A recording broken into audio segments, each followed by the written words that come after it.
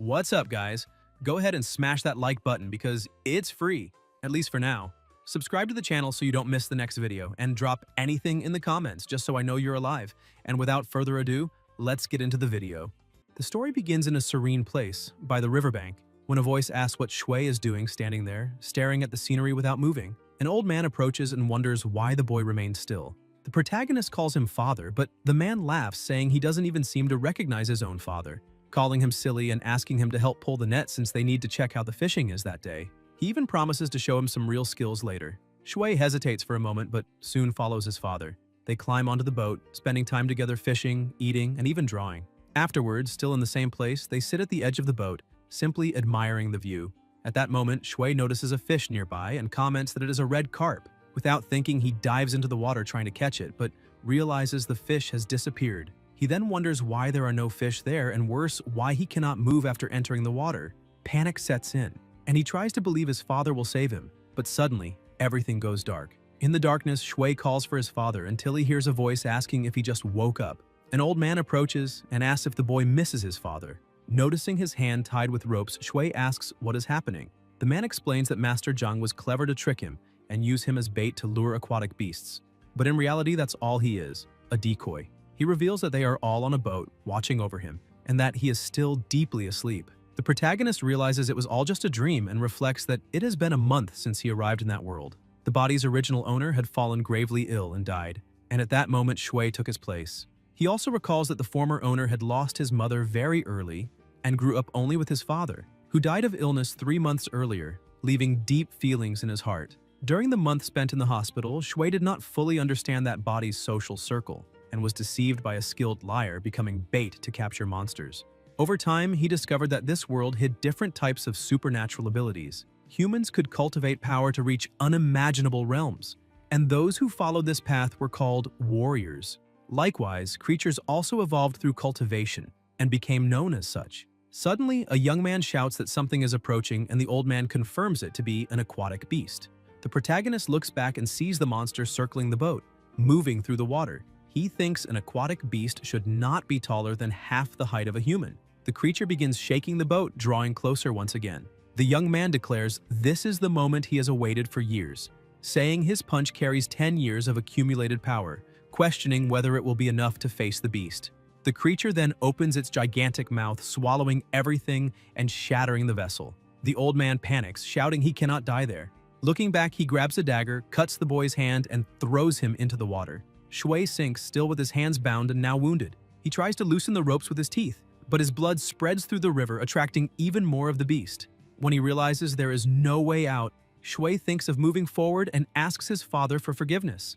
At that instant, he opens his eyes and believes he sees his father telling him to wake up. He gazes at him with hope, wishing it were real, and stretches out his hands to touch him. However, instead of his arm, he touches wood marked with the drawings they had made together. With effort, he manages to raise his head above the water and murmurs that this is his father's boat. The beast charges forward, dragging him back down as it grabs his leg. Shui thinks he has done his best and asks his father to forgive him. The creature releases his leg and swims ahead, opening its enormous jaws. Meanwhile, the boy's hand continues releasing energy into the river until something is summoned. The system manifests, notifying that Z activation is in progress, detecting a spirit obtained.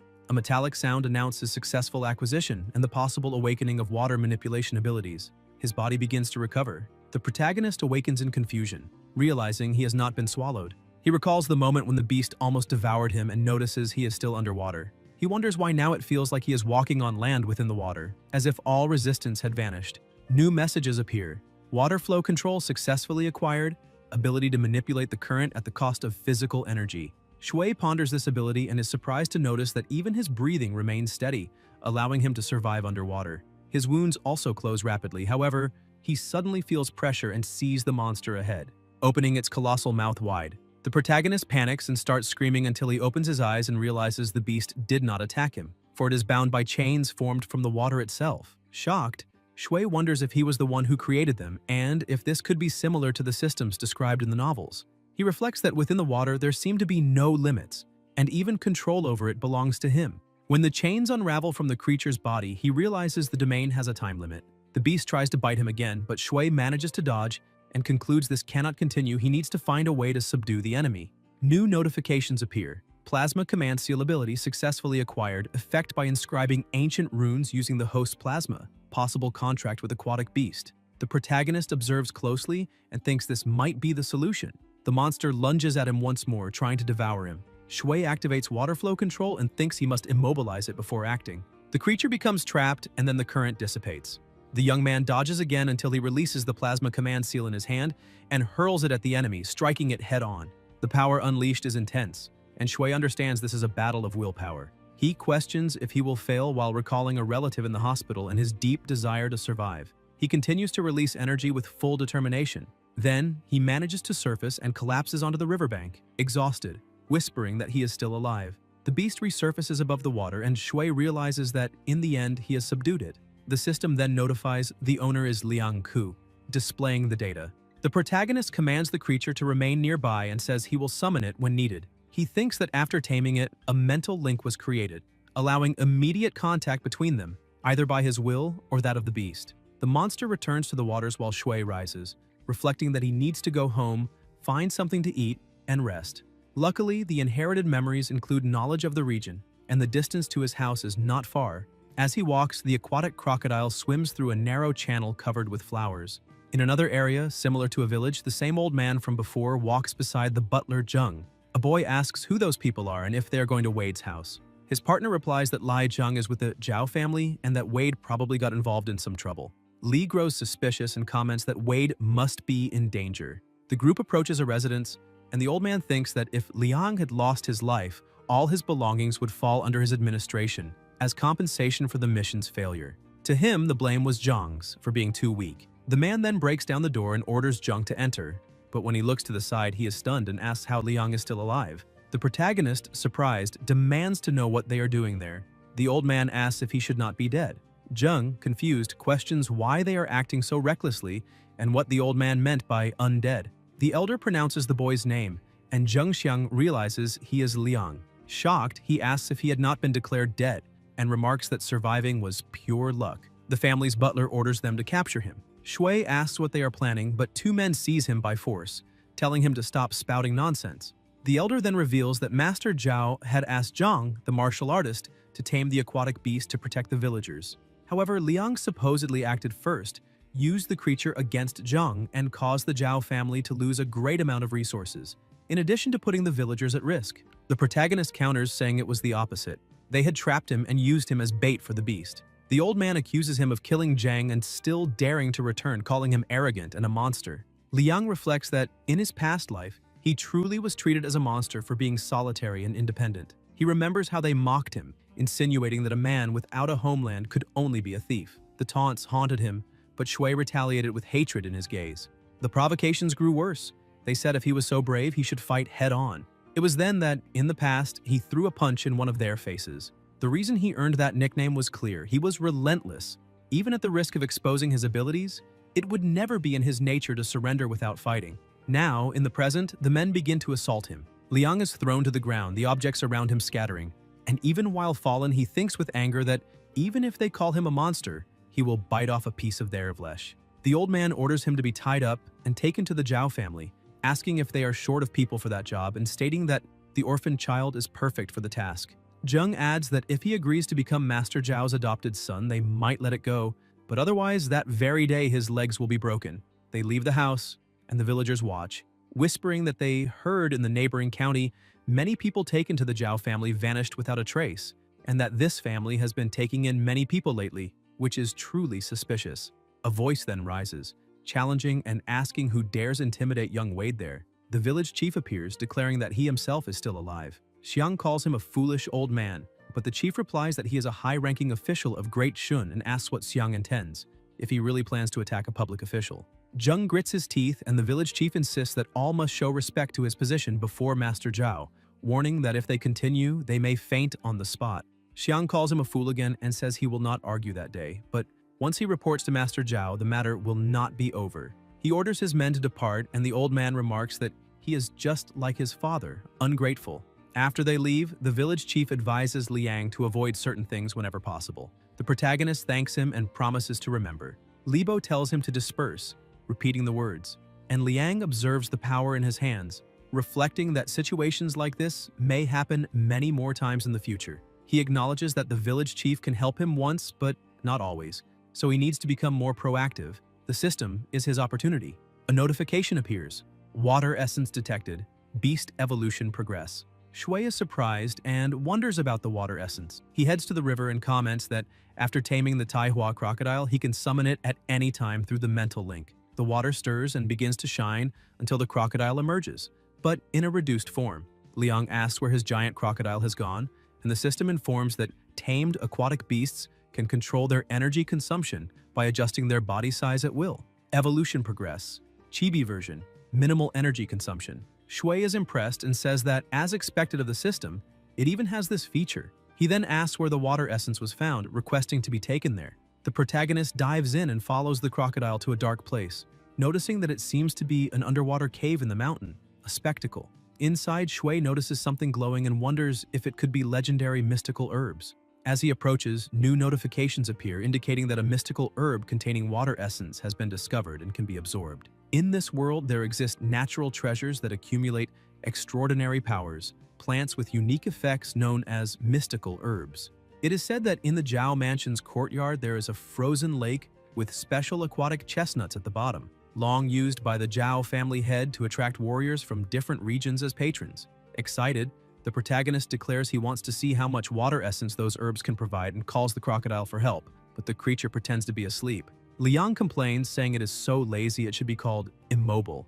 Shui stacks the herbs on a stone until everything is ready, then begins to eat them. The system notifies that the discovered water essence can be used to improve spiritual synchronization and the evolutionary progress of aquatic beasts. The protagonist finds them delicious, and as he eats, he feels the essence increase until he is satisfied and declares that, while spirit attunement and beast evolution are good, the main focus must be himself. He activates the absorption option and feels his body improve rapidly. He thinks that with this power, he can face those people from that day, especially if he adds mastery over water flow. The system reports water flow control strength 22.5 kilograms. Liang concludes that he should conserve for a few days, as he is already satisfied now. He reflects that the most important matters are the economic ones to come. Autumn is ending, the crocodile's blood flow decreases, and it is about to hibernate, making it unreliable for fishing. Suddenly, a fish is tossed to the ground by the crocodile itself. The protagonist picks it up and remarks that,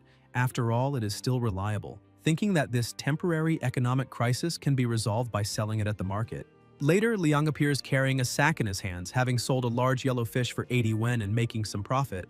He reflects that the merchants in this world are nothing like the market women of his past life, since convincing them was much easier. After dealing with the matter of the water essence, Liang's next goal is to settle accounts with Lai Tu Zhang. The old man approaches, feigning cordiality, asking if that isn't Wade, and comments that there had only been a small misunderstanding between them the other day. He adds that he had been about to look for him to apologize, calling their meeting a coincidence. He says his boat is nearby and promises a good meal to clear things up, telling him not to worry. Liang thinks that it is just the two of them and wonders where he could escape if necessary. Shui smiles and replies that, since it's only the two of them, he feels perfectly at ease. Elsewhere, a group discusses the situation. Zheng comments that recent experiments at the mansion failed, resulting in many deaths. The mansion urgently needs materials for the elixir, and since Liang is an orphan without family, he would be the perfect choice. He asks if the old man understands, and the latter replies yes, assuring that the boy will not escape. He promises that the next day he will bind him with his own hands. Zheng declares that if he does the job well, Master Zhao will even ask great figures to help him ascend to immortality. The old man asks if this is true, and Xiang confirms, saying it is real. Excited, the elder says he too will become immortal, opens his robe revealing a symbol on his belly, laughs loudly, and says he will finally achieve ascension. Later, on a boat, the old man invites Wade to enjoy that beautiful and peaceful place, with no other boats in sight. He assures they will have a good meal together and settle the misunderstanding. Discreetly, he throws something into the food he's preparing. The protagonist questions if he is sure there are no other boats nearby. The old man insists yes, saying he checked the entire area carefully, and thinks to himself that once the boy drinks the fish soup, he may scream all he wants. But no one will come to save him. Liang stands up and remarks that this is perfect. Then Shui unleashes his ability against the old man's face, suffocating him until he cannot breathe. The protagonist stares at him coldly. At night, the old man awakens tied up. Alarmed, he realizes his situation. and Liang comments that he slept soundly. The elder asks what he intends, and Shui, holding a sack, replies that it seems he profited well selling it to the Zhao family, valuing it at least 2 taels. The old man tries to justify himself, saying he can explain, but Liang tells him to look around and asks if the place doesn't look familiar. The elder recognizes it and says this was where they hunted the water beast. The crocodile emerges from the surface, frightening him. Liang strokes the creature and confirms that it truly was a water monster, but now it is his pet, asking if the old man wasn't the one who called him a monster as well. The man panics, screams that he truly is a monster, and begs not to be devoured, promising to reveal everything. Shui asks why Butler Zheng is so intent on taking him to the Zhao mansion, and the reason they hired so many servants. The elder explains that all are used as materials for Master Zhao to refine the immortal elixir required for ascension. Everyone captured was sacrificed for this purpose. Liang comments that this means innocent people were hunted and turned into resources. The old man claims he was forced, that he had no choice, but Liang thinks they are useless, and that when he exposes Master Zhao's followers, he will turn each of them into elixir material, making them beg for death. The elder still tries to speak, but Shui lifts a stone and strikes him, saying he has already seen it all, showing his monstrous side. He reflects that taking him to the mansion would only mean being refined into elixir, and if he doesn't eliminate him now, he will lose his own life. The old man's body sinks into the waters and plasma slowly spreads. The next day, Liang emerges from the water, relieved, thinking that having power makes everything much more convenient. 3 days have already passed since he eliminated Lai Tuzheng, and to avoid suspicion, he has been living like a common fisherman, leaving early, returning late, selling fish at high prices, and avoiding the Lotus Lake as much as possible. As for the boat, he managed to cover things up using Lai Tuzheng's identity, but he knows the Zhao family's forces will not let the matter go unpunished. The sudden disappearance will ultimately fall on him, and therefore he must become a martial artist as soon as possible. The fastest way is to join a martial arts school. In Pingyang, there are 3 schools, with the most powerful being the Yang clan's martial hall. They say the clan chief possesses immense strength, capable of crushing gold and splitting stones, remaining unmatched at the top. While considering joining the martial hall, Liang knows the Zhao family will not dare touch him, since the disappearance of a disciple would cause great problems for the school. However, the entrance fee ranges from 5 to 8 tiles, and he only has 2 tiles and 8 wen, forcing him to find a way to increase his earnings. The crocodile rests on his shoulder, staring at him intently, and the protagonist comments that perhaps he has been worrying too much about the future. He reflects that since the last update, his body has slowly been adapting to the growth of strength. His mental power has also increased considerably, allowing him to control 2 to 2.5 additional immobiles, and he decides to continue fishing. Liang dives and, as he glides through the water, thinks that since his awakening, his movements there have become increasingly natural. His main training method has been running against the immobile, and he intends to continue. The crocodile follows while Shui swims even faster, using his ability to compress the water flow beneath his feet and propel himself forward. The drawback is the high stamina consumption, making the movement unsustainable for long periods.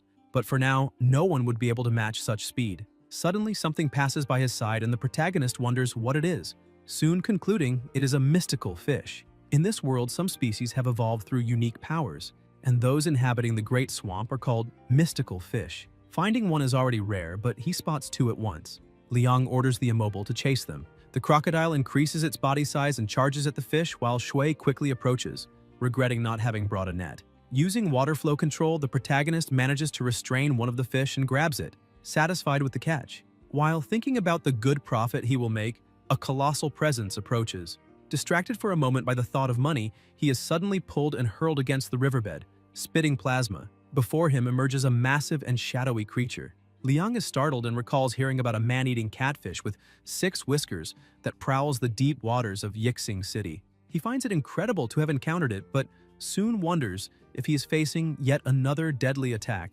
Shui reacts quickly, using water flow control to block the beast's approach and thanking his reflexes for being fast enough. The creature tries to strike him again.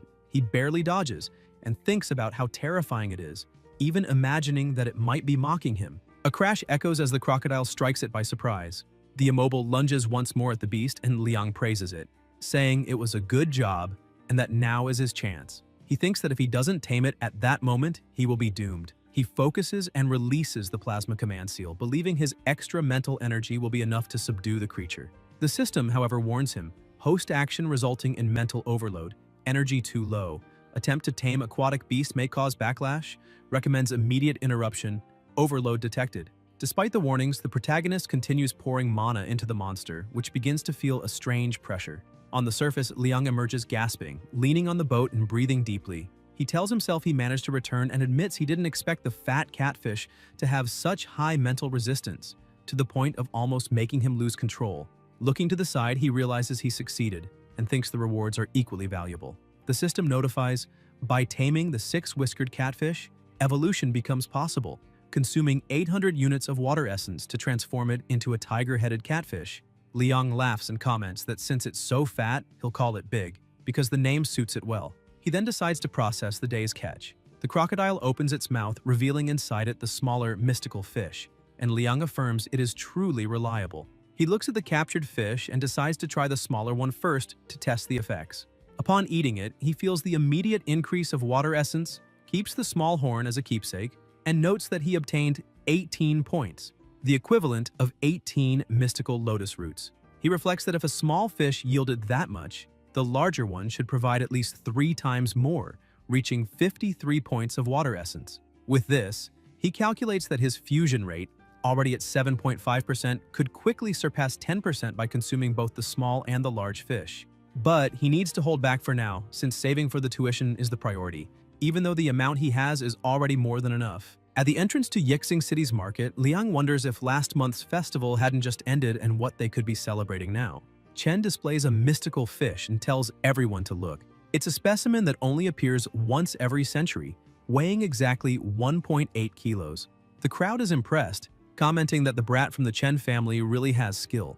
Liang asks if he also managed to catch a mystical fish and tells them to step aside. The curious onlookers question why he is in such a hurry. Shui approaches the vendor and comments that the Shangrao seal must have been blessed by the river god, since 2 mystical fish were caught in a single day. The old man retorts, saying not to talk nonsense, because that boy caught only 1. The protagonist clarifies that he wasn't referring to Chen's fish, but to his own. People laugh, mocking him and saying that ugly fish couldn't possibly be considered mystical, accusing him of picking any ordinary fish just to inflate the price. The laughter grows louder. Ji also grins, until a man approaches and identifies the fish as a red plasma perch. It is Hu Qi, one of the martial instructors of the Yang clan's hall whose presence commands respect. He asks how much the fish costs. Chen turns the question back, asking what value he considers fair. Qi asks the weight, and Ji answers, 1.18 kilos. Hu proposes 150 wen, and Chen, thrilled, accepts immediately. At that moment, Shui asks him to appraise his fish as well. A man nearby criticizes, telling him to be ashamed and not bother the instructor. Others warn that if he angers Hu, everyone will suffer the consequences. But Qi observes carefully and is surprised, recognizing the specimen as a bullhorn pomfret.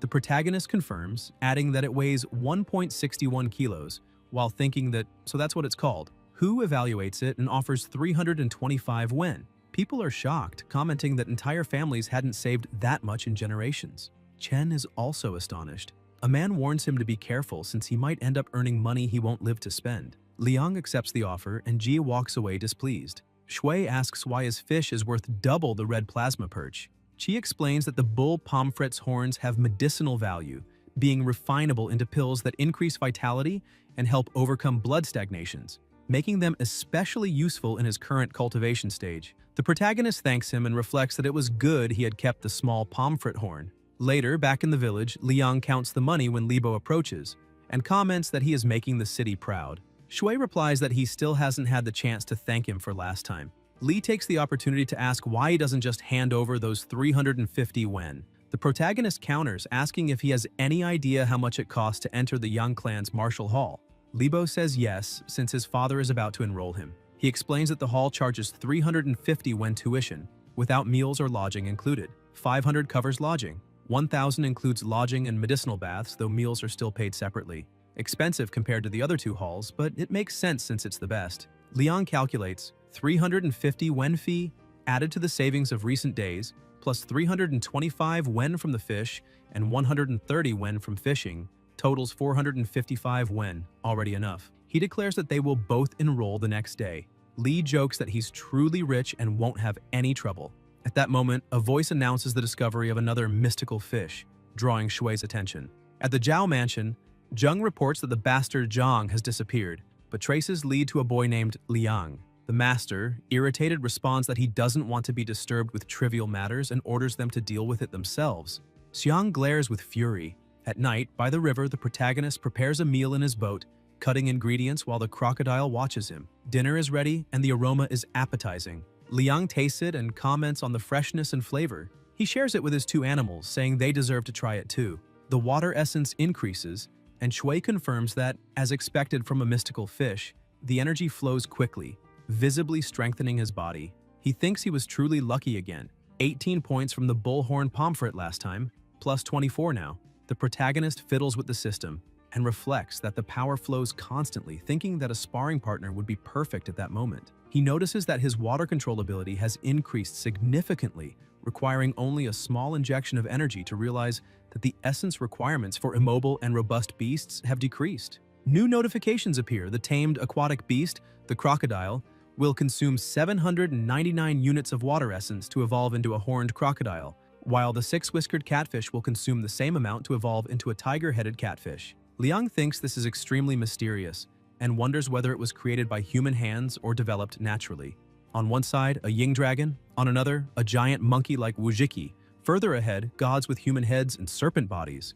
And finally, an enigmatic emperor in a black robe. He concludes that there's no point in overthinking, since tomorrow he will join the martial hall and needs to strengthen himself quickly to deal with the Zhao family. The next morning, they get on the carriage. Libo comments that it's time to depart. The protagonist, sitting beside him, wonders how long the journey will take.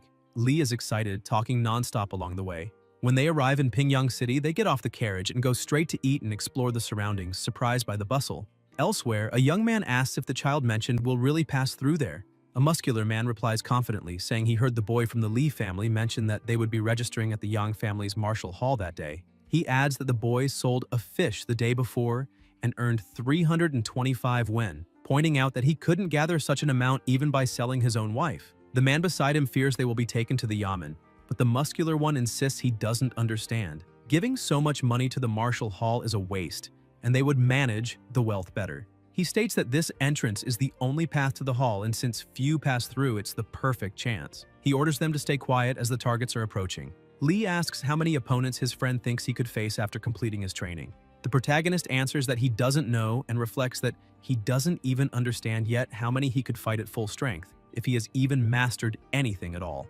Then a young man blocks their path and the muscular man announces they've met again, demanding the money. He says they can choose, hand over the coins or end up buried by the roadside. His companions laugh loudly. Liang, serious, replies that he chooses to be buried. The muscular man charges threateningly, but Shui is faster and lands a solid punch. The men behind also attack, but the protagonist strikes them with direct blows, throwing them aside and making their noses bleed. He then approaches the muscular man again and delivers another punch, knocking him down and cracking the ground. Li comments in awe that he was fast, ending the fight in only 9 moves. Shui reflects that, as expected, his physical abilities have improved greatly. Libo, astonished, asks when he became so strong and if he even needs a master now. The protagonist laughs, saying maybe he's a genius, and urges them to hurry so they don't miss registration. Li watches him closely. In another area, a young man named Chang introduces himself and says they can call him older brother. The two greet him and he invites them to follow him to another instructor for testing, and an explanation about warriors. This other one is Hu Qi, a direct disciple of Master Yang. Liang recognizes him and asks if he is the same warrior he saw at the market. Qi looks back and identifies the two. Libo remarks that it's a coincidence and asks if he knows the newcomers. Hu confirms, recalling that the bullhorn pomfret he used in his experiment was bought at that younger brother's stall. Chang declares that the two will train together and can spend the night at the hall. The two thank him respectfully. Qi then tells them to follow him, as he will test their innate bone structure. Shui asks what that means. Hu laughs and explains there's no reason to be nervous. It's just to identify which cultivation path suits them best. The protagonist admits he still doesn't fully understand the fundamentals of martial arts, and asks the older brother to explain the principles. Qi nods and answers. Martial arts are divided into 4 basic stages: skin, flesh, bone, and plasma. The skin barrier hardens the body like oxhide, resistant and hard to pierce, increasing defense. The flesh barrier enhances muscle strength, making it possible to lift an adult with one hand. The bone barrier allows raw power to be unleashed, performing feats such as breaking stones or splitting monuments. Finally, the plasma barrier represents complete refinement, firm and delicate like embroidery on silk, strengthening all capabilities. Deep down, everything comes down to a single word: refinement. But for ordinary people, no matter how hard they try, there will always be a limit. To overcome that limit, two things are indispensable: technique and medicine. The two ask about it. Who confirms? Methods refer to martial techniques, like the three-fist techniques of the Yang Martial Hall. With the right technique, one finds the ladder to ascend. The protagonist concludes that this refers to cultivation techniques and asks about medicine. She explains that techniques provide the path upward, but that path is steep and treacherous. To advance faster and more steadily, one needs a handrail, and that handrail is medicine. The bullhorn pamphlet Liang sold is an example of such a resource. The protagonist thinks this is perfect, since with Zed, he should be able to acquire such things with ease. Hu advises them not to rush, as the martial path is long, and recommends focusing on each step. Shui thanks him and asks to evaluate his bone structure. From a distance, Yansai observes with his men and asks if this is the boy they were talking about. A voice replies that as long as he is excluded from the martial hall, his request will be granted. This is Zhao Shuiwan. Elsewhere, Zheng reports to the master that Liang is 15 years old, the perfect age to refine elixirs, similar to the third young master and also an orphan. He concludes that if they capture him, they can use him for refining. Master Zhao comments that Yuan has been frail since childhood, and that it is increasingly difficult to find a fetal pill from someone of the same age. He admits that Liang is indeed ideal material, but reminds that the boy is about to join the Yang clan's martial hall, and with Yang Dongxiang's temperament, it won't be simple to act. Zheng takes his leave. A leaf falls to the ground, illustrated with Liang's image. A hidden observer picks it up, thinking he must consume the celestial elixir and pass through the elixir opening, and that anyone in his way will lose their life. Meanwhile, Li comments that he never expected his friend to have such high-quality bone structure, while he himself only has a medium level, calling it destiny's manipulation. The protagonist replies that it must be talent. Libo asks him to wait, but Liang insists he follow quickly to the training grounds. At that moment, Li widens his eyes upon seeing Chen nearby and asks what he's doing there. Jie retorts, asking why he couldn't be.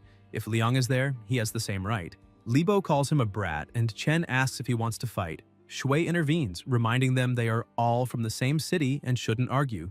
He reflects that Chen is also from Yixing, 2 years older, a skilled fisherman known in the region, and that he had a good relationship with the body's former owner. He asks if Chen also came to practice martial arts. Jia confirms, saying everyone seeks strength, and that after selling the fish and saving enough money, he decided to enroll.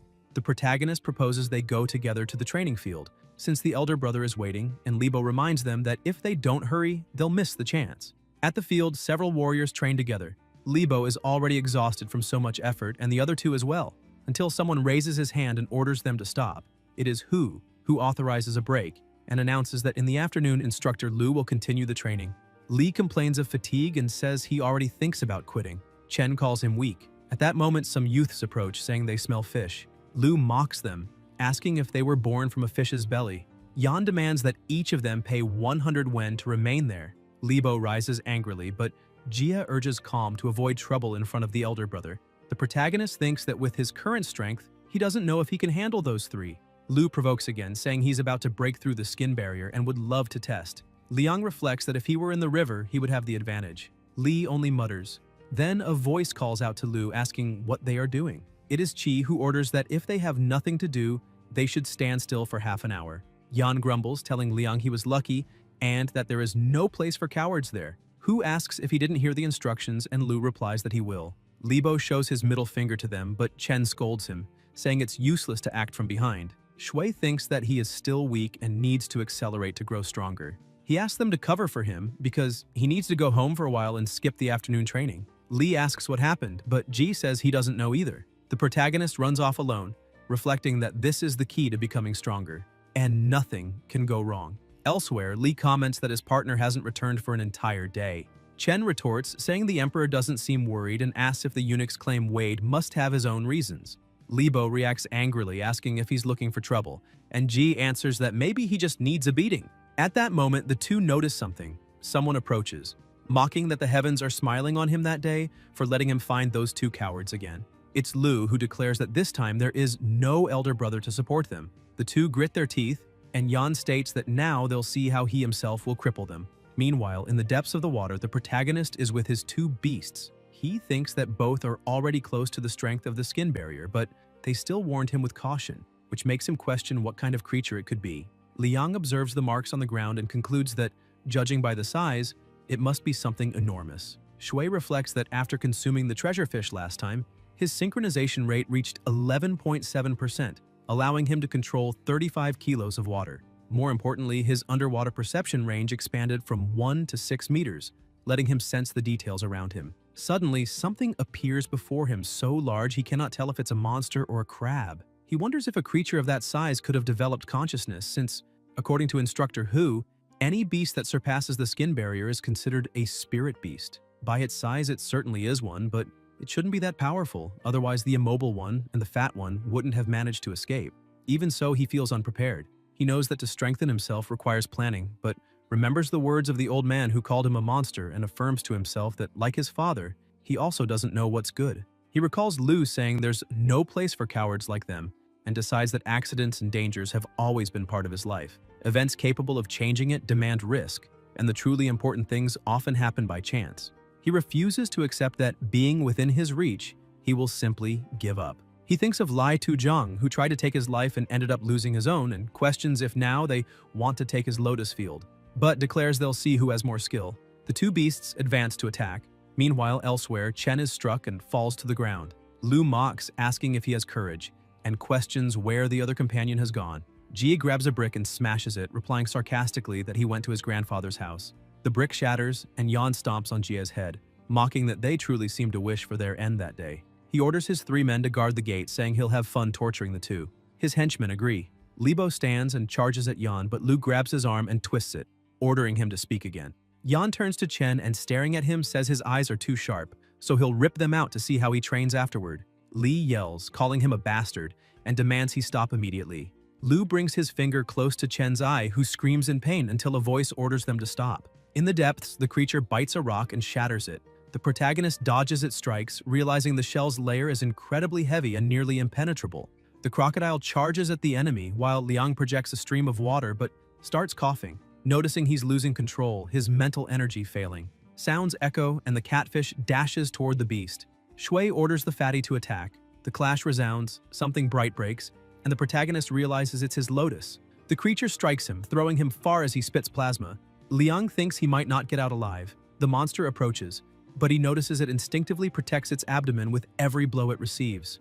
That can only mean its weak point is there. He decides he had been planning this attack all along, to compress the water current at the tip of his wooden spear to maximize the impact. With no choice, he resolves to spend all his mental energy constructing the Bing Huan, extending the spear in 2 stages. The system warns that mental energy levels are too low, that control over the aquatic beast could become dangerous, and recommends the host stop the action. Liang, however, keeps advancing, thinking that there they'll see who has more courage. Shui releases his mana, repeating in his mind that the lotus field is his. The attack pierces the creature's body, and the protagonist gets excited, believing he has won. But Liang ends up closing his eyes. When he regains consciousness, he asks why he fainted again, and if it was the 2 of them who saved him. Shui thanks them. His head aches. It seems he will need to use the technique more carefully next time. Then he notices something nearby and asks what it is, a demonic crab. He asks if the 2 of them brought it there and comments that such a crab provides an incredible amount of water essence. The crocodile points at the creature and Liang realizes it's female. He approaches and questions whether those are crab eggs, regretting that if he could tame the giant crab, his power would increase greatly. Since he cannot tame the adult female, he observes that inside the eggs are small crabs, and wonders if the plasma domain talisman could tame these eggs. Shui cuts his own hand and places his palm on an egg. The talisman symbol is invoked on the shell, and he wonders if he himself generated it. The egg begins to shake and cracks. Out comes a crab. The system notifies that a stone crab has been successfully tamed and that it can evolve by consuming 8,000 water essence points to become a stone claw crab king. Liang holds something in his hand and starts eating. His fusion rate rises, light envelops his body, and his strength grows steadily. His 3 beasts remain by his side. Shui realizes his wounds are completely healed, a true miracle. His fusion rate has reached 36.6%. Beyond the physical improvements from eating the mystical fish, he gained extra energy from the fusion process and now feels his own blood energy. According to the instructor, he should be close to breaking through the skin barrier, perhaps even stronger. He says the 2 can keep the crab meat and remaining eggs since the meat won't stay fresh for long and each egg only yields 6 water essence points. Not worth saving. As for the fist, he cannot let it eat members of its own kind. It would be cruelty. So, Given its fist size, he names it Little Fist Crab. If he manages to break the skin barrier within a month, he should officially become a student of the Martial Hall. Until then, the Zhao family will no longer be able to threaten him. Now he just needs to return to the Martial Hall to train tomorrow. Elsewhere, Lu continues beating the two boys until someone arrives and orders him to stop. It is Xiao Hui who reminds them that the Martial Hall has its own rules. Yan replies not to blame him, that he is only following the orders of the third young master Zhao, and asks whether he will follow the rules of the hall or the Zhao families. He tells them to look closely at that boy, saying he left the Zhao family for only a few days and already forgot who his master was. He argues that if the Zhao family hadn't taken him in, where would he be now, and wouldn't it be better to remain a cowardly, obedient dog? If he even has the courage to defend himself. He reminds him that his father is still on Zhao property, suggesting he should consider that. Xiao apologizes and thinks of his father, stating that if he can protect his family, he doesn't care about the rest. Lu agrees. Be a good dog. Then Chen spits in Yan's face, saying he can't stand his tricks and finds him pathetic. Yan wipes the spit and denies knowing anything. Lu steps on Li's arm. Libo screams in pain. Yan says that if Li plays the hero, it will continue like this. He doesn't even need to attack personally, just make his friends suffer. Ji calls him a bastard and challenges him to come closer, but Yan asks if anyone will come save them now. He reminds them the instructor isn't present and mocks who they think they can rely on. His men begin to act. When Lu looks back, someone is there, the protagonist. He sees his injured companion, swears he'll knock out every tooth from that man, and releases a terrifying aura. From afar, two people watch. Hu comments that it's his own fault, that he was too happy to have broken through the plasma barrier that day, drank too much, and arrived late, and that's why it happened. The master remarks that he had never realized how cold Xiao was. Perhaps coldness is his nature, but the concern he showed was genuine, and now he has withdrawn. Precisely because of that, he cannot break through the plasma barrier. A warrior without courage is like a body without breath, says the master, referring to Yang Dongxiang. Qi then orders them to go help Liang, reminding them that he only entered the martial hall that day. Lu is close to breaking through the skin barrier, and there's no way to defeat him in a direct fight. The master tells them to wait, stating that the plasma energy of that boy is interesting. Lu laughs disdainfully and asks if they really believe they can break his teeth. He himself believes that will not happen. The protagonist repeats that he will indeed break all his teeth. Liang charges forward. Yan scoffs, calling him a mere inferior fisherman, and orders his men to seize him. Shui reacts with a flying kick against one of them, dodges attacks, and continues striking the others. Ding tries to knock him out, telling him to take the kick and not grow arrogant. But the protagonist, using his speed and strength, strikes his face quickly and declares that now it's the last one's turn. Lu asks if he thinks that just by winning he can stand against him, explaining that spilling blood and energy is only the first sign of nearing the skin barrier. The two lock eyes and begin trading fierce blows. Liang glares back and lands a punch that hurls him away, declaring he's nothing special. Yan charges forward wielding a blade and stabs him, calling him a filthy fisherman, asking who protects him and what it's worth, since he's nothing but a lonely orphan. At that moment, Shui grabs his hand and scolds him, calling him shameful, a despicable coward. The protagonist unleashes a barrage of punches until he stops, leaving Lu collapsed on the ground, unable to move, begging him to stay away and asking if the instructor nearby doesn't intend to intervene, since he was attacking his own companions. Then someone approaches, tossing a sword to the ground and stepping forward. It is Dong, who names Lu, Shui, Wei, and Ding, declaring that the six of them are no longer welcome in that martial hall, and orders that Xiao be taken to the confinement room, as he will deal with him later. Liang watches and wonders if this could be the legendary Yang, thinking that after such a grave mistake they cannot remain in that hall. Shui recalls Yan's words about being a lonely orphan, and the protagonist questions if, in the end, it still wasn't enough. Xiong asks his name and Liang answers. Dong then asks if he is interested in becoming his direct disciple, leaving Shui astonished. Xiong extends his hand. The next day, at the Yang residence, rumors spread that the master officially accepted a 9th direct disciple, described as a very handsome young man.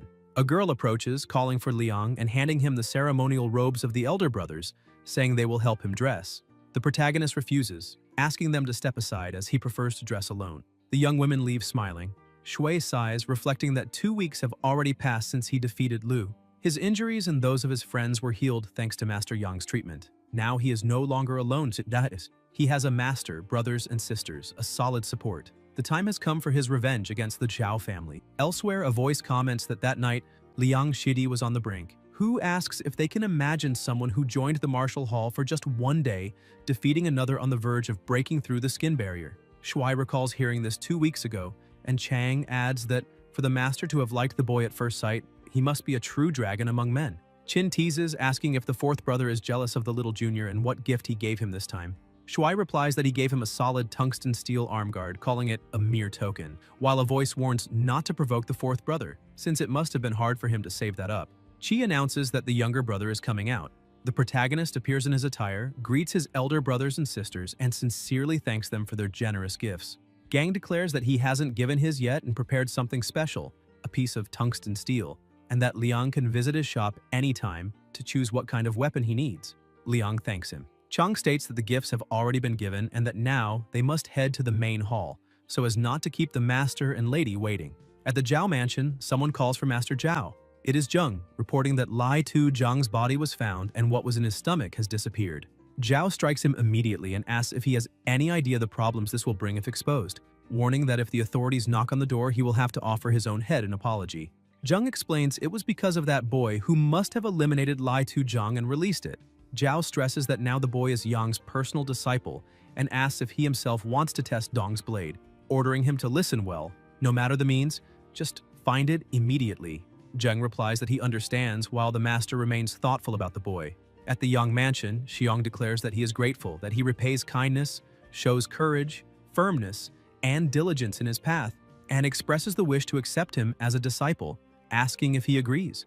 The protagonist replies that he is willing. Dong then declares that by joining his sect, he must remain humble, open-minded, diligent in self-discipline, respectful to teachers and elders, always filial in all things, never harming other disciples, never acting irregularly or abusing power to oppress, and asks if he understands. Liang replies that yes. Master Yang states that this is excellent and explains that from the moment he drinks that tea, he will officially become his 9th direct disciple. From now on, no one will be able to intimidate or insult him, for his master will be his pillar. He asks if he understands, and Shui replies yes. Elsewhere, warriors train until they decide to rest.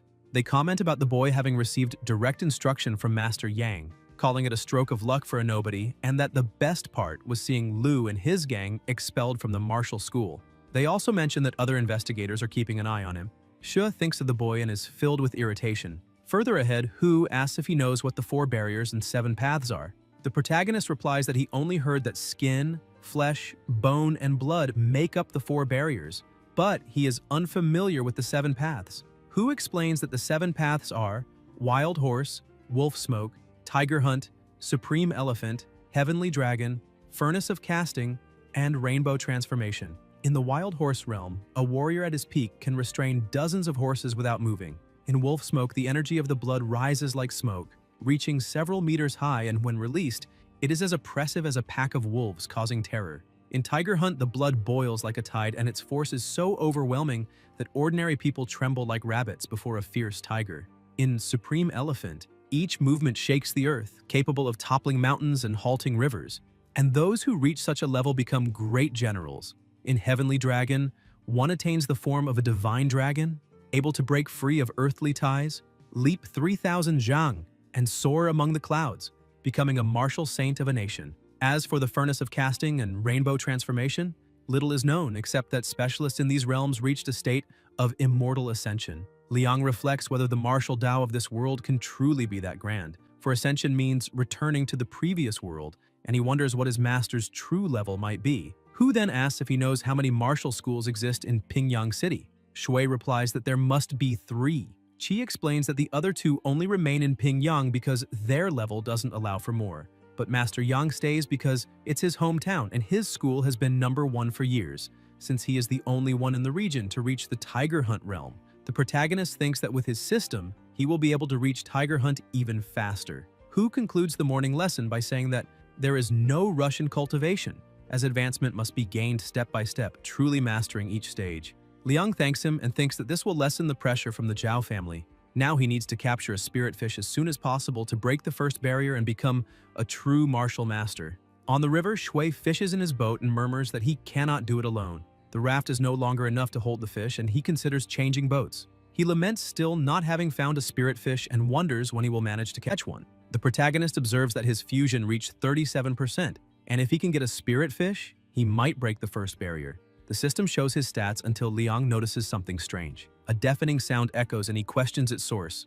The river begins to churn, accompanied by strong winds. Shui spots a primordial frog biting into a giant bird. The frog crashes onto the water, generating massive waves, and the protagonist falls along with the fish he had caught. The boat shatters, the bird lets out a thunderous cry, and Liang realizes it is a mental attack. Shui sinks to the bottom of the river and then awakens on the grass with the help of his beasts. He wonders if he fainted again and if they were the ones who saved him this time. He concludes the bird knocked him out with that cry and that the monster is terrifying. If that one is already so strong, capturing something even greater will be nearly impossible. The attempt failed. The boat was destroyed, the fish escaped, and his progress toward the first barrier was delayed. The crocodile approaches and Liang asks what it is. The beast opens its mouth, revealing a fish stored inside. Shui recognizes it as a horned butterfly fish and realizes he can now attempt to break the first barrier. The energy of the blood is a reflection of the martial artist's physical strength, but one does not become powerful just by having strong blood energy. Rather, it is because the physical constitution is strong enough to condense blood energy. Blood energy is not the cause of strength, but its result. Yet this result can reinforce the cause itself, creating a positive cycle capable of growing infinitely. In another place, the protagonist sits cross-legged on the floor in training posture, trying to concentrate while inhaling the smoke of an incense stick.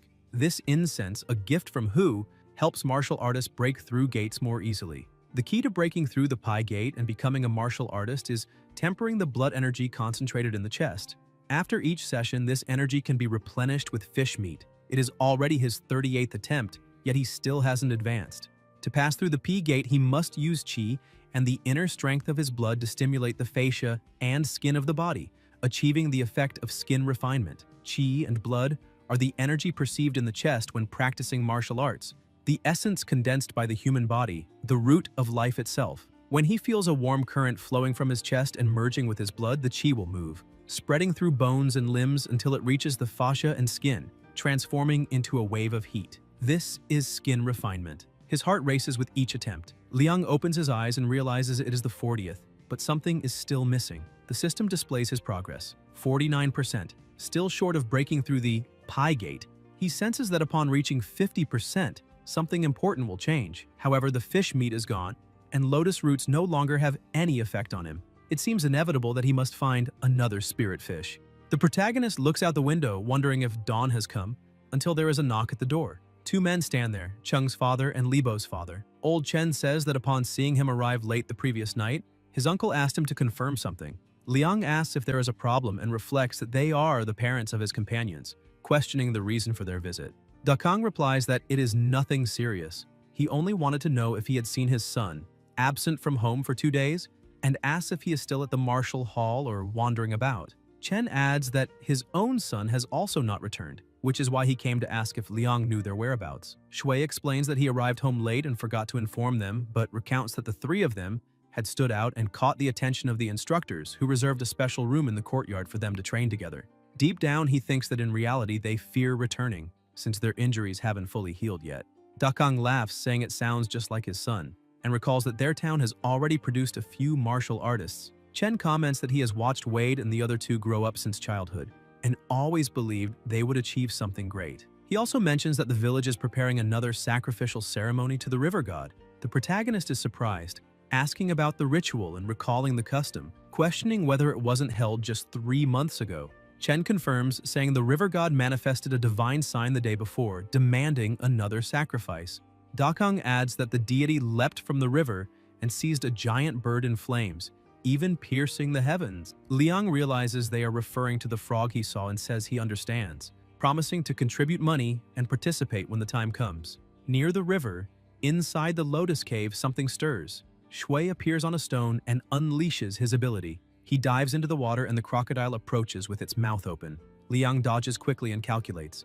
About 150 is what he can control, the amount of water he can compress into 10 liters, meaning each liter unleashes 15 kilograms of force. He advances using his technique while his beasts remain motionless. A rumble echoes and both return to their smaller forms. The protagonist concludes that his underwater strength has already surpassed the Pi Gate and that he could face 4 Lu Ting Kai without difficulty. Liang reviews his system stats and thinks that regarding the water blade technique, All he lacks is a suitable weapon. He recalls that his third brother mentioned the existence of so-called spiritual weapons capable of self-regeneration and even evolving in rank. However, such weapons require heavenly materials and extremely rare earthly treasures to forge their cores. He wonders when he will be able to obtain one. Suddenly, he feels something burning. Shui looks to the side and questions what he found, buried among the rubble. Before him lies a shining feather. The protagonist concludes it likely fell from the giant bird and seems to hold special value.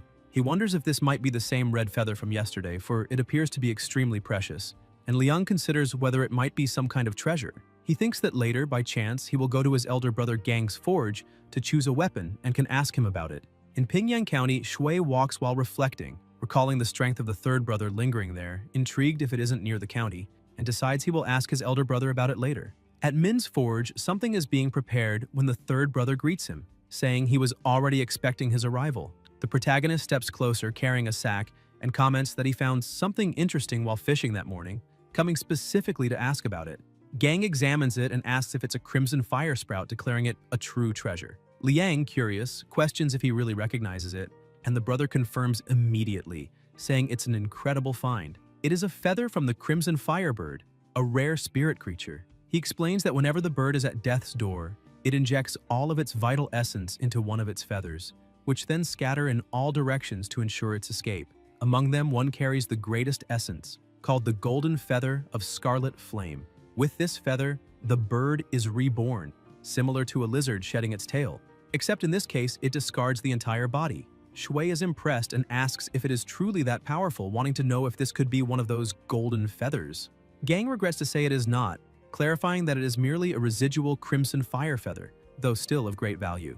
The protagonist says he understands and asks what he should do with it. His brother replies that in his place, he would not only absorb the energy but also use it to forge a spiritual weapon, and asks if Liang has decided what kind he wants. He answers affirmatively, recalling that after the battle against the crab, he realized a pointed weapon would be most effective underwater, complementing the techniques he developed himself. He chooses a spear. Gang is surprised since it's rare for someone at the martial hall to pick that type of weapon. He explains that long weapons give range advantage but are difficult to control. Shui stands firm, saying he has made his decision and wants the feather incorporated into the spear, thinking that at last he will have his spiritual weapon. The elder brother assures him that as soon as it is ready, he will be notified to come collect it. The protagonist then asks about the long column of smoke outside, and Gang explains it comes from the Fahua temple, where a great fire broke out that morning. Amid the flames, something appeared that should never have emerged. Liang asks what this forbidden thing might be, and Gang replies, the Demon Mountains. Elsewhere near the forest, someone runs desperately. It is a woman crying out for help. A little boy hears the screams. The woman, breathless, faints. Later, she begins to regain consciousness, and people around comment that she's about to wake. An elder watches, relieved, saying she has finally awakened. The woman rises, holding her head, and asks where she is. The old man replies that she is at the Fahua temple and asks what happened to her. The woman explains that she is from Huaju County and 3 months ago went to visit relatives in Pingyang, but was ambushed by a group of mysterious bandits. Blindfolded, she was dragged to a dreadful place. When the blindfold was removed, she discovered a true hell, where people were tortured to be transformed into demons. The elder asks if it was a kidnapping for ransom, but the woman, frightened, denies it. She says the men claimed they were materials for refining pills. Terrifying monsters were there, and hooded people raised their hands before a creature. A young man took a dagger, pierced a man in front, and opened his palms to gather blood. A small mana orb was conjured. Aliang comments that it is truly strange and asks what exactly are those things that appear in the bellies. Lin responds that they are fetal pearl pills created by the Great Superior. She explains that these people ingest a broth made from the flesh of a mountain spirit, and regardless of gender, their bellies swell and conceive a mass of flesh. After 3 months, these masses turn into fetal pills, and several can be refined into a miscarriage pill, supposedly granting immortality. Aliang asks if they really take 3 months to form and what happens if they surpass that time. Lin responds that if not extracted within 3 months, they will hatch. Aliang asks what hatch means, and Lin only replies that he wouldn't want to know. Elsewhere, a voice instructs Zhiming, saying his brother went to the city to report to the authorities, and he must deliver vegetarian food to the young lady. The child replies that he understood and asks if she is there. He then approaches with the food, but a voice says the young lady is still asleep. The boy then notices something strange, steps on blood, and wonders what it is.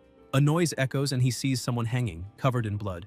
Terrified, he looks closer and realizes it is the young lady herself. Beside her, on the bed, he finds the woman, already finished. The boy drops the food to the ground in panic as drops of blood begin to drip onto his head. He looks up and sees a terrifyingly hideous monster. Meanwhile, elsewhere in the forest, a group walks together.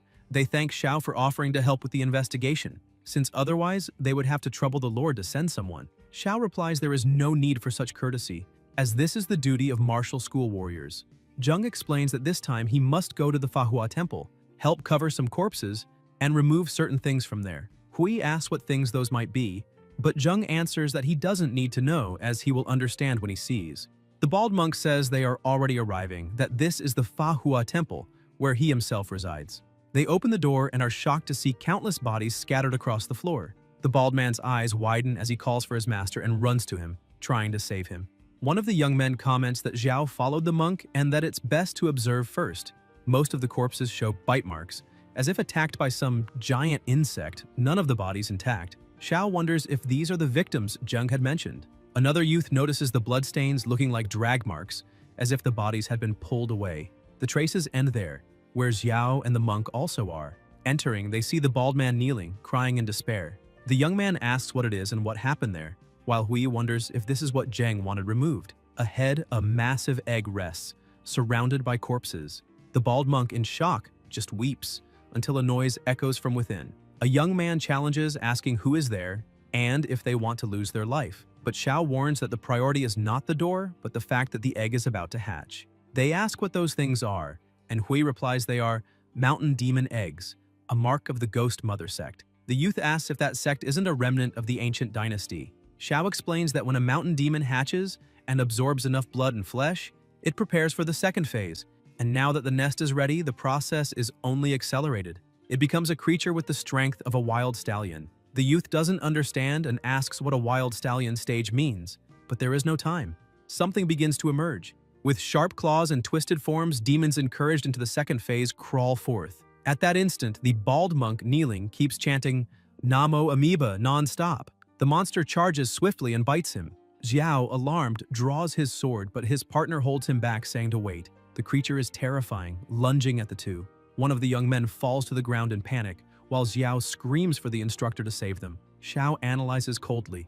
That creature is in the wild horse stage, not yet breaking barriers. He should retreat. He could use all his strength to smash the door, but if the monster escapes, it will be even worse. The demon continues charging the youths, and Hui thinks that in the end, survival is what matters. He has always lived that way, adapting. If he closes his eyes and avoids confronting it, as long as his father is safe, that is what counts. As the young men cry for help, Xiao unsheathes his sword. The monster turns, but Hui launches into the attack, declaring that today he will test the strength of a wild horse. In another scene, a boy lifts a wooden sword and declares that one day he will be a great hero like Yang Dong, renowned throughout the nation. The girl beside him admires him and says he is amazing, and the boy replies that this time he will go to the city with his father, for they will work at Master Chao's residence, and this is his chance. The girl assures him that he will succeed. Then Xue, still young, appears mocking, asking if he really thinks he can enter the martial school. He calls it a joke, saying that trash without a mother like him should rot in a corner with his sick father for the rest of his life. Elsewhere, a young Xiao coughs, wounded, as his father tends to his injuries, asking if he fought with someone from Master Zhao again. Hui replies that he was provoked and bullied first. His father advises him not to go too far when out in the world, that he must respect elders, be humble and willing to learn. Xiao answers that he understands. His father adds that no matter what happens, he must become someone he himself respects. Later, when Hui was accepted as Master Yang's disciple, Yang told him that those who enter his sect must keep an open mind, be humble and eager to learn, never arrogant over their achievements or scornful of others. In the present, Xiao charges the monster, recalling the master's words: respect elders, never harm companions, never act against righteousness. Whoever joins his sect must defend justice and fight for what is right. Hui dodges the creature's strike and readies his counter, thinking that one must never commit evil or bully the weak. At the martial school, the image of Master Yang lingers vividly in his mind. Firm, fierce gaze, feet rooted to the ground, a long blade resting at his waist. Xiao blocks the attack, and that radiant blade cuts, spins, and gleams like gold and sapphire, tearing through darkness like sun rays piercing storm clouds, forcing the enemy to retreat. Wind and sand swirl, the sky darkens, and Master Yang, alone against monsters, fights while gravely wounded. In the present, Hui continues battling the beast. The monster clamps onto his arm, ripping it away brutally. Xiao grips his sword with the other hand, leaps atop the enemy, and delivers the final blow. Flames rise around them, and Hui declares that he cannot allow the creature to escape, that he has no choice but to sacrifice himself. He only managed to wound it so far, but he is thankful it is not yet a true galloping horse. The youth lying on the ground says it's fine, that they accomplished a good deed, and that Hui is a hero. Hui questions the meaning of being a hero. Xiao recalls Liang, saying there are many people far more heroic than he. He also remembers the master ordering him to break the children's teeth himself, or else his own would be broken. Before them, frightened, Xiao approached silently, apologizing in thought, but knowing he needed to do it to surpass himself and become stronger. Later, when the fire consumes the temple, people arrive and wonder what happened. They approach and see Hui braced on the blade impaled through the monster's chest, both burned. Shocked, they ask who that is standing upon the sword until they notice something on the ground. An elder retrieves an object marked with a symbol. Earlier, Xiao, still young, had given something to 2 children. They asked why he would help them, and Hui showed his broken teeth, answering that it's because he is a hero, and heroes never bully the weak. At the Zhao mansion, a thunderous voice calls someone useless. It is Master Zhao scolding his subordinate for acting on his own and asking if he has any idea how great a problem it would be if what happened at the Manhwa temple were revealed. Zheng tries to justify himself, saying he made a quick decision as the situation demanded. That day, upon discovering that the woman had escaped, they chased her immediately. But who would have imagined she would run straight to the temple? When they caught up, the place was already drenched in blood, and the only option left was to let Xiao head to the authorities, while at the same time dealing with the mountain demon that had emerged.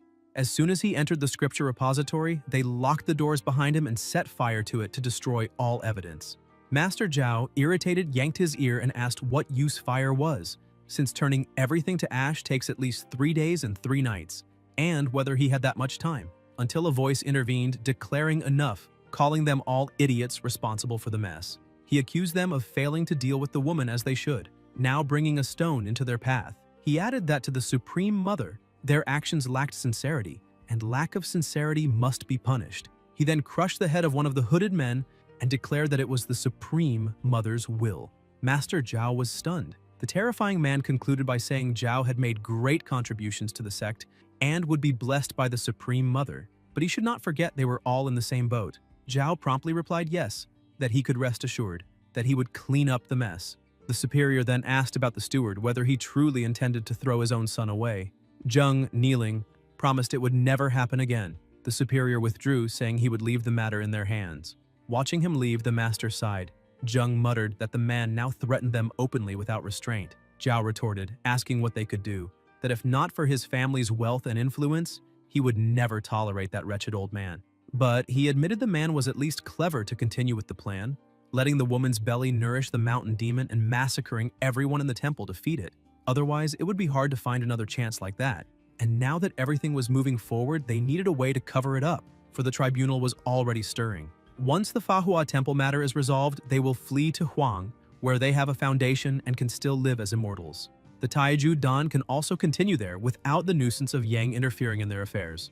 If they don't want to be purged by Dashun, they must minimize the damage. That is the safest way. At Yixing's marketplace, at the entrance of the village, the protagonist walks, thinking he never expected Xiao to end up like this. According to Libo, he was one of the few who defended justice that day, and seemed like a decent person. Hui tells Lu to stop, and Liang asks why he is at the Manhwa temple, saying that according to his elder brother, the martial school never received any request from the authorities that day. He thinks about the mountain demon, about how this world is truly cruel, and hopes that monster has already been dealt with. A voice asks if that isn't Wade. Qing says he has returned, and Shui asks what is going on. Jiang replies that he should go see for himself because a large crowd has gathered at his door. The protagonist is confused. On top of the rocks, the demon is watching, saying Liang's name over and over. It is often said that the past of great people is full of suffering and pain, and the greater the suffering, the greater the greatness.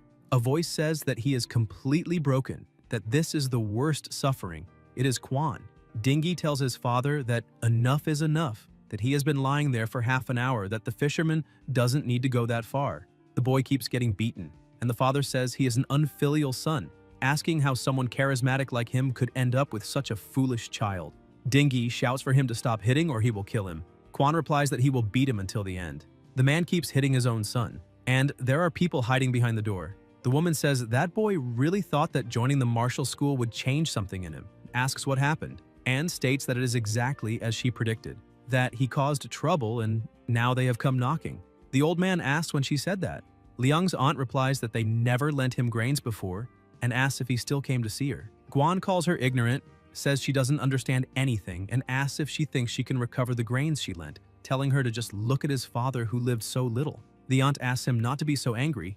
The old man orders them to stop talking, saying that Brat has returned. The protagonist approaches and asks what they are doing at his door. Ding calls him a scoundrel, and Quan thinks he is a handsome young man, saying he must be the nephew. He states that he is truly exceptional, straight as a thorn in the wind, dignified and balanced, and that it's no wonder he became the master's personal disciple. The people are surprised to hear Young's name and ask if he became a personal disciple, saying that it means he truly bowed and recognized him as master, half son and half father, and that Wade entered the Yang Martial School where even the county magistrate must show respect to the old master. The people ask if even the county magistrate needs to greet him. They say they always knew that boy was destined for greatness and ask how old he is now, if it isn't already time to talk about marriage, commenting on his fair and beautiful skin. Quan says he is ashamed of his son and never imagined he would commit such a vile and shameful act, and that if the nephew wants to beat him to the end right there, he won't stop him. Liang asks if he can do whatever he wants and says he is not one to hold grudges, but that a man cannot live long if he keeps resentment inside, asking who does not wish to live a long life. Dingy begs, says he truly recognizes his mistake, that from now on he will be a servant, his horse, but pleads to be spared this time and swears he will not do it again. Shui throws the piece of wood he was holding to the ground and says to forget it, leave it behind because he has already suffered enough. After all, he was not the mentor. Dingy gives thanks in his thoughts. A voice tells him to wait, and Ding wonders if he really is that father's son and if he really needs to be beaten today. Quan says he is generous but cannot be ungrateful. Shi takes 2,000 wen. Guan opens the door and says this is the dear nephew, the true uncle, the closest relative, and that regarding compensation they can discuss it with him. The people nearby tell him to be ashamed, asking if when Wade was starving he opened his doors to help him, and now suddenly he claims to be the dearest uncle.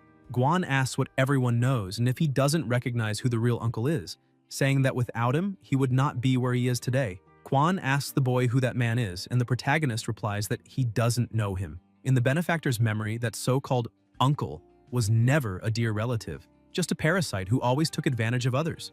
And even when the benefactor was starving, he never offered a single grain of food. Liang says that if he insists on doing something, in a few days there will be the River Gods Festival, and besides the quotas paid by wealthy families, each healthy man must contribute 100 copper coins. Since his master is so kind, he asks why not help cover that amount for the villagers so they can save up and celebrate the new year properly. And taking advantage of the moment, he says he will also set up a porridge stall for a few days because many beggars have been passing through the village. The people comment that nephew Liang is fair and thank him, calling him a good boy. Shui closes the door, relieved that it is finally over, and thinks that last time at the martial school, he practiced skin refinement and felt his body reach its limit. His skin was no longer stretched as before, but seemed swollen, and if he's not mistaken, he should be able to break through the skin gate today. The protagonist prepares water and thinks that the final breakthrough will generate much more heat than before, and that a single wrong step could fry his brain. To prevent this, he must use the method of physical cooling.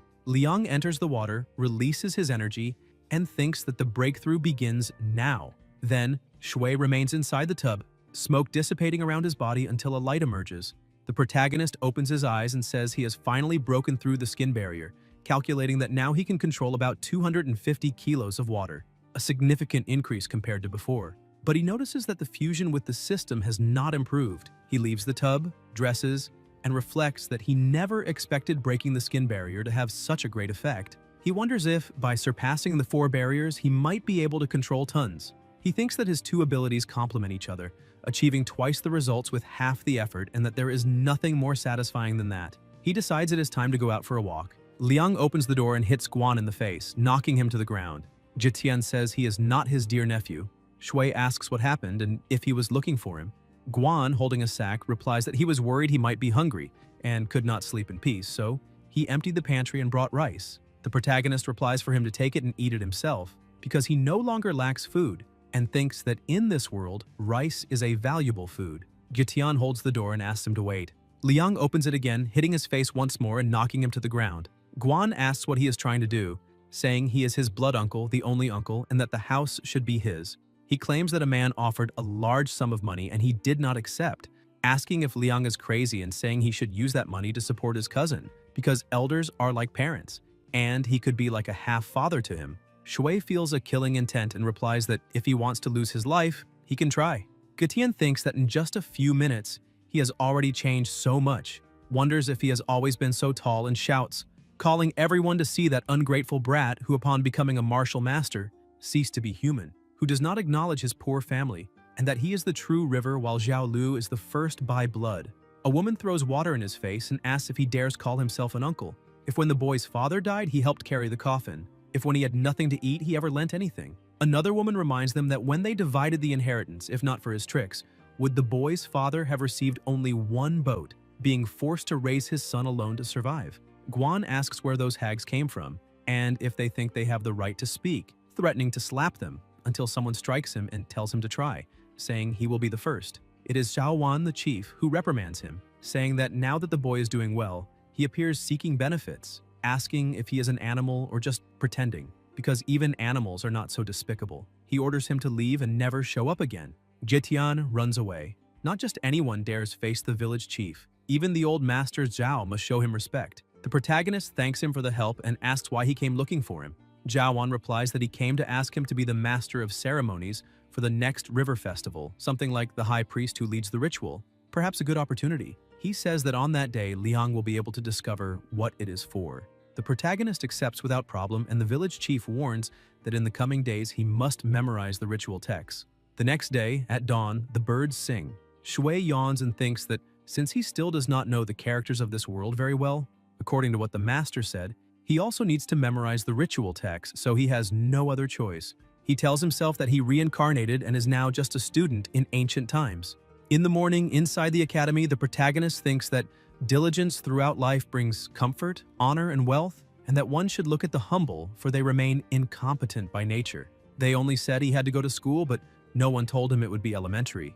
The children comment that he doesn't open his mouth. The teacher lowers the book and tells him not to be arrogant, that the academy allowing a brute like him to enroll is already a favor from the master, and that he should be grateful to have such a distinguished teacher, considering how little he knows.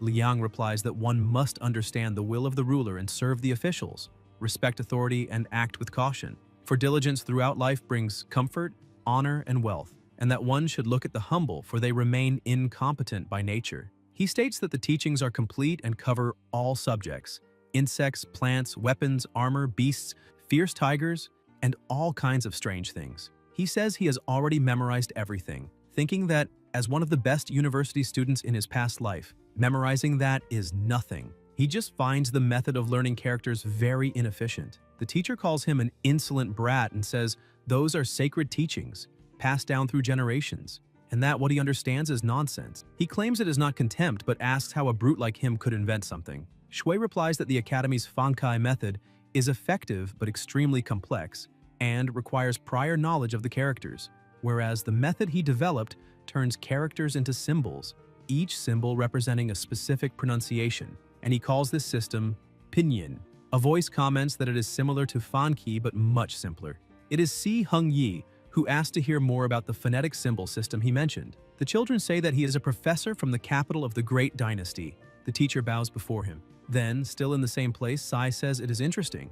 The teacher insists that it is nonsense and blasphemy, that may the sages forgive him, but such heresy will not enter his ears. Hung Yi explains that in the Great Dynasty, there is a reward system for inventions, and that if someone creates something useful, they can receive money prizes, tax exemptions, or even a noble title.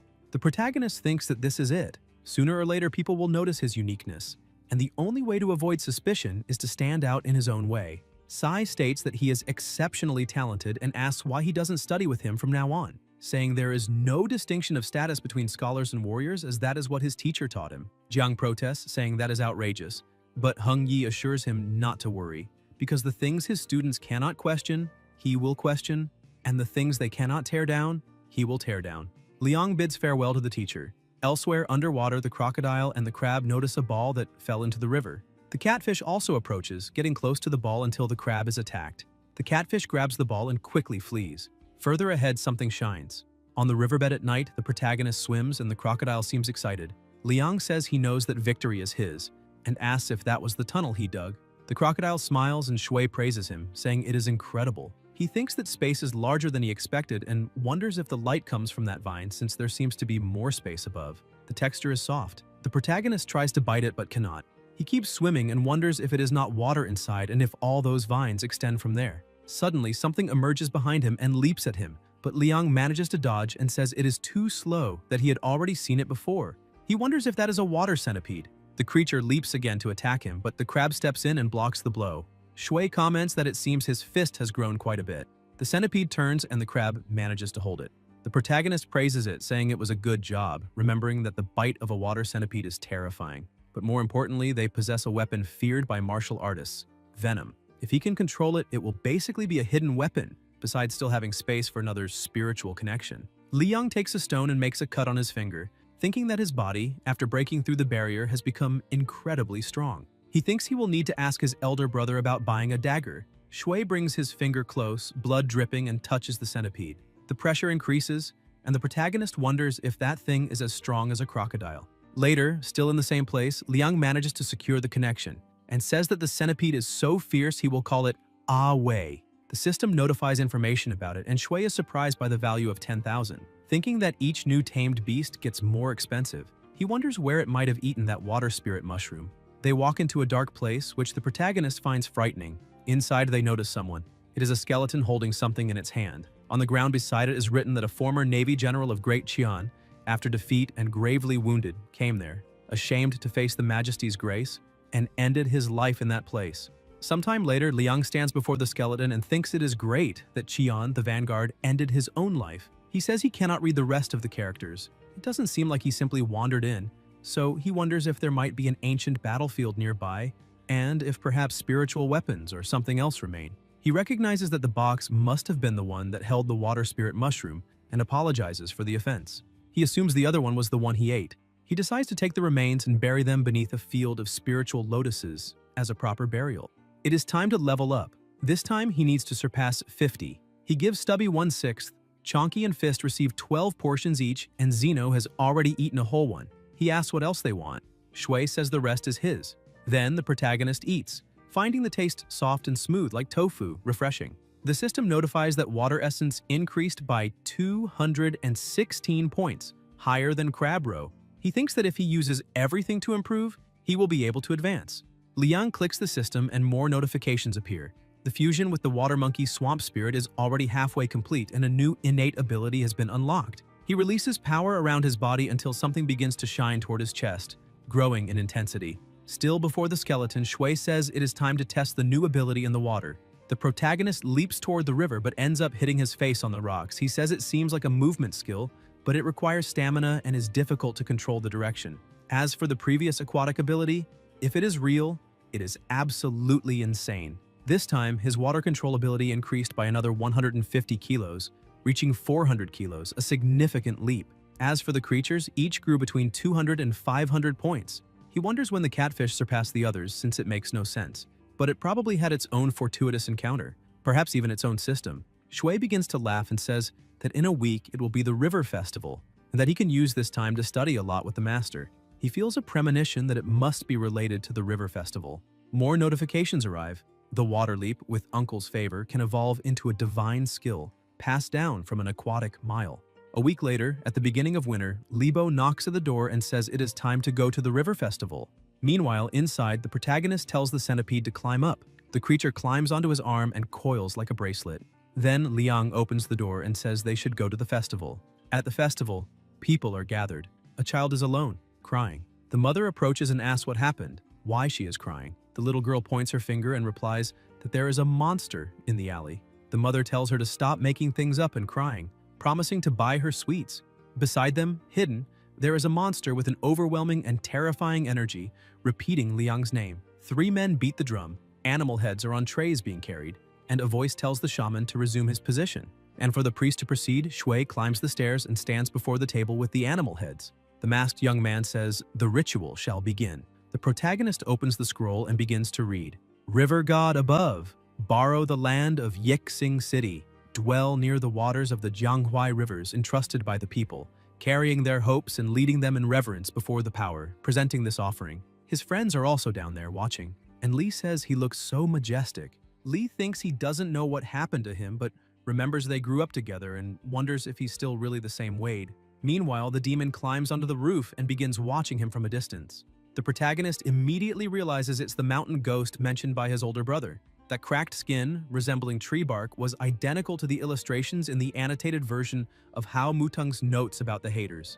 The child, upon seeing the creature, screams for her mother, saying the monster has returned. Everyone looks frightened at the beast, and suddenly the demon charges toward the people. Civilians run and scream desperately, while the girl becomes separated from her mother, who searches for her amid the crowd. The monster passes by the child, notices her nearby, and turns toward her. Liang watches and thinks there will be no way to stop it, but Shui runs in that direction, worried. The mother screams for her daughter until Chung manages to grab the child and falls to the ground, holding her in his arms, just as the monster charges at them. Libo rushes over and comments that he hasn't been anxious in recent days.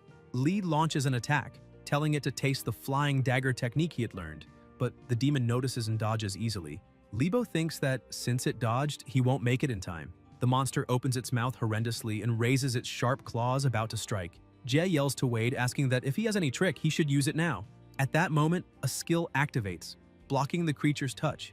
It's the protagonist who approaches and strikes the beast, pinning it to the ground and declaring he made it in time. Even so, the monster insists on pressing forward. Liang thinks it's already too late, but notices the abundant water from the lake used in the ritual, and remembers that the water-stepping skill requires that medium. Realizing Shui created the necessary condition himself, he then places his hand over the water and activates his technique, making the current turn against the enemy. Chung watches in surprise and asks how he managed that. The protagonist orders him to take the girl away and leave the rest to him. Ji agrees and promises to return soon to help, withdrawing with the child. Liang still wonders why all of that was happening, but Shui notices too late the momentary disappearance and realizes the demon approaching from behind. He turns quickly, crosses his arms, and blocks the attack, thinking about the immense force of the blow. The monster strikes repeatedly, but Shui manages to dodge and thinks this is the right chance. He begins striking non-stop, and at that moment his allies come running back to help him. The protagonist ends up injured and understands he must immobilize first, instructing his companions to target the joints instead of random cuts. The two obey and hit the enemy, which lets out a roar. Liang taunts, asking if the creature really thinks it can be defeated like that, since it wouldn't be enough. Shui strikes it and throws it far away, then summons his centipede, which bites the beast's neck. He thinks that Zeno's poison is no joke, and that this was going to hurt. People hiding watch, and upon noticing them, the monster tries to reach them. Liang reacts by throwing a sharp wooden stake, piercing the creature's body. Shui then steps in and drives the stake deeper. The protagonist asks if it's over, but the creature lying on the ground still utters mortal assent and mentions Liang's name. The hidden villagers murmur fearfully, wondering what that means and if the river god is punishing them. Chung remarks that the villagers are losing faith, and Libo adds that if this continues, no one will live in peace. Shui denies it and says this was a gift, a blessing for Yixing village. He raises his dagger, decapitates the monster, and declares this was the perfect offering to the river god. The system notifies that the Huai River sacrifice has been completed, and that experience has increased. At the ritual the next morning, at the start of winter in Yixing village, the villagers gather around the defeated body. Liang reflects that to defeat that mountain ghost, first it was necessary to break through the skin barrier at the right time. Second, the synchronization rate rose and his physical strength now far surpassed that of a common martial artist with a skin barrier. And third, the deadly poison made all the difference. Without it, the situation could have been disastrous. Most important, however, was the favor gained from River, which could strengthen his innate ability, even if the benefit was minimal. The village chief announces that the doctor has arrived. Shui shows his wound and the doctor observes, saying his body was powerful, with arms strong like a monkey's and a waist slim like a wasp's.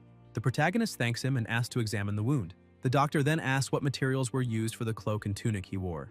Liang answers that the cloak was a gift from his older brother, made of bear dog hide, tough as steel, and that the tunic was from his 8th older brother, woven with celestial silkworm silk. The doctor observes that even so, it wouldn't be enough given the depth of the wound, and asks if he had broken the skin barrier. Everyone is surprised and asks about it until Shui confirms, and the civilians comment that he brought honor to the village and would bring glory to the ancestors. Libo declares that Wade is now a true martial artist and in just a few months. Chung thinks he still can't catch up to him, while Guan reflects that the boy has become too strong and wonders if he might come settle accounts with him. The village chief, worried, asks what kind of monster that was. The protagonist explains it was a mountain ghost, a creature that feeds on blood and was probably attracted by the crowd's accumulated concentration. He couldn't say if there were others lurking near Yixing, but if 3 appeared at once, something was wrong. The people, frightened, ask about this wrongness. An elder comments that the creature's head looked familiar, resembling Lai Tu Zhang, and wonders what might have happened to him. Liang reflects on Lai Tu Zhang, thinks about alchemy, the mountain ghost tied to the Zhao estate, the Lai Tu Zhang clan, and the Fahua temple. He concludes he should have noticed earlier since alchemy may be real, but creating mountain ghosts was the real business behind it. He decides he must go to Pingyang to report everything to the master, suspecting that monster was indeed Lai Tu Zhang, and that answers would be demanded at any cost. Elsewhere, Xu asks what brings Xiao there today since he rarely appeared. The protagonist greets her and explains he came to report something important to the master. Later, in the same place, Liang states he believes the incidents involving mountain ghosts are connected to the Zhao estate.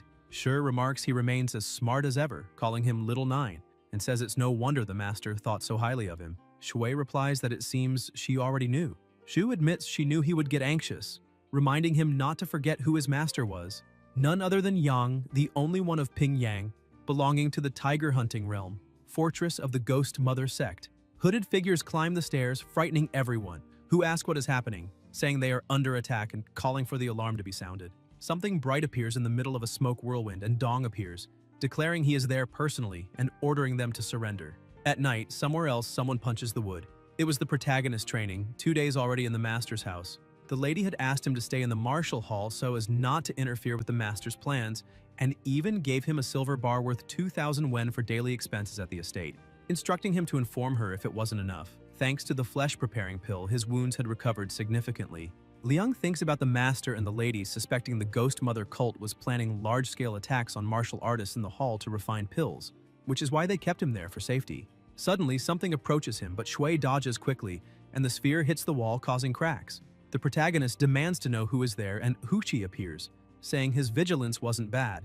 He reveals he had learned of his presence upon returning and guessed he would be there. Liang asks if he returned that day, and the instructor answers it was just minor matters.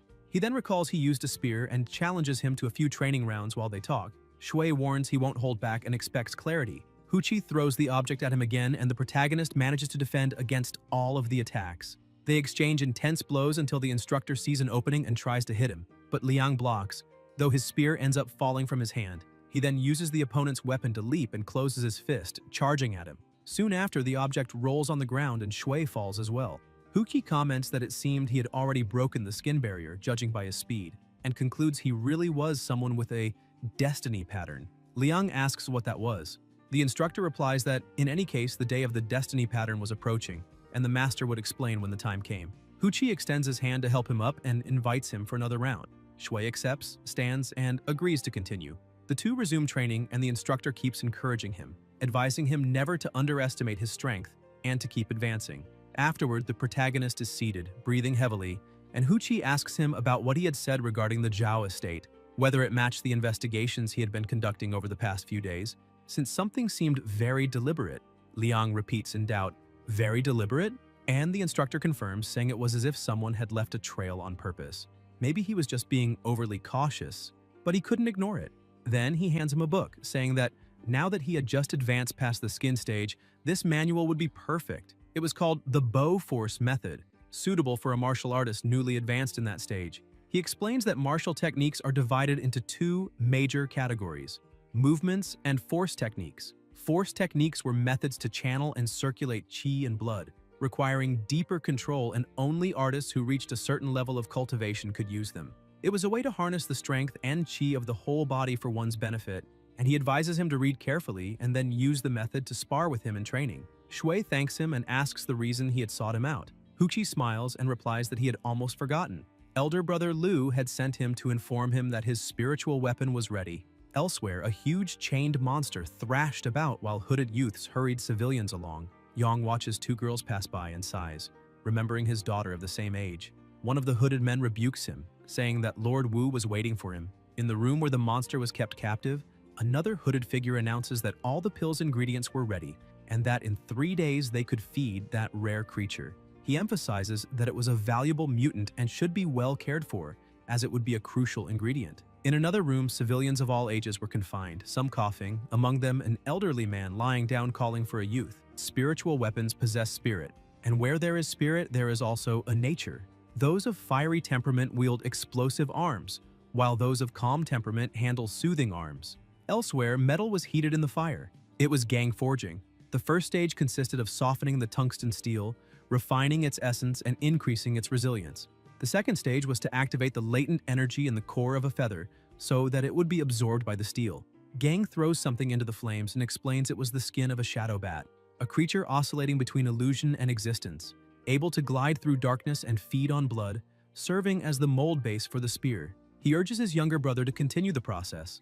The protagonist steps forward, cuts his own hand with the dagger, and infuses his blood into the fire since a spiritual weapon required its wielder's blood to complete the fusion with the stir spirit. As soon as the blood is cast, the flames intensify. Gang places the spear into the fire and wonders if the weapon's spirit was rejecting the blood, perhaps still unstable at the finish. With effort, he persists until the weapon finally completes, then hands it to Shui, asking him to try it. The protagonist observes his spiritual weapon and comments that it was heavy, at least 54 kilos. He drives the spear into the ground, makes a movement, and feels an immediate bond, as if sharing blood and breath with the weapon. The smith suggests testing it on the wooden stakes in the back courtyard. Liang goes there and begins training. Gang notes the form was great, but reminds him he still hadn't given the weapon a name. Shui replies that he will call it Fubo. At that moment, someone approaches saying his weapon seemed ready. It was Huchi, accompanied by Shu. The protagonist asks what brought them there, and the instructor replies that he had come on the master's orders to investigate personally and asks what he had done. Z laughs and comments that taverns and opera houses were excellent places to gather information. Gang asks if they had managed to get anything useful, and Shu confirms that he had overheard something, maybe even found one of the ghost mother's hideouts. He says he had just been admiring flowers when he saw men in black hoods passing by, and thinks to himself that he doesn't understand how they could wear dark clothes in broad daylight, drawing so much attention. The girls tease him, saying he would be drinking afterward. Shu explains that he simply followed them, simple as pie, and that he discovered a hideout very close to the Fahua temple, thus fulfilling his mission. Gang is surprised to hear it was near the temple, and says that means they could advance with the task the master had given. Z comments that, given the situation, a direct attack would be most appropriate. The smith agrees and declares that the next day they would strike and destroy the hideout. Huchi says understood, and Shu adds that this time the younger brother would go along, for it was already time to have blood on his hands. He couldn't avoid it forever, not with all the enemies the master had drawn. Gang knocks him on the head and scolds him, telling him not to listen to such nonsense, then asks the protagonist's opinion. Shui replies that he understands and confirms that he will go with them the next day. Inside the Ghost Mother cult's hideout, the terrifying monster remained chained. One of the hooded men leads the way and comments that the tiger was fine, strong as ever, and feeding well. Jung orders that they not disturb him or his son. The young man nods in agreement, and Jung adds that his son had tried so hard, but if he hadn't turned into that thing. The old man places his hand on the creature's face and asks in what other way he could help his own father achieve immortality. On the hill, already at the start of a winter night near the Fahua temple, children walk as one of the hooded men carries materials for elixirs, saying, "Today's batch brought true treasures." The leader calls him a useless pig, asking if he couldn't even hold his pants up. The young man laughs and asks for a moment from the chief, but he replies for him to come closer, warning that if he ruined Envoy Huang's plans, he'd be finished. Hidden with his older brothers and accompanied by a dog, the protagonist observes and declares that this must be the place Shu had mentioned. Thankfully, the master had dressed them in black, for without the sharp beacon, they wouldn't have noticed the subtle markers left by the fourth brother. The dog starts barking, but Gang approaches, signals to silence it, and Liang asks where the elder brother had gone. At that moment, Z aims and fires an arrow. Meanwhile, a hooded man tried to take advantage of a defenseless woman, but is struck by the arrow and thrown far. The others notice and shout that they were under attack, ordering immediate response. Huchi recognizes it as Shu's signal, and Gang charges ahead, shouting for them to advance. The smith charges with great force, and when the smoke clears, the hooded men are already in battle stance, weapons in hand. The protagonist, upon seeing, asks if that was the strength of warriors from the galloping horse realm. The instructor responds not to freeze, for it was their turn. Liang agrees, saying he understood. Gang charges at the enemies. Two try to strike him from behind, but are felled by Z's arrows from the rooftop. Shu keeps firing while Huchi and Shui engage in direct combat. One of the men comments that spears were not suitable for narrow places and orders them to surround the boy. However, the protagonist spins his spear in a single motion, felling several foes at once. Gang orders him to seize the black prey, find the hostages, and get them out of there. In the underground passage, the cultists run, shouting that there were intruders and calling for reinforcements. Yang sighs in relief, saying it was finally over and there would be no more torment. His teammate, frightened, orders him to run for they were being invaded. Lin holds his head in despair, saying he had destroyed everything when he blew up that woman, that even children the age of his daughter were there, and that he could no longer bear the weight of guilt. He declares that everyone was guilty, that sinners could not escape punishment, leaving his companion confused at what he meant. Then Yang strikes him and accuses that all of it was Zhao and Zheng's doing. Zheng was still on site, saying that if just 4 disciples under Yang's command had caused that, they needed to release all the mountain ghosts kept imprisoned and spread them across the hill. The men obey promptly. Zheng grits his teeth, convinced it was a trap by Zhao, and complains that among all, only he had been sent into such a mess. Still, he considered it a golden opportunity, for if he could escape through the secret tunnel, he might turn the tables. By winter dawn, at the passage of the bandits' fortress, Z declares that scum like that deserved crueler endings, and Gang asks about the younger brother. Huchi replies that he was probably escorting the hostages down the mountain, and Shu concludes they would finish things there, for judging by the time, he would soon be back. Gang comments that what worried him was the blood in the air, so dense it seemed something was lurking. The enemies lay fallen across the ground, but the air remained heavy. On the other side, the protagonist walked with the dog at his side, reflecting whether there could be more prisoners hidden and if that tunnel ahead would be a hideout. Liang notices the dog reacting even more and wonders if someone was nearby. Shui cautiously opens the door, but it closes by itself right after, revealing ahead only a dense darkness. The system notifies about Mountain Sweep, Demon Hunt activated, current progress none, and that it must be completed to gain the favor of the River Sovereign Lord, doubling martial potential in each realm and granting 10% more damage against aquatic beasts. The protagonist wonders about the River Sovereign Lord and this system quest, trying to understand if it was truly a challenge imposed. The dog growls and soon several monsters appear surrounding him. Liang plants his spear into the ground and declares that now he understood. He would not leave without defeating them all. He states that enough hesitation, he would begin. Thanks to Zed, his body had strengthened quickly, and the last days of training had refined his techniques. Shui charges forward and slays one monster, saying there was no more time to hold back. He hurls the spear, striking another, and with each enemy defeated, the quest progress rises. In no time, he eliminates 6. Liang comments that this was now the second round. Small monsters rush together, but before they get too close, the protagonist throws the spear through their bodies. He retrieves the weapon and with a single strike, cuts down 2 more, continuing until none remain. Panting, he asks if it was over, but Zheng appears and questions if it was truly him. Shui senses another presence, and Jiang arrives mocking, saying he never imagined the filthy orphan fisherman would come this far. Zheng declares it the perfect moment, and Xiang holds an elder, presenting him as Lu Zhongsan, his disciple's father, and sneers that his son had come to save him. The protagonist recognizes the man and declares his elder brothers were nearby, and for him that day was over. Xiang smiles and retorts if it was really over, until a giant terrifying monster emerges, making Liang wonder what it was. Zheng provokes him, saying to see who would defeat whom. At winter dawn, in another Ghost Mother cult base, the 3 elder brothers cross the forest.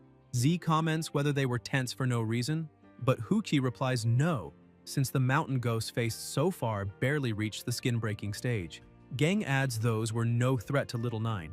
The problem would be a greater ghost, since such creatures possess the strength of the galloping horse realm. The protagonist realizes he faced the most dangerous situation since rebirth. That massive body, arms like trunks, undoubtedly reached a force close to galloping horse realm. He wonders if he should surrender, but recalls he had fought too hard for this life and danger was simply part of it.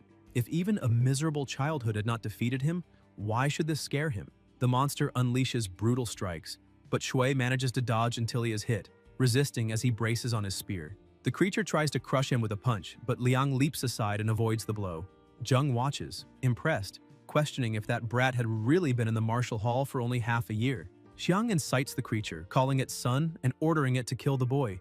Shui charges and attacks with his spear, but the monster counters with colossal force, hurling him against the rocks.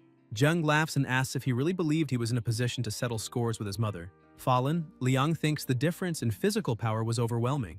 At that moment, the system notifies he received the grace of the River Sovereign Lord, able to fuse with a portion of the grace of the River Lord Emperor, reaching the first realm of martial father apotheosis. His martial talent doubles, and he gains 10% additional damage against aquatic beasts. Coughing, Shui reflects if that was luck, and concludes luck was also part of strength. Suddenly, the environment changes and he finds himself in a dark place, not understanding where he was. Glowing eyes approach, and he realizes he cannot move his body. A dragon appears and asks if he would not show respect for the face. Beside him, a warrior observes and declares that violating heavenly laws leads only to death, and obedience is the only path to survival.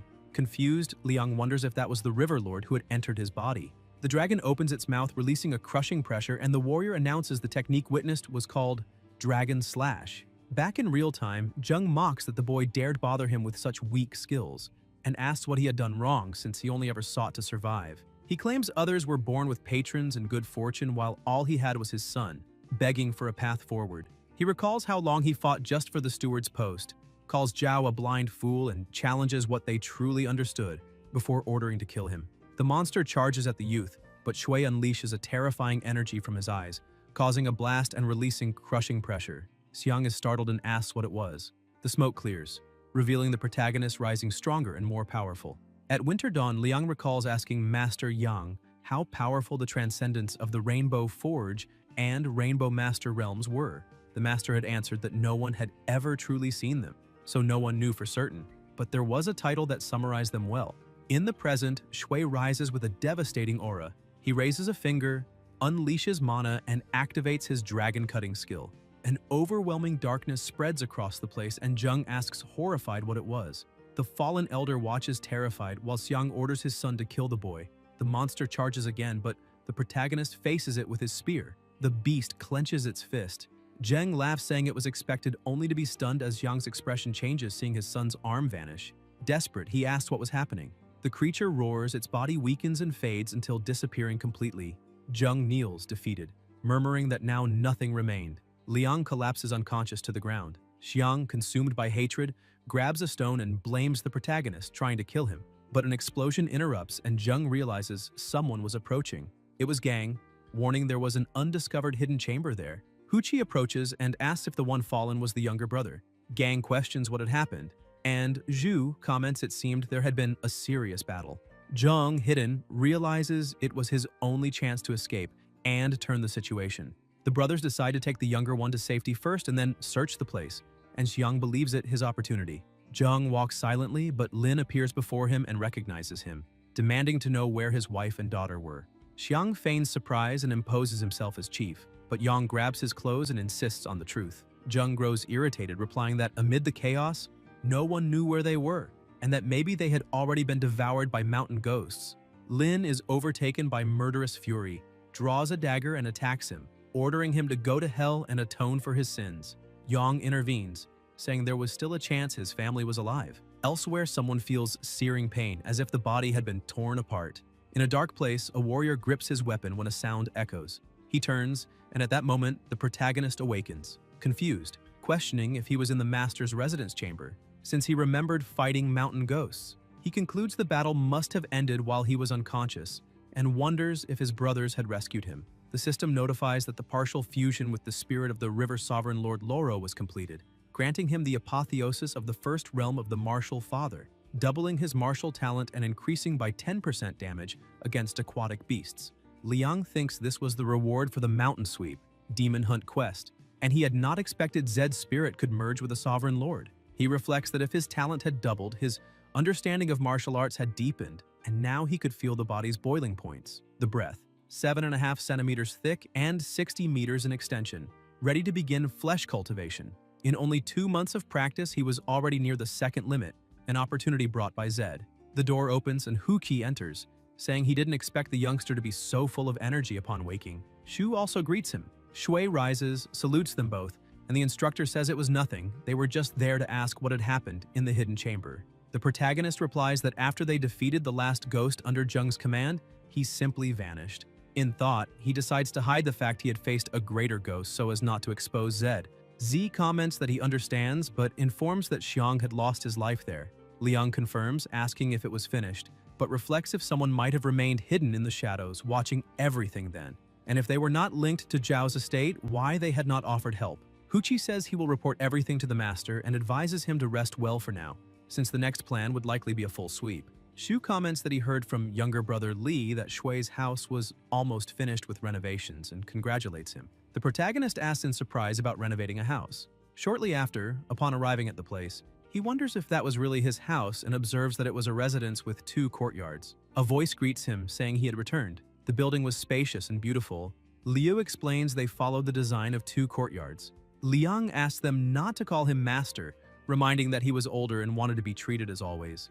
The village chief appears and declares that, for saving the citizens, that house was the way everyone expressed their gratitude, even gathering extra money to gift him. Shui replies it wasn't necessary, but that he would use the money to pay everyone's wages, guaranteeing 2 daily meals with real rice, and that the remaining funds after the construction would serve as bonuses. In times like those, even white rice was more expensive than meat. The workers get excited, call him fair and generous, and begin chanting his name. The protagonist asks how the city was doing.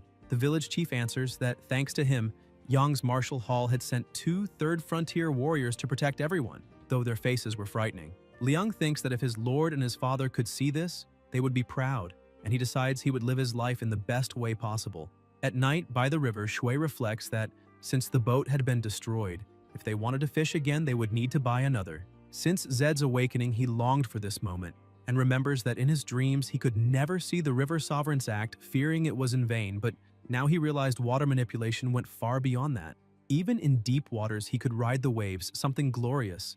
Elsewhere, Zhao kneels and asks the superior what they should do, since the main fortress had been taken and even his chief steward Zheng had fallen. The superior scolds him, reminding that they had eliminated more than 100 mountain ghosts and accuses him of crying uselessly. He kicks him and complains they were about to reap the rewards when that happened, questioning how the fortress had been exposed. He stresses that although many were lost, they still had enough pill materials for now, and orders the boat prepared to return to the cult immediately.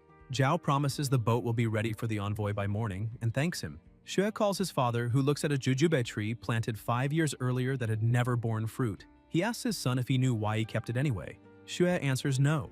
Zhao explains that even without fruit, it attracted birds and animals daily to feed on it. He compares Zheng, Lin, and Master Lu to those birds, creatures destined to be devoured by him, calling it natural selection. The son asks fearfully even about Zheng, but Zhao adds that trees eventually rot, and he couldn't rely on them forever. He states that the Ghost Mother cult was that rotting tree about to fall, and orders someone to deliver a message to Liang the next day. He reveals that that night they would depart for Huangzhou and leave Huang to handle the mess. The next day, people comment and praise the protagonist, saying he had defeated dozens of mountain ghosts alone. Liang reflects that the rumors were getting out of control, probably spread by brother Shu. Then he notices his elder brothers calling him. Huchi asks him to see what the Zhao estate had sent. The protagonist is surprised to receive something from them. Opening the box, he finds land deeds and letters. Zhao had written that the shop deeds were worth 2,300 taels of silver, the equivalent of 4.6 million yen, and that he should consider it an apology. The rest would be gifts to everyone until they met again. Chang comments that Zhao was clearly not an ordinary man since everything was meticulously noted: escape routes, schedules, and contacts of the Ghost Mother cult. Huchi suspects the fortress had been deliberately exposed. Shu adds that if true, their conspiracies ran deep. Gang decides he will report to the master to define the next steps and states they would leave only one escape route. A month earlier, a man calls for Liu, asking if he would go out again to bring food to his wife. Liu replies he couldn't bear to see her go hungry while he looked at the boat on the river.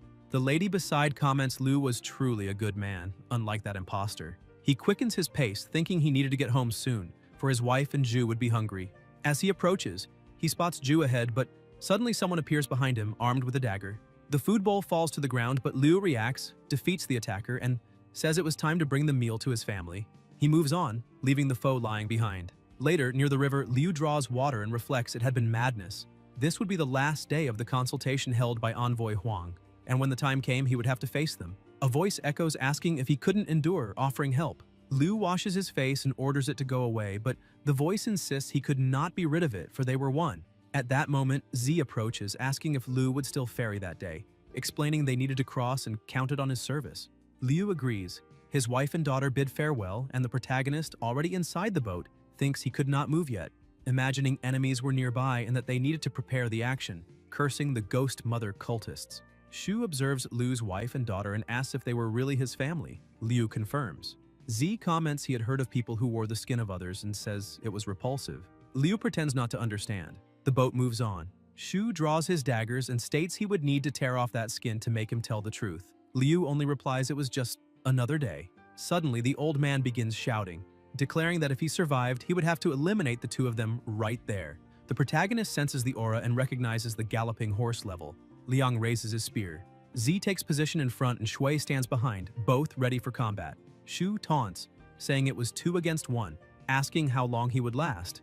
The enemy laughs, replying he was not alone.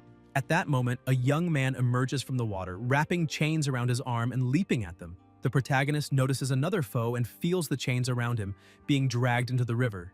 Meanwhile, Liu charges Shu, proclaiming they were Ghost Mother guards, one in the light and one in the dark, always together. He explains his shadow guards specialized in underwater elimination techniques, and if he couldn't kill the boy in 5 minutes, the child would die.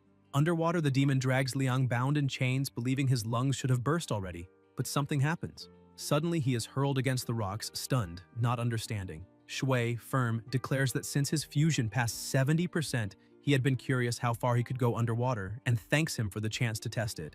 The demon feels immense force pulling him. The protagonist with one hand grips the chain and with the other the spear. The creature resists and thrashes, tormented, questioning the existence of gods, asking why they never came to save him, believing only at the moment of death would they be revealed. Still underwater, he wonders who that boy truly was and trusts his advantage with speed. If fast enough, he could win. He lunges with sharp claws, but Shui activates his water traversal skill, appears before him, and strikes with a devastating punch, launching him far.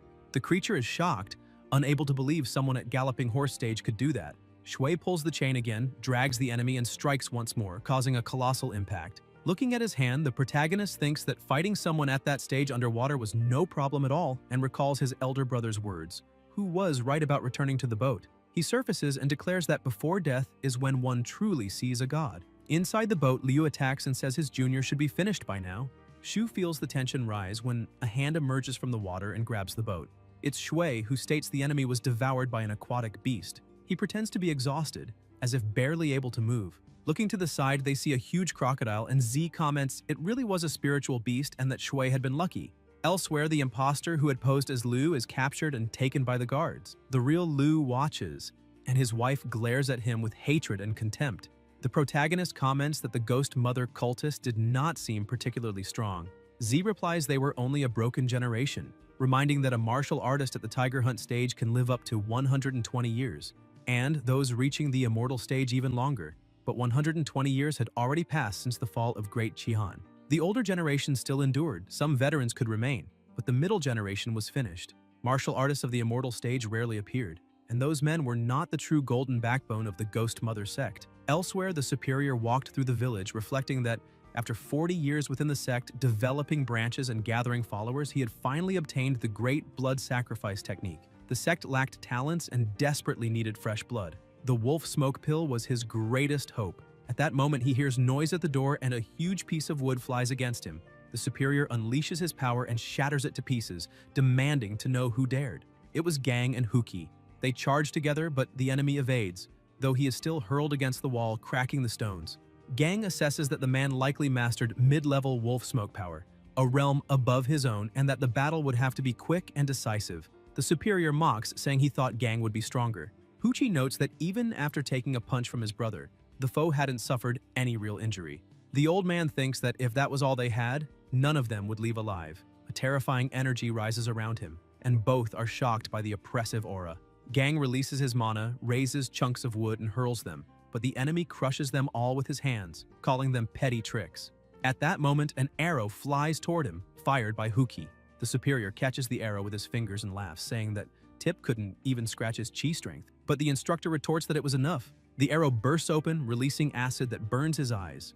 Gang seizes the chance, charges forward, and lands a massive blow. The fallen enemy says he had only been exposed thanks to the dog Zhao, otherwise no one would have come so prepared, but that he wouldn't let any of them escape. He pulls out a pill that begins to emit mana. Huchi realizes and shouts that his wolf smoke pill had run out, and Gang asks why he doesn't surrender.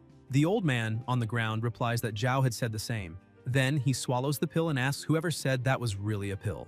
Gang is startled, not even realizing when he put it in his mouth. Suddenly, the superior rises.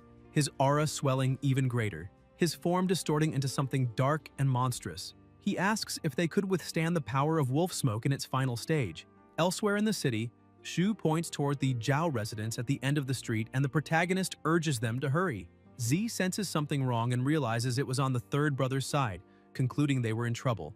A great explosion shakes the end of the street, and a mocking voice echoes, saying cults were always the same, making it seem like they were neither human nor ghost, just hypocrites pretending at nobility. In the past, during the fall of the old dynasty, people ran in desperation as everything burned. A woman near death heard a sinister-looking man claim that all would give their lives to serve the sect's sacred mother. Survival was not easy, but a boy would be taken in, and from then on, he would be called Huang Zejun. In the present, the superior charges at Gang, and the impacts make the place tremble.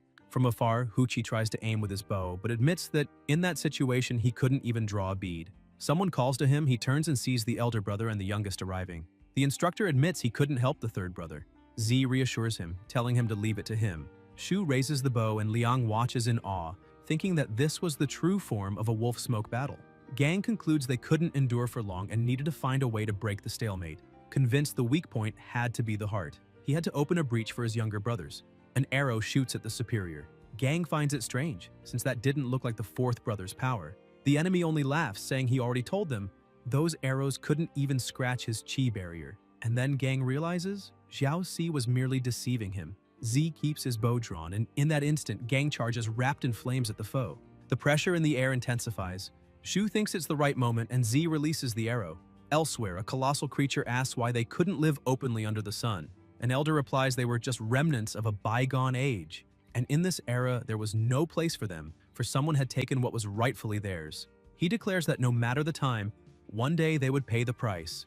In the present, the arrow pierces straight into the superior's heart, and he wonders in disbelief how it was possible. The protagonist understands the first arrow fired by Brother Shu had been deliberately weakened to fool Huang, making him believe it had been launched by someone at the fourth stage. But the second exploded at full force, at the peak of the galloping horse stage. Liang reflects he still had much to learn.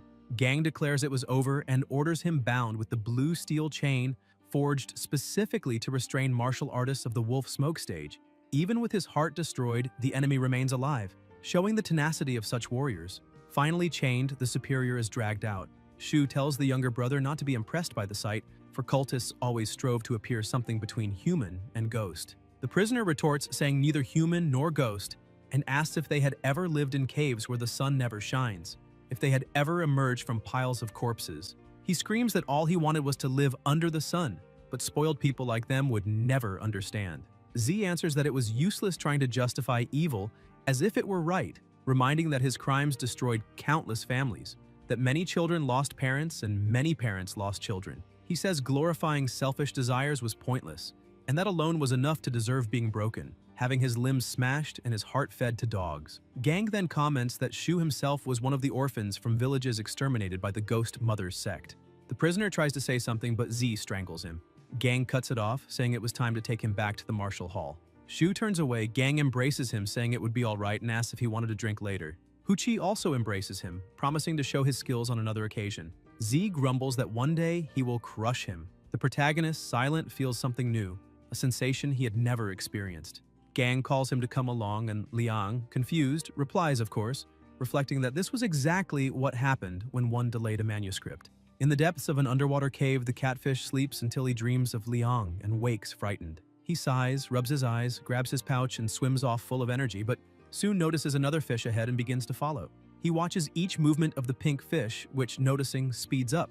The catfish lunges after it but ends up crashing into the rocks and falling injured. He recalls Shui's words, warning not to shapeshift randomly or the Hebo office might notice. He lies there, remembering Liang's teachings, that if strength was not enough, he should seek vengeance. Then he has an idea, rises and faces the target ahead. The pink fish notices him and the catfish tries to lure it, but instead the fish flees in fright as if having made a decision. The catfish's companions laugh, leaving him disheartened. Meanwhile, in the village, the protagonist cannot calm down and thinks about the lever, remembering that since Huang was delivered, the lady had exchanged the Zhao family's deeds for hard silver, 150 taels of refined silver, and reflects that the lady had been truly generous. The elder brothers commented that it was probably the first time the youngest saw so much money and was overwhelmed. In the days that followed, Liang accompanied his brothers and defeated other mountain spirits, stabilizing his strength even more. Though he hadn't officially crossed into the flesh stage, he already felt its approach, and that day was not far. Shu calls to him, announcing that the master had returned and was summoning everyone to discuss merits and distribute rewards. Shui asks eagerly if there would be more rewards. Elsewhere, the superior swears he will still eliminate him, calling him a despicable bastard. Z complains about having to eat under the watch of 2 thieves, and Chang replies that it had been arranged by the lady. Shu questions if that was serious and why he was there, since he hadn't participated in the battle at the residence. Chang tells him not to speak like that, reminding that on that day he and elder brother Sao were on another mission. The protagonist says he truly thinks the lady is amazing. She organized everything at the Yang residence perfectly. Gang comments that he still has no idea of the weight her surname carries. Liang asks about the surname, and the blacksmith explains it is Shu, a prominent name in Huangzhou.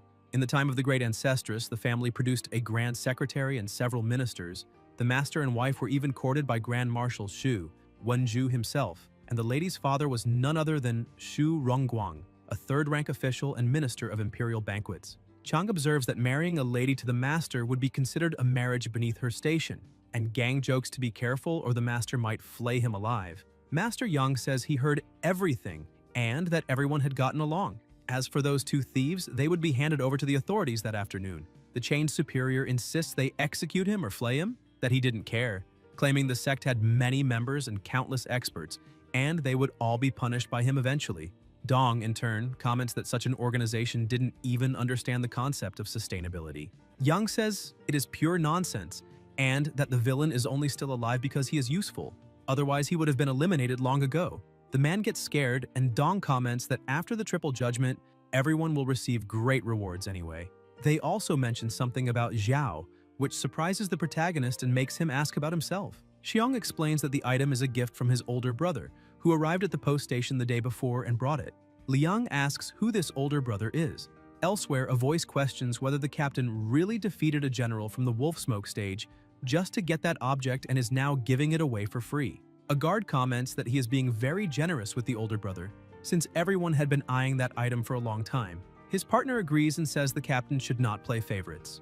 The captain snaps back, saying he knows exactly what those bandit-like soldiers are thinking, and declares that the drinks on their return will be on him. The guards get excited, saying they can barely contain themselves. The captain smiles, satisfied, thinking he really liked that gift. In another place, Ku opens the box and a powerful energy spreads out. When Shui notices it, her eyes widen, and she asks if that is a spiritual weapon. Each of these weapons is a unique existence, and the peculiar individuality of each master grants an unshakable status in the world of armaments. Having a spiritual weapon is considered incredible luck for any martial artist, since the materials are rare and very few can forge something like that. The protagonist is shocked by the power of the spiritual weapon and thinks that, in fact, he now has 2. He decides to call it Blue Wolf, concluding that his weakness in close combat will be completely covered, and that from now on, in any battle, he will no longer be limited by the environment. Somewhere else, Liang comments that because of the mountain ghost, he has missed many classes, and it is time to return to the academy. He hears a voice and asks if that is the phonetic system, until someone calls for him.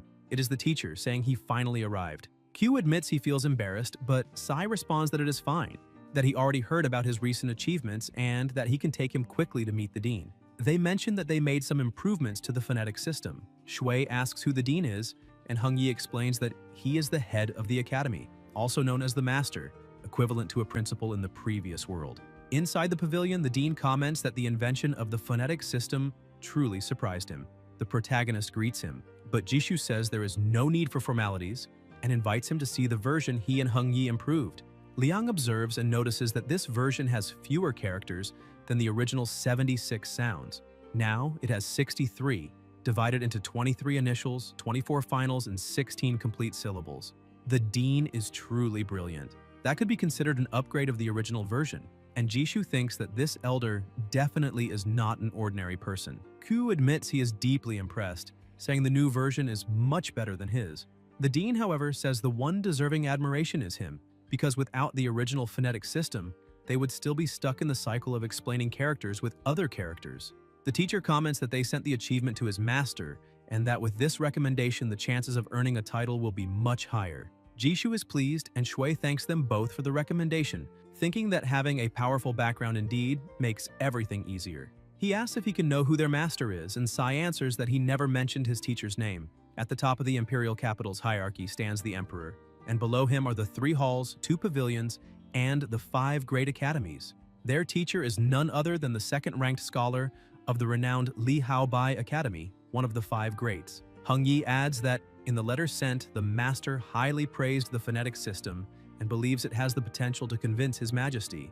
Dakian's culture is vast and profound, like a thick and imposing wall, but that same wall also blocks the rise of new ideas. The phonetic system perfectly matches the rhythm of the era, precise and impartial. The protagonist asks if there are not 4 others at the same level and what the Emperor's intentions are. Sai responds that there is no reason to worry because His Majesty has always welcomed new ideas. In the imperial capital, some gather at their posts, and someone seated on the throne says that if there is nothing else, the great scholars may leave the court. One of them steps forward and declares he still has something important to report. An elder rises and declares that he wishes to recommend a new method of illumination that surpasses the old character-cutting technique, calling it the phonetic system. This man is Li Haobai, the scholar of the Abyss of Literature Pavilion. Nyan questions in the Hall of Diligent Governance how ancestral methods could be replaced by something so unfounded. Ju Yi snaps back, asking if he does not understand the principle that upholds the foundation of a nation. Nyan insists, asking if he knows the true meaning of reform. Su intervenes, stating that when judged sincerely, the phonetic system is indeed superior to the segmented character method. The young man stares at him and asks if he is deliberately belittling the wisdom of the Great Shun's ancestors. Saying he doubts the scholar would dare say such words during the reign of Great Qian, Su falls silent and the boy watches him indignantly. On the throne, His Majesty observes the scene as everyone lowers their heads beneath his gaze. Li steps forward and bows. All eyes turn to him, but the hall remains silent. Haobai then states that the Great Shun's refusal to adapt will lead the kingdom to the same fate as Great Qian.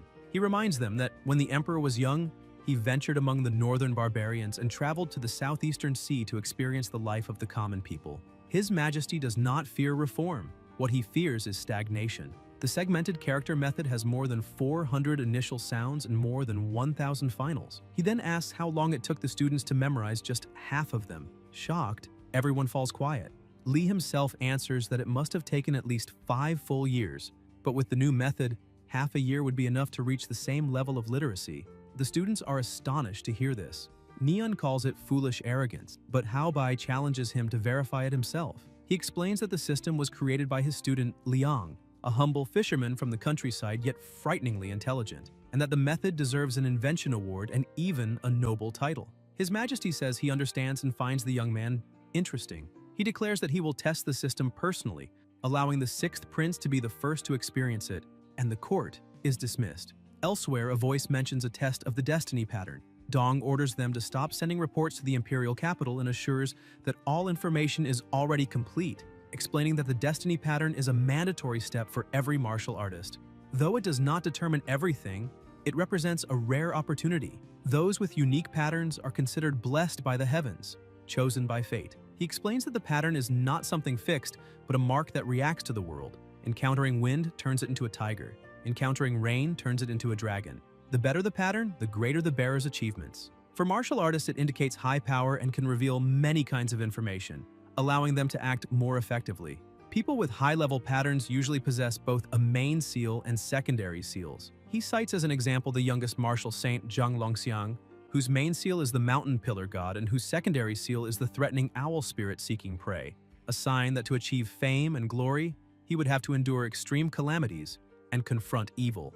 In the 13 years that followed, Zhang was ambushed in the barren northern lands, fought alone against 3 experts, defeated 2 and wounded the 3rd, demonstrating the invincible talent of a martial saint. Another example is the martial saint Yuanji, who possessed the pattern of the great desolate stone mountain and managed to reach the Tao among lonely mountains, rejuvenating and obtaining the title of martial saint. Unfortunately, he refused to surrender and ended up killed by Zhang.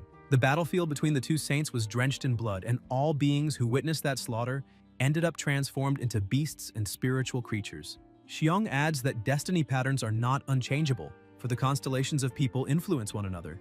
The protagonist asks how these patterns are measured, and Dong explains that the key lies in incense ashes, which must be made from burned destiny patterns. The stronger the incense's spiritual energy, and the longer it has been preserved, the better the result. He prepared a special pattern incense on the eve of New Year's, stored for 5 years, but laments still not possessing the century-old blood of the precious fish essence needed to complete the process.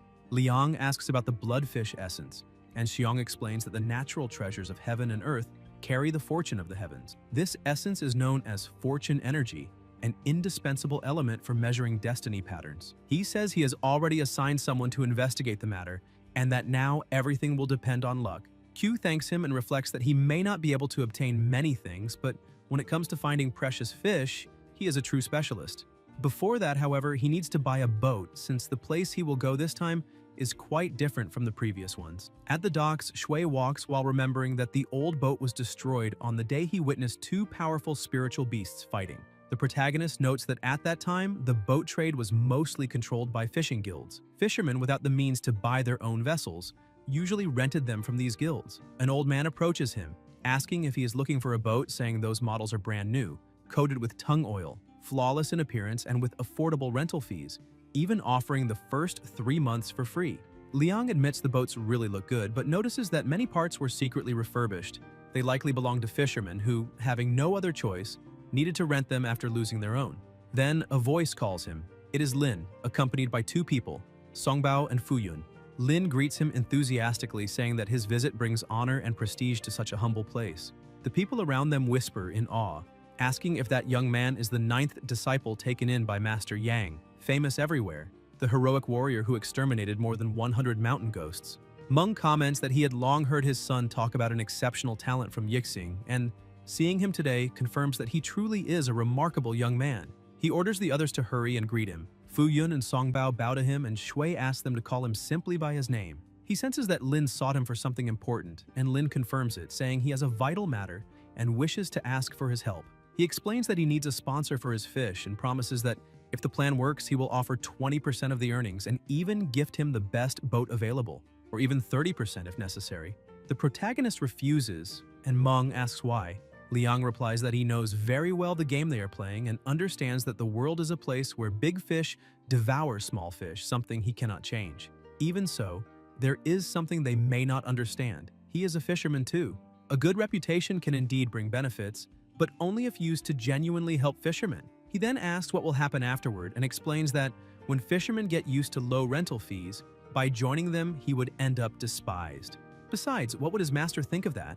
In this world, it is impossible to take care of the bigger picture. Perhaps Lin is a good man, but not that good. Li adds that there is one more proposal, hoping the young master will accept. In exchange, he will gift him a beautiful boat. Shui becomes interested, and Meng explains that recently, near the border of Shuibu County, frequent rumors of spiritual beasts have appeared. On behalf of the Fishermen's Guild, they wish to hire him to eliminate them. In the vast waters of the Zhanghuai Swamp lie countless treasures, but also countless dangers. The area is divided into deep and shallow zones. The deep zone is treacherous yet full of resources, while the shallow zone is the limit for common folk where resources are scarce.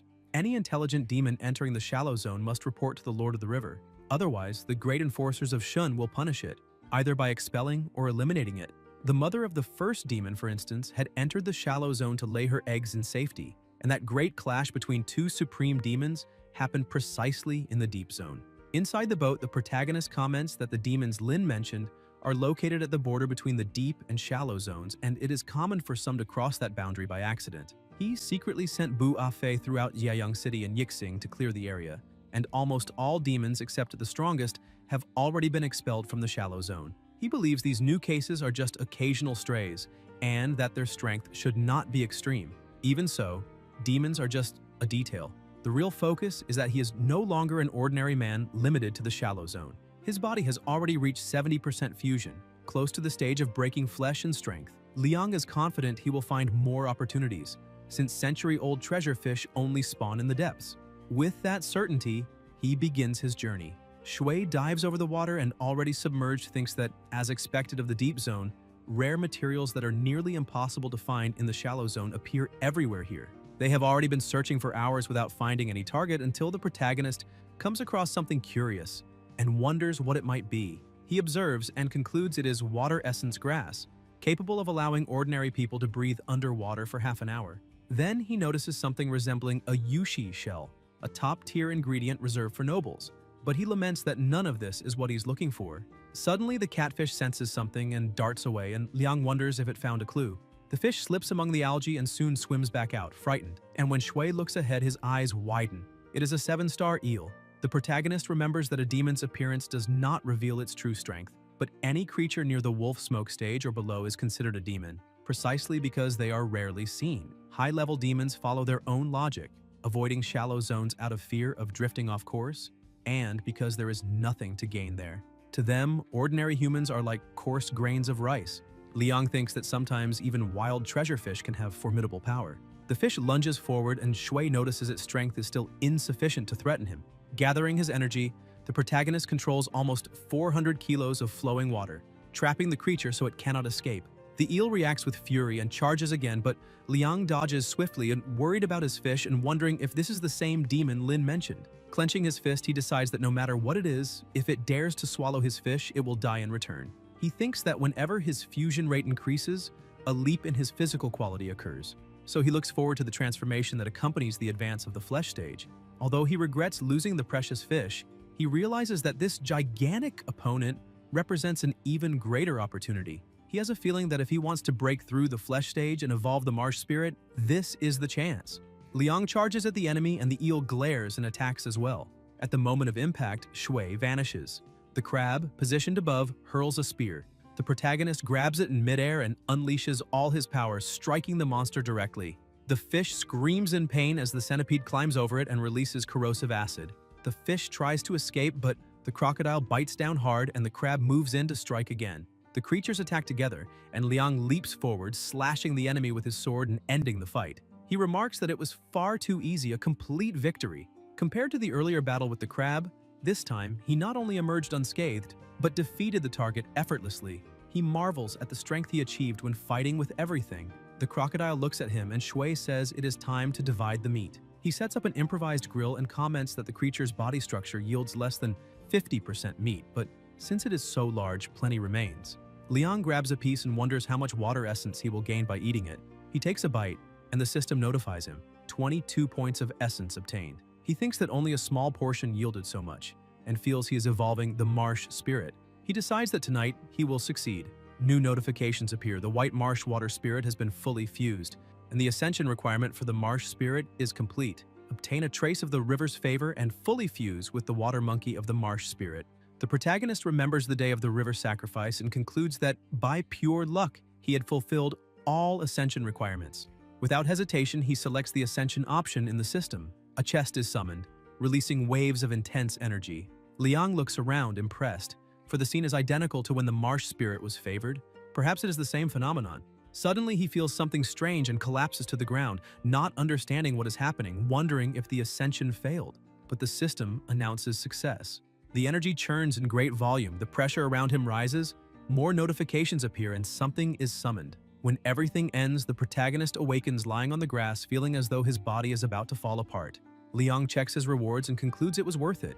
His tendons and bones are now like those of a dragon and tiger, polished and rebuilt, and the power of blood and qi inside him has multiplied more than threefold. Shui punches the wall, which cracks in several directions, and thinks in awe that this is a formidable power. He sits on the ground reflecting that the flesh and skin stages still have weak blood and qi, which is why they require physical cultivation and medicinal meals to stimulate the blood and push progress. However, after reaching the bone stage, it becomes possible to practice internal methods that complement external training, strengthening even the internal organs, exactly as his master had instructed from the beginning when cultivating the circulating qi inscription. As expected, he truly reached the bone stage. Long, vigorous tendons, heavy bones that are flexible and tough like a tiger's, a truly extraordinary body. He thinks that without this ascension, the tripled blood from the dragon tendons and tiger bones would have made the breakthrough 3 times harder, but thanks to his master's guidance in internal methods, all the power gained during ascension flowed naturally. The system asks him if he wishes to evolve the crocodile into a horned crocodile and the catfish into a powerful whale tiger. The protagonist confirms and orders all of them to evolve. A magic circle forms around the crocodile and the catfish, radiating an intense light until it begins to shatter. Notifications appear stating that the Taihua crocodile consumed 14,912 water essence points to evolve, transforming into a horned crocodile. Both change in appearance, becoming visibly more imposing and powerful. Liang watches in awe and asks if that really is a dragon horn, concluding that fusion rates will be 10 times harder from now on. Because of that, using the remaining water essence to force fusions would not be worthwhile. He decides it is best to go deeper today, since water essence combined with the life force it nurtures can be slowly absorbed while submerged, compensating for the shortcomings in aquatic beast evolution. Now that two have evolved, the others cannot fall behind either. No one knows what dangers lie ahead, and these creatures are his greatest trump card. Before, he had no choice, but today he wants to take all of them with him. Soon after, Shui is back on the moving boat, enjoying the speed and thinking that this is what it truly means to dominate the waters. None of that fake water control. What surprises him most is that his two companions have developed new abilities. Afei now emits high-frequency waves, and Budong has gained the ability to apply a slow healing effect to everyone nearby. As they advance, a water prison forms, and soon a shark is spotted. The two beasts move quickly and leap off the boat. They are the crab and the centipede. Quan evolved into a rock-claw crab, while Awei kept the same name. Together, the creatures capture the shark and toss it into the boat. The protagonist watches, satisfied, thinking that with divine abilities like these, fishing will never be a problem again. Still, he knows that the next stage of enhancement will be strenuous. The cultivation path is long and full of obstacles. So he decides to return to the fish and explain everything that happened. Elsewhere, an old man asks if the Lord will really return, for they were ordered to wait for him for 3 days. A monk replies that no one can know and comments that those who drown are always the ones who know how to swim, questioning how many warriors have already lost their lives in deep waters. At that moment, the head of a giant fish is tossed before them, making both men recoil in fright. Liang appears and says to tell Lin that the spiritual beast has been eliminated, that they are even now, and that he will be keeping the boat. The old man freezes with fear and the others whisper in amazement, saying he really defeated the monster. Shui continues walking, lamenting not having obtained the precious fish he needed, and thinking he will have to sell the others he caught. Suddenly, a voice comments that that fish is truly precious. People gather around observing it, enchanted by its beauty, saying they have never seen such a magnificent fish and praising his luck. The old man recognizes the young man and asks why he is there, remembering that he is now a martial artist and wants to know if that large carp is really a treasure fish. The protagonist confirms it is a blue dragon carp, certainly a rare and even century-old fish, whose weight alone is worth at least 45 taels. Everyone is left speechless, and Liang hands over 50 taels, saying he hopes the man will agree to sell it to him. Chen replies that the boy saved them during the river sacrifice and asks what harm there would be in giving the fish to him, refusing the money. The people around call him crazy for rejecting such an amount. Shui thinks the old man is still the same, and remembers that when his original body nearly starved to death, that man divided the meat buns intended for his own children to feed him. Because of that, he asks him not to refuse and decides to take the fish. Chen says the name of his father and tells him he raised a good son. The protagonist walks in silence, thinking he did not expect everything to fall into place so quickly. The final ingredient was ready, and all that remained was to wait for New Year's to test his own destiny pattern. Elsewhere, a group runs while someone holds a lit incense stick. Dong raises his voice and asks the spirits of their former comrades to continue protecting the disciples and descendants of the Yang clan. Liang watches silently, wondering if those were his master's battle companions. Xiong then approaches and announces that it is time to test the destiny pattern. In another area, a voice explains that the blood sacrifice ritual serves to connect a person's destiny pattern to their own essence. Shui cuts his hand and lets the blood drip into a bowl, saying that just a single drop is enough, no need to overdo it. Dong watches closely and instructs them to mix ashes into the seal ink. Use the right hand and press firmly without shaking. The clearer the mark, the better the result. The blood markings form a perfect glowing circle. Xiong holds the bowl steady until a crushing energy erupts and a deep sound echoes. A voice exclaims that the junior brother possesses both complete major and minor seals. Xiong states that he truly carries a destined pattern, and Huchi comments that ordinary people have 2 blank seals. Having just one already signals potential, but he has 2. Another voice asks if the minor seal on the left represents a river, and why it would be an inanimate object since such symbols usually manifest as fierce spirits. They also ask if the major seal on the right is a monkey, and what it would mean for a monkey to be a fierce spirit. Shuzi finds it strange and notes that the junior brother's seals seem reversed, while another suggests that the minor seal might not be a river but a twin-tailed dragon. Huchi asks its exact meaning, and Dong replies that this seal is extremely aggressive in nature, representing the fate of the dragon that crosses rivers. He explains there are 2 interpretations. According to legend, a serpent becomes a flood dragon after 500 years, and after 1,000, crosses the rivers and attains the form of a true dragon. The first reading is that he will undergo great trials and after overcoming them will become a true dragon among men. The second, however, indicates that the ascension of another dragon may clash directly with his. Even so, Dong asks the master and brothers not to worry.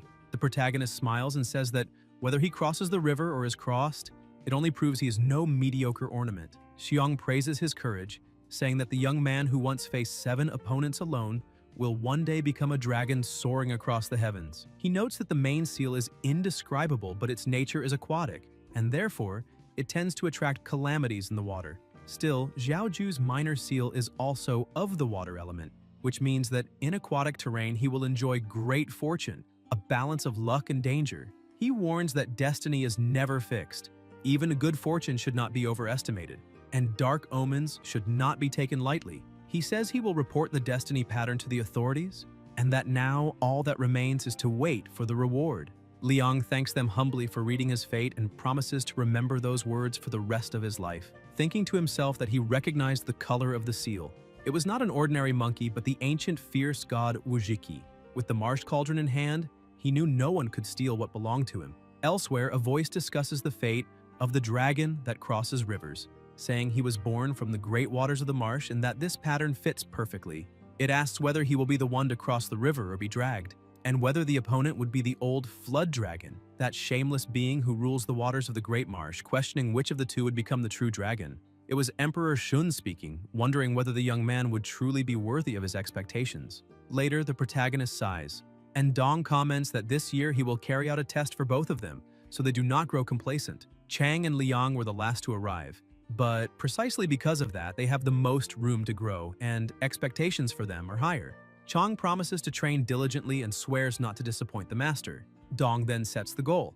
Within 1 year, he must become a true martial disciple, perhaps even reach the mounted warrior level, and asks if he is capable of that. Xiong turns to Shui and says he has already been practicing martial arts for 1 season. He demands only that he advance 3 stages by the same time next year, and wants to know if he can do it. Before the protagonist answers, Dong interrupts, saying the martial path is measured by practice, and that in truth the challenge is 2 breakthroughs. Liang releases his power and says they misunderstood. He had already broken through 2 stages. Everyone is stunned, and Chang asks if it is possible that only 3 months of practice resulted in 2 breakthroughs. Shui confidently states that in 1 year he will become a true martial master. Xiong says that is excellent and that with such confidence, how could the master be careless? Then asks if he has heard of Emperor Huanwu. Dong explains that in ancient times, the great emperor created the unmatched victory technique, an unrivaled ability under the heavens. Over the years, it ended up divided into various branches. But thanks to the reverse engineering carried out by Master Dao Ge Jiantai of Luguantai, and later combined with the Bao Dan technique, a new art emerged. Today, he intends to pass on this reformulated method, unmatched victory, embracing the origin. In another place, a voice remarks that the imperial decree granted to that young man is truly remarkable, and the emperor seems to be in good spirits. Shun asks if he made it that obvious, and the steward replies that on that day, the emperor abolished Chaozhou County, promoted the city of Pingyang to county level, and elevated Yixing to city status, which left the magistrate of Chaozhou quite terrified. The great emperor says that rewarding merit and removing the incompetent is natural, and besides, Martial Master Yang preserved the prestige of Great Shun, so such deeds must be acknowledged. Kong asks about Liang and whether his achievements are worthy of such a reward. At that moment, someone approaches calling for his father.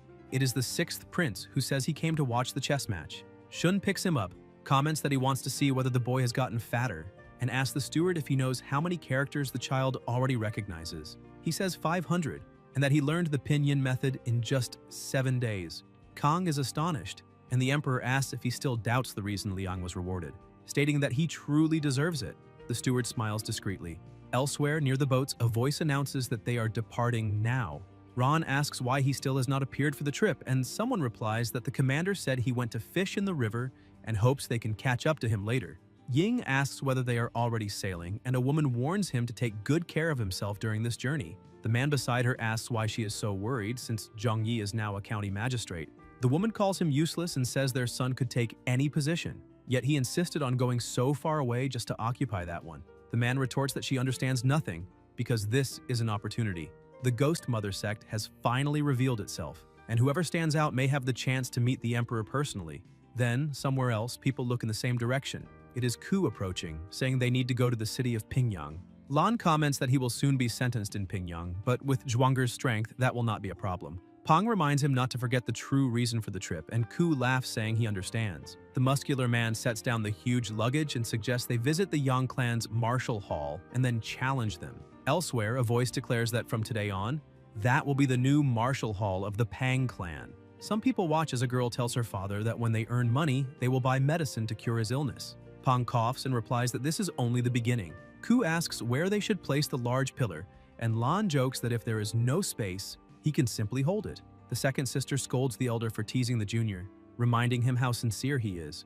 Lan laughs and says she really feels sorry for him. Pang thinks everything will finally be resolved, but regrets he cannot see the outcome. He remembers that in the past, everything around them began to burn. Desperate, he ordered Lan to protect the lady and Xiao, asking what kind of creatures those were. The girls ran in panic as monsters roared ahead. Ku screamed no, until he noticed the beasts charging together. In the present, a girl comments that she heard the sweets from Langyun Tower are the best in Pingyang, and says she wants to try them. Ku replies that the next day he will go to the docks to look for work so he can earn money and buy sweets for his older sister. The second sister strokes his head and says he is truly thoughtful.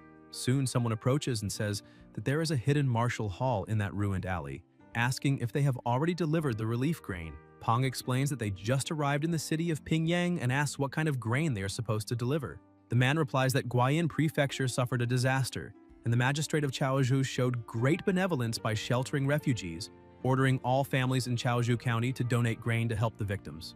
The second daughter explains that they are from Huazhou County and that Chaozhou did not take in any refugees. Pang adds that all the refugees are concentrated in the city of Pingyang. The man claims that is reckless and asks how anyone dares to slander a court official, ordering them to slap her. The second daughter is struck, and he adds that even a mere peasant dares question the magistrate's orders, commanding them to arrest her immediately. Ku grits his teeth at the sight, and Lan tries to intervene, saying the master once served in the Western Army and asking the man to show some mercy. The officer thinks that members of the Great Shun Army are at least martial masters, and doubts that this sickly man could be one. A subordinate beside him notes that Pang's aura is only that of a martial artist, not a master, which confirms his suspicions. The man says he expected that and asks what it matters if he served in the Western Army, reminding them that they are in Chaozhou, territory under the jurisdiction of the local magistrate, and that even the army must show respect to authority. He demands that they hurry and hand over the money and grain. Otherwise, they will be challenging the government. Pang kneels on the ground and explains that they recently fled from Huazhou County and truly have no resources. The man kicks him, saying that is not his problem, and declares that if he is broke, he can sell his own daughter to get money. Ku, enraged, calls him a corrupt official and says he will kill him, but Lan holds him back and urges calm, warning that acting on impulse now would only bring more trouble to the master. The officer orders them to search everything, and the subordinates report finding only a few dozen taels, mocking them for being so poor yet daring to open a martial hall. They tell them to get out, saying the place is cursed. Pang asks if they hid the rest of the money, and the daughter answers yes, assuring that she hid it well. Ku mutters that the damned officer will pay someday. Pang asks him to stay calm, saying his talent is rare in this world, but his temperament is still a major flaw, and asks what it matters if they faced a setback. After all, it is just a bit of wind and ice. When the duel against the Yang clan's martial hall comes, that will be the moment when he truly shines. Elsewhere, the subordinate asks where they will go now. The man replies that they will settle in the small town of Yixing, since such an insignificant place is unlikely to have any important figures. In another setting, riders approach and two elders observe the convoy, commenting on its luxury. They say that carriage is called a yaoche, and that only a royal decree issued by His Majesty allows its use. At its side flutter the banners of the dragon and the phoenix, symbols of the great imperial family of Shun. They conclude that someone important is about to leave Pingyang, and the partner beside him notes that the road seems to lead directly to the Yang clan's martial hall. Elsewhere, someone calls for Liang and informs him that the master summons him to the main hall. The protagonist replies that he is on his way. His bone gate is already completely stabilized, and the next step is to focus his mind to break through the bone stage. This whole journey was, after all, in pursuit of this reward. The steward announces that Yang of Pingyang City is to receive the imperial decree. Dong steps forward and the steward dismounts, proclaiming that by mandate of heaven, the emperor decrees Chaozhou County is dissolved, Pingyang is elevated to county status, and Yixing is promoted to city. A department of the river god and a demon suppression division will be established.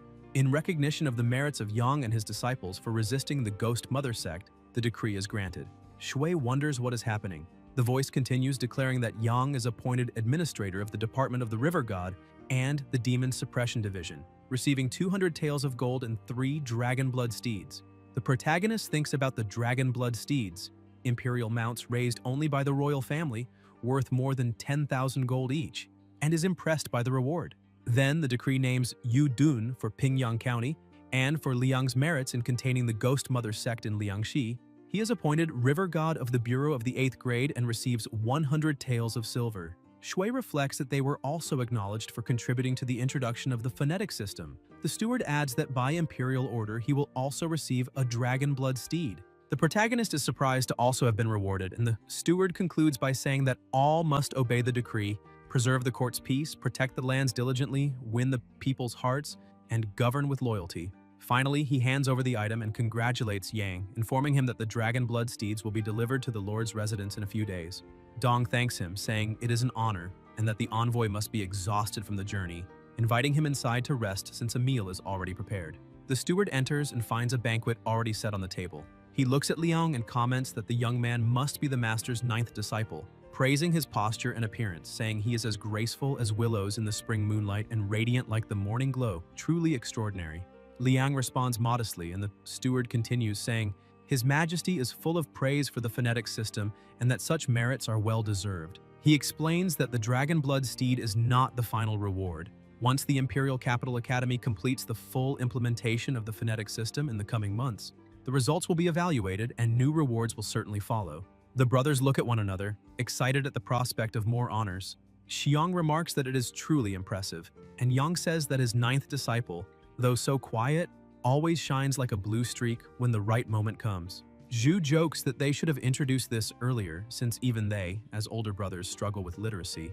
The protagonist thinks to himself that he should thank 9 years of compulsory education for that knowledge. The steward adds that the administrative team for Pingyang County has already been selected and that both the Demon Suppression Division and the Department of the River God are on their way. He mentions that the official in charge of the Department of the River God is an old acquaintance of Lord Yang, which makes Dong curious, trying to imagine who it could be. The steward also informs them that the provisions will arrive the next day and asks the Lord to receive them personally, since His Majesty declared that Pingyang may even be elevated to prefecture status. Liang reflects that the city is about to become the new center of attention. Rising from city to county is already rare, but now they are considering turning it into a prefecture. All of this is grand, and Pingyang seems destined to become the perfect stage for his moment of glory. Underwater, a catfish watches in fear as something moves behind the rocks and alerts the river god above that something has been found, a great demon. The next day, the protagonist walks through the streets and notices the presence of many unfamiliar people. They seem to be refugees. Suddenly, a boy runs up to him, saying he finally found him. It is Tong Min, who explains that his grandfather sent him to Pingyang City to look for him. But since he could not find him there, he continued searching until he finally located him, asking him to follow him to the council hall. Liang, surprised, asks if the village chief is looking for him. The inspector says the village chief is under orders from the county magistrate to collect grain meant to aid in disasters and support refugees from neighboring counties, saying this is the will of the imperial court and that everyone must cooperate proactively. An elder approaches and asks how much grain will be collected this time, and Bian replies that it will be 10 measures of rice or 50 in coins. The village chief asks how they are supposed to pay for that, and the inspector sets his teacup on the table, saying everything is personally supervised by the county magistrate, and asks whether the man expects him to return empty-handed. Bian stands and remarks that with so many natural and human disasters, Chaozhou County has taken in countless refugees and both grain and silver are in short supply. He himself, in Pingyang, was simply lucky not to have suffered losses, so what is the problem with contributing a little more, thinking the villagers are stubborn and reflecting that if they cannot squeeze more silver out of them, how will they sustain themselves? The protagonist steps forward and states that the real reason Pingyang is safe is because someone worked behind the scenes to stop the Ghost Mother sect, not due to mere luck, and suggests that if they wish to help, they can set up porridge stations and provide direct aid to refugees, asking what they think of the idea. The people thank him emotionally, saying he is a blessing from the heavens. The inspector draws his sword and asks who that brat is who dares interrupt an official, questioning whether he is asking to die. The village chief intervenes and asks to introduce him. explaining that he is a promising young man from Yixing City and a disciple of Master Yang of Pingyang City. Bian mentions the master's name, intrigued, and wonders how that village ended up housing a disciple of Yang, remembering that the name has appeared frequently in recent reports, and says that even so, the order comes from the county magistrate. Liang replies that he is not trying to force him, but as far as he knows, Kyojo County no longer officially exists. Shui pushes the official back into his chair and demands to know what orders he is talking about. Bian hesitates, and a subordinate approaches saying that he is a senior official and does not need to answer to commoners, suggesting they find an excuse to arrest the brat immediately and asking since when officials turn on each other over a mere disciple. The inspector agrees inwardly, wondering why he should fear a young man with no rank and no martial credentials, and doubts that Yang would really defy the magistrate over a simple student. At that moment, the sound of a horse approaches, and Bian asks who is arriving now. The rider asks who Liang is, and the inspector asks whether he belongs to the Six Gates Water Riders. The protagonist confirms that it is him, and Bian thinks the name sounds familiar, recalling that the Six Gates are investigating people connected to the Ghost Mother sect and wonders if that boy has any involvement, seeing the perfect chance to push him to be taken away and punished. A mere peasant, he thinks, could never oppose a government official. The Six Gates is the collective name for the three judicial offices: the Ministry of Justice, the Judicial Review Court, and the Censorate, which handle major cases, arrest criminals, and conduct interrogations, possessing their own armed force. The Cloud Eagle Cavalry, as renowned as the Jinyi Wei of Dashun, and each rider holds the strength of a galloping horse. Liang asks what business the Lord Officer has with him, and the inspector steps forward saying he hopes he has been well. The rider looks slightly confused, and Bian introduces himself, claiming he had the honor of meeting him when the Lord visited the magistrate's residence. The rider asks what the matter is, and the inspector says he heard he has been dealing with matters related to the Ghost Mother cult, mentioning that there is a suspect connected to the sect. The rider asks who, and Bian points at Shui, accusing him directly. The protagonist realizes he is being slandered, and the inspector adds that although he is a disciple of Master Yang, the master has many students, and it is only natural that the Ghost Mother sect might have found gaps to infiltrate.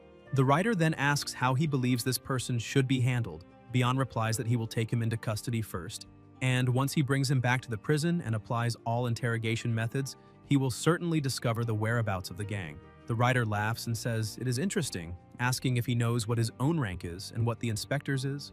The inspector answers that he is merely a 9th rank inspector, while the writer, as a bronze officer of the Cloud Eagle Cavalry, is naturally of the 7th rank. The writer then draws his sword and asks whether he understands what the consequences will be for slandering him today. Bian answers that yes, slandering a superior is one of the 10 heinous crimes punishable by execution, but insists he has not slandered anyone. The writer then asks why he dared slander an 8th rank official. The inspector, confused, asks about this 8th rank and says he has never insulted anyone of that level.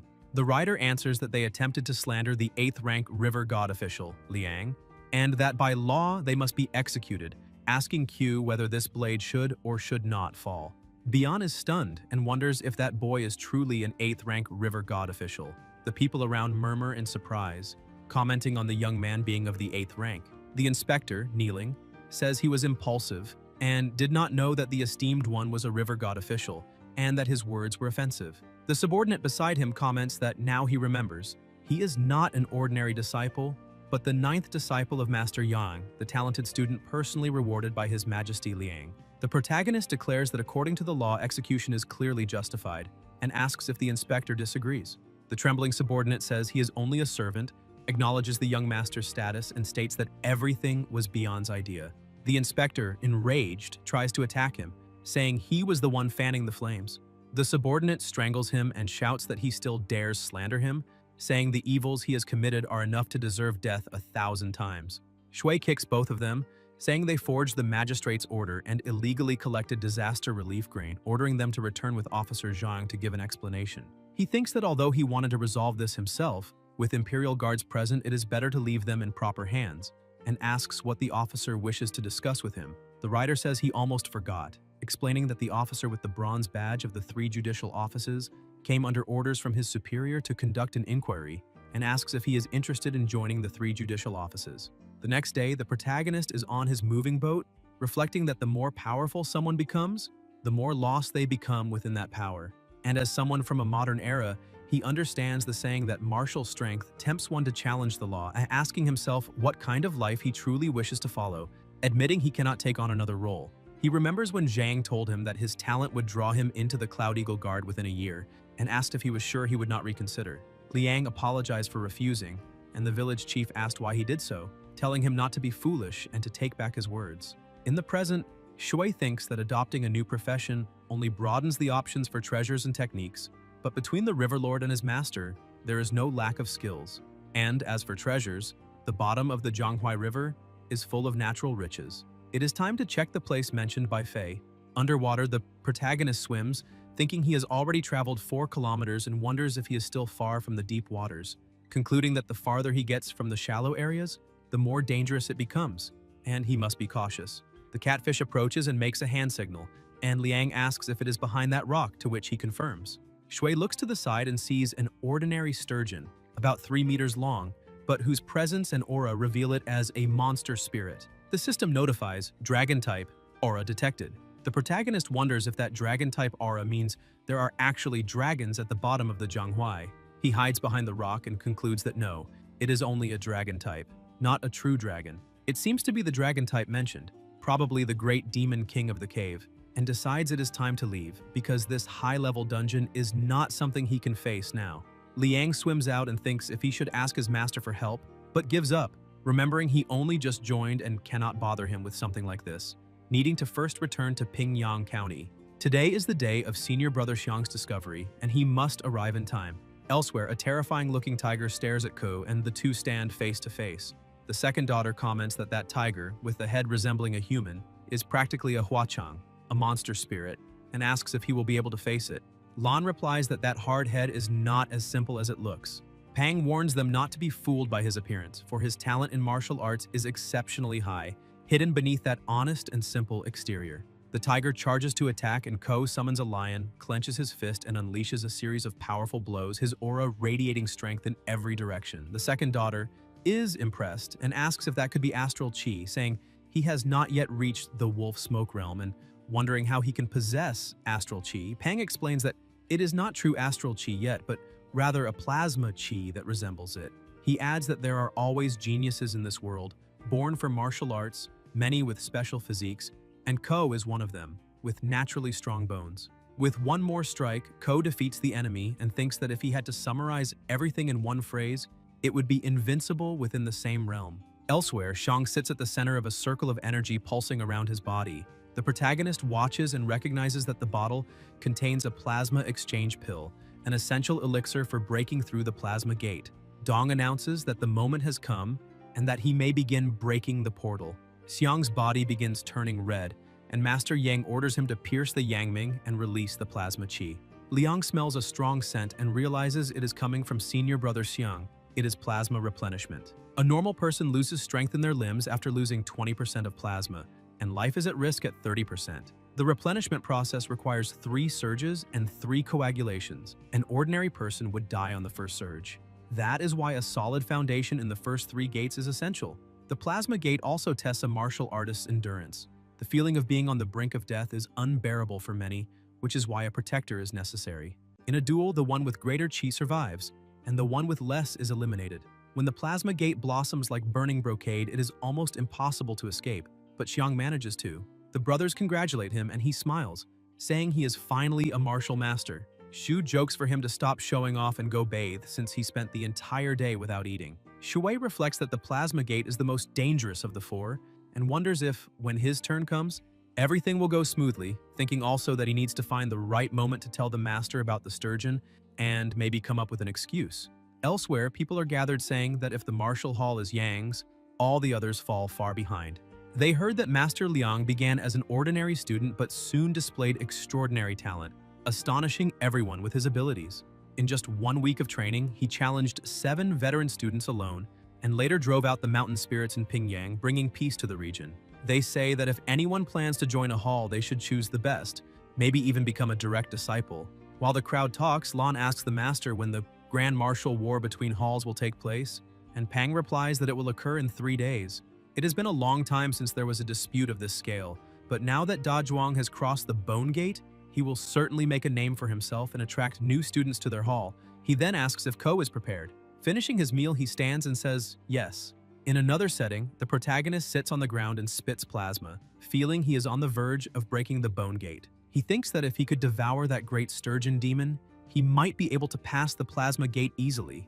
After that, however, he will need silver to acquire the replenishment pill, and if it really comes to that, he will have to ask the master for help. Liang looks out the window and notices a commotion at the entrance of the hall.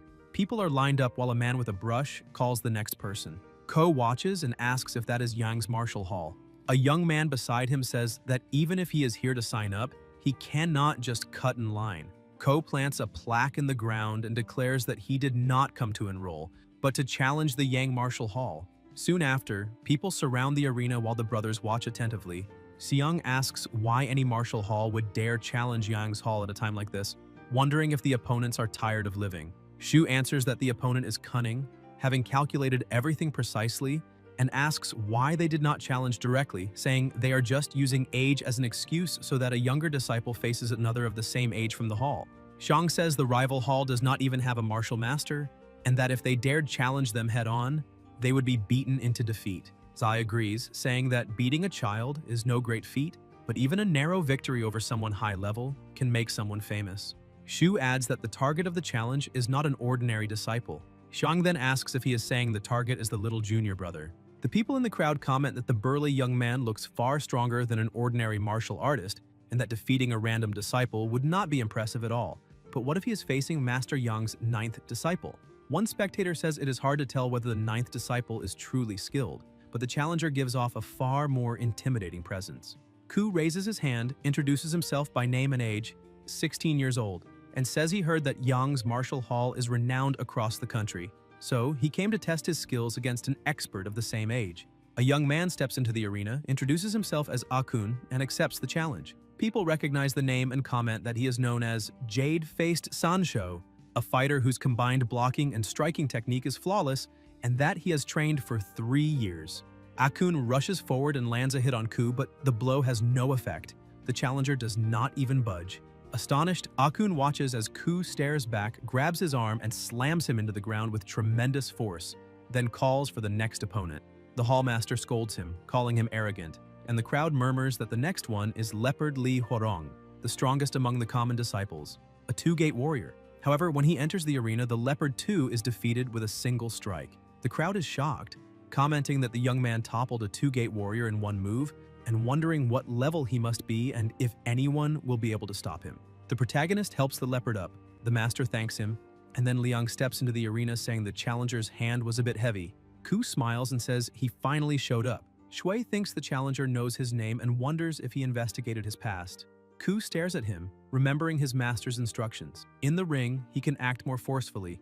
He must defeat one person, Yang's 9th disciple, someone kind by nature from a fisherman's family. To defeat him, strategy is needed. First, shake his mind, then his technique. Anger him, confuse him. That is the first step toward victory. In the present, Ku mocks them, saying he thought Yang's hall had warriors worth something, but now sees they are just a facade, rotten inside, and that he will teach a lesson to those who only chase titles. The protagonist answers that he hopes his strength matches his words, and invites Yang's hall to enlighten him. The two glare at each other. Huchi comments that that old fox is just as dangerous as he imagined, and that the burly youth must indeed have naturally strong bones, with plasma chi so dense it is almost visible. Lu observes and says he miscalculated. In the arena, the two advance, and Ku says he wants to see whether Liang is as formidable as they say.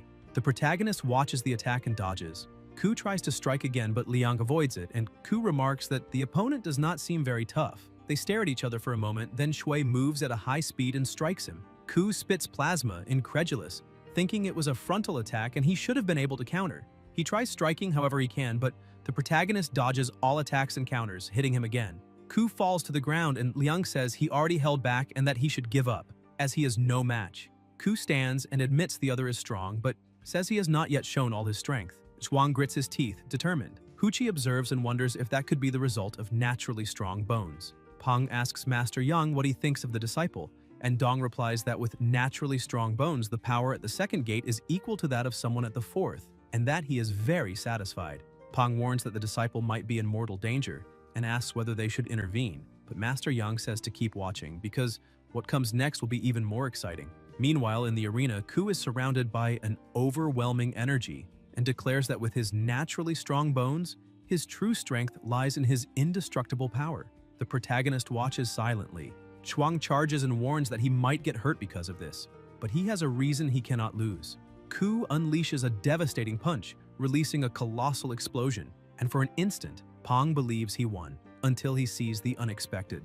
When the smoke clears, Zhuang is shocked to see that his attack, so powerful, was blocked with just one hand. Liang looks at him and says he too possesses naturally martial bones. Ku, in turn, sinks into bitter memories. He thinks that his birth was a mistake from the very beginning. He remembers that at birth, his size caused a fatal hemorrhage in his mother during delivery, and the midwife had to cut him out with a polished stone shaped like a blade. When he was 5 years old, his father went hunting in the mountains and was struck on the head by a falling rock. When they found him, half his face had been eaten by wild animals. Maybe the others had been right. He himself had been the cause of his parents' deaths.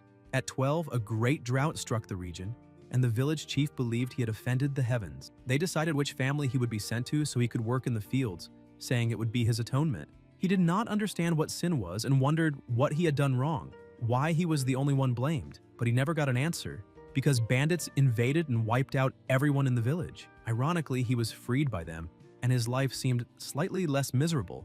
The bandits said they could make money selling him to the Zhao residents, enough to enjoy themselves, and that the big boy was worth at least 5 taels of silver. Ku believed that would be his entire life, an endless darkness, until his master and senior brothers appeared and saved him. They spent 2 days telling him he was not cursed, and his master said his talent was a gift from the heavens. Lan taught him to fight. His elder sister cooked his favorite foods, and before, when everyone called him Jinx, it was his master and brothers who gave him a real name. In the present, Zhuang keeps attacking with everything he has, saying he cannot lose, that this is his rare chance to do something for his master and his brothers. The protagonist notices that his strength has increased, but it is still not enough. A voice comments that senior brother Ku is overwhelming him, and then Liang releases his grip and hits him with a powerful punch, sending him flying.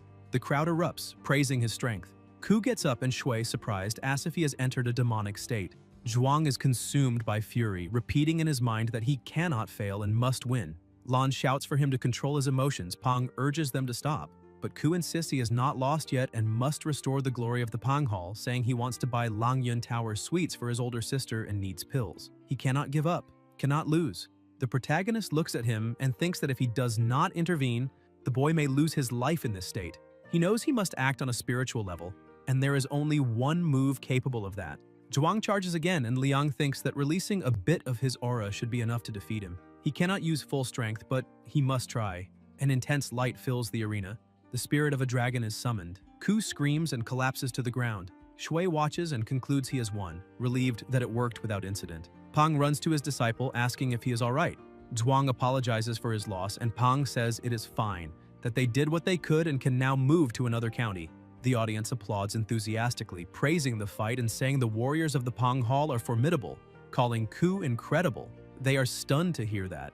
Dong approaches, thanks them for the battle, and says they are welcome to settle in Pingyang. Pang replies that he is the one who should be grateful for having schemed so much yet still being treated with respect. The protagonist reflects that since the previous tournament, he realized he still has not fully used the potential of his dragon tendons and tiger bones. He thinks that his opponent, Ku, with naturally strong bones, can already rival a 4-gate artist, but his own martial bones make him even stronger. Besides, the tournament brought in 200 taels of silver. Later, he can ask senior brother for help to perfect Fubo. A girl approaches and tells him Master Yang has summoned him to the stables. The dragon plasma horse has arrived. Liang smiles, thinking it is finally time to see it. Elsewhere, Shui asks if the master called for him, and Dong confirms, asking him to come quickly to see the dragon plasma horse he chose for him. He explains that it is a stallion with a fiery temper, but with time and familiarity, it will become a powerful ally. The protagonist pats the animal, wondering if he can tame it through dominance, and whether the taming process will also enhance him. Master Yang comments that it seems he will need to find a caretaker for the new residents, since a horse like that cannot go without night feeding. Liang thanks him for the choice and asks if the master has a moment because he needs help with something. He explains that he discovered a small lake where there seems to be a large demon lair. He explored a bit and found 3 horse-like monster spirits guarding the entrance. Inside, there is a golden glow, and he has always heard legends of a true dragon in Zhanghuai, suspecting that something related to a true dragon may lie there. He asks for help exploring the cave, but says that if the master is busy, he will understand, Dong, excited, says it sounds like a good fight and tells him to come along. Liang, surprised, asks if he doesn't at least want to know the reason. Master Yang replies that everyone has their own secrets, and since he is his direct disciple, there is no need for so much explanation. They simply need to go and eliminate the demon. Somewhere else, Zhu confirms if that is the place, and Shui says yes, explaining that there are 3 sturgeon monster spirits patrolling the lake's entrance, and that he did not dare go further to avoid accidents. Master Yang approves of his caution, saying his affinity with water brings both fortune and danger. He then orders Yu, Lu, and Zishuai to prepare to block the lake entrance. They respond in unison. Dong comments that it has been a long time since he last fought seriously. The protagonist watches curiously and says that the full power of a Tiger Hunter realm expert is a rare sight. Master Yang draws his sword and assumes a firm stance, releasing an overwhelming force. Liang watches, impressed, wondering if this is truly the power of the Tiger Hunter realm. Suddenly, a voice echoes. Something is emerging. Shui thinks the demon is already close to human form and must possess a valuable tendon. Dong shouts that it is wounded and tells them to retreat, but the demon charges violently. Gang intercepts it with a strike, sending it flying, and Master Yang takes the opportunity to move his sword with extreme speed, slicing the enemy repeatedly until finishing it. He then sheathes his blade and walks toward the defeated body while the protagonist watches in shock at how easily such a great demon was slain. Master Yang explains that, fortunately, the monster had no combat experience and had simply been cultivating energy for a long time, thanks to the treasure it guarded. He then asks them to pull out the large tendon, saying the thing can strengthen a person's vitality and natural talent. Dong, examining it closely, notices something odd and asks why the tendon is not milky white as it should be but golden, concluding it might be a dragon tendon. The system notifies Dragon-type aura sensor activated. There are ancient legends of true dragons in the Zhanghuai swamp, and since sturgeons resemble dragons, they are called sturgeon dragons. Master Yang says he never imagined that sturgeon would possess a real dragon tendon. Dragon tendons and dragon bones are treasures even Zhengxiang realm masters covet. The dragon-type aura emitted by the tendon sends the surrounding creatures into frenzy. Liang thinks that an aura powerful enough to trigger a special system notification can only mean something unique. Dong comments that there must be a treasure at the bottom of the lake and suggests they dive down to investigate. Underwater, Shui sees that the great demon is gone, probably frightened off by the master's aura, and asks if that was really where it lived. Shu replies that the bottom of Zhanghuai is full of strange places. Master Yang points ahead and says that must be where the treasure lies. Soon they find a massive bone and someone asks if it is a dragon bone. Dong states that if it is, the dragon tendon makes sense. Z says even a Zhengxiang realm master would go mad over such treasures. The master explains that the sturgeon probably grew to that size by constantly absorbing the residual power of the dragon bone. If they had delayed a few more months, it would have fully absorbed it and returned to the wild, becoming nearly impossible to track. Shu says their junior brother is truly blessed with such luck. The protagonist thinks it was all thanks to Faye. Dong announces that it is enough and they should return, saying they will divide the dragon tendon among them. Then the group rides back, dragging a huge fish tied behind the horses. The master and his wife divide the fish meat into 3 parts, one stored in the residence cellar, another placed in the martial hall for the apprentices, and the last distributed to disaster victims to help them survive the harsh winter. As for the dragon tendon, Liang receives a piece 2 chang long, knowing the master kept only 5. The dragon bone is given to the eldest brother to help them refine their weapons. Even Wei has trouble resisting the temptation of the dragon-type aura, while Shui watches curiously, wondering how far that tendon can take him. The system notifies that his water essence points have increased, and the protagonist feels his back burning, thinking he has stepped into a plasma gate. New notifications appear saying he has absorbed part of the dragon-type aura and obtained a Yinglong mark. A powerful energy bursts from his back, and Liang wonders if that is truly the mark. The system announces that the mark begins to emit light and the flash shatters the surrounding glass. Shui is startled, not understanding what is happening. Countless thoughts flash through his mind until, suddenly, he realizes he is standing on a rooftop with no idea how he got there. The river's favor increases by a tiny fraction, and Shui grows irritated, saying that all that sacrifice resulted in only this. He wonders what kind of changes would occur if he returned to Zhanghuai with so much accumulated favor. Underwater, a catfish swims calmly until it senses a strange disturbance and is swallowed by a whirlpool. A deep voice echoes, saying he has come again and asking what news he brings this time. A huge frog appears before him and tells him to choose a treasure to take back. The catfish is drawn to a feather nearby. Moments later, the protagonist is already back on the boat holding the feather, wondering if that was the vortex mentioned earlier and if it leads to the place of the elder brother spoken of before. He wonders if it was the feather that struck the bargain and notices it is not a red fire feather, but an ordinary feather from a bird of that species. He concludes that one of the two great demons he saw must be the frog brother Faye mentioned, and believes the underground current can be used to travel back, wondering whether that frog is indeed the same one. Liang examines the feather and thinks that whatever it is, the trade is worthwhile. Exchanging tokens for treasures is always a good deal. There's no rush, they can handle it later. For now, Faye maintains good relations, and the dragon tendon has already been devoured by him and the others, so it is time to return. Elsewhere, an elder notices something and asks what is going on. His partner replies that a large creature has arrived, a river dolphin, and that the River Lord Institute is entering the county. Dolphins leap from the water as a ship approaches, drawing curious stares. Ron asks if they still have not found him, and the young man beside him says his subordinate is incompetent because the commander's abilities are beyond human comprehension. Ron sighs, saying it is frustrating and that he probably went out fishing again, especially with Wei Lin nearby making him uneasy.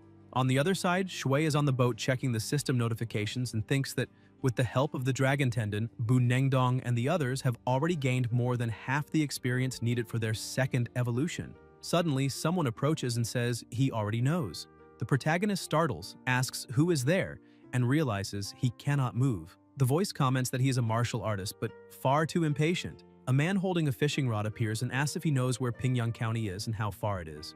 Liang grits his teeth, and the man casually comments that he forgot to mention he had temporarily sealed his meridians. He releases the seal and Shui feels his body return to normal. Sensing that this man is unbelievably powerful, nearly as unfathomable as his master, the man explains that he lost track of time while fishing and became separated from his companions, forgetting the way back to Pingyang. Intrigued, Shui asks who he is, and the man calmly replies that he is Yue Long, the new commander of the River Lord Institute of Pingyang County. Liang is shocked, realizing this man may be his superior and thinking that the rest of the Institute's members should be arriving soon. He introduces himself by name and Yue asks if he is the youngest disciple of Uncle Yang. Shui is startled by the term uncle, and Long explains that his father is Count Guanying and his grandfather is the Duke of Wei, and that back then Uncle Yang risked his life to save his father. So he has called him uncle for as long as he can remember. The protagonist considers this a fortunate twist, but reflects that His Majesty would hardly know such details. Therefore, it can only be an intentional arrangement. If it was premeditated, he wonders about the reason behind giving him a subordinate position and what its true meaning is. Yue comments that unfortunately Uncle Yang may not have been as lucky this time and asks if he is wondering why His Majesty sent him here and gave him a lower post. Liang confirms. Long then explains that Wei is the grandson of Duke Liang of the Wei family and that the Duke's son is no match for his father, just as Wei is no match for him. Therefore, he must take the subordinate post. Shui reflects on balance and realizes this is part of the royal family's political maneuvering, wondering why the Duke would make things difficult for his father. Yue replies that the tragic fate of Uncle Yang's second son is closely tied to the Wei family. Elsewhere, a subordinate comments that the announcement was made long ago, yet the commander has still not come down, asking whether the imperial envoy did not say he was an acquaintance. Master Yang replies that an acquaintance is just further proof of how ingenious His Majesty's methods truly are. A banner flutters in the wind. The subordinate reports that Chronicler Dong and County Lieutenant Dun are waiting below and asks what they should do. A voice mentions Yang, who is actually Commander Wei Lin Do, saying that the place is still backward and filled with country bumpkins who do not respect them. Elsewhere, Ying announces that the older brother has returned. The protagonist approaches by boat with him.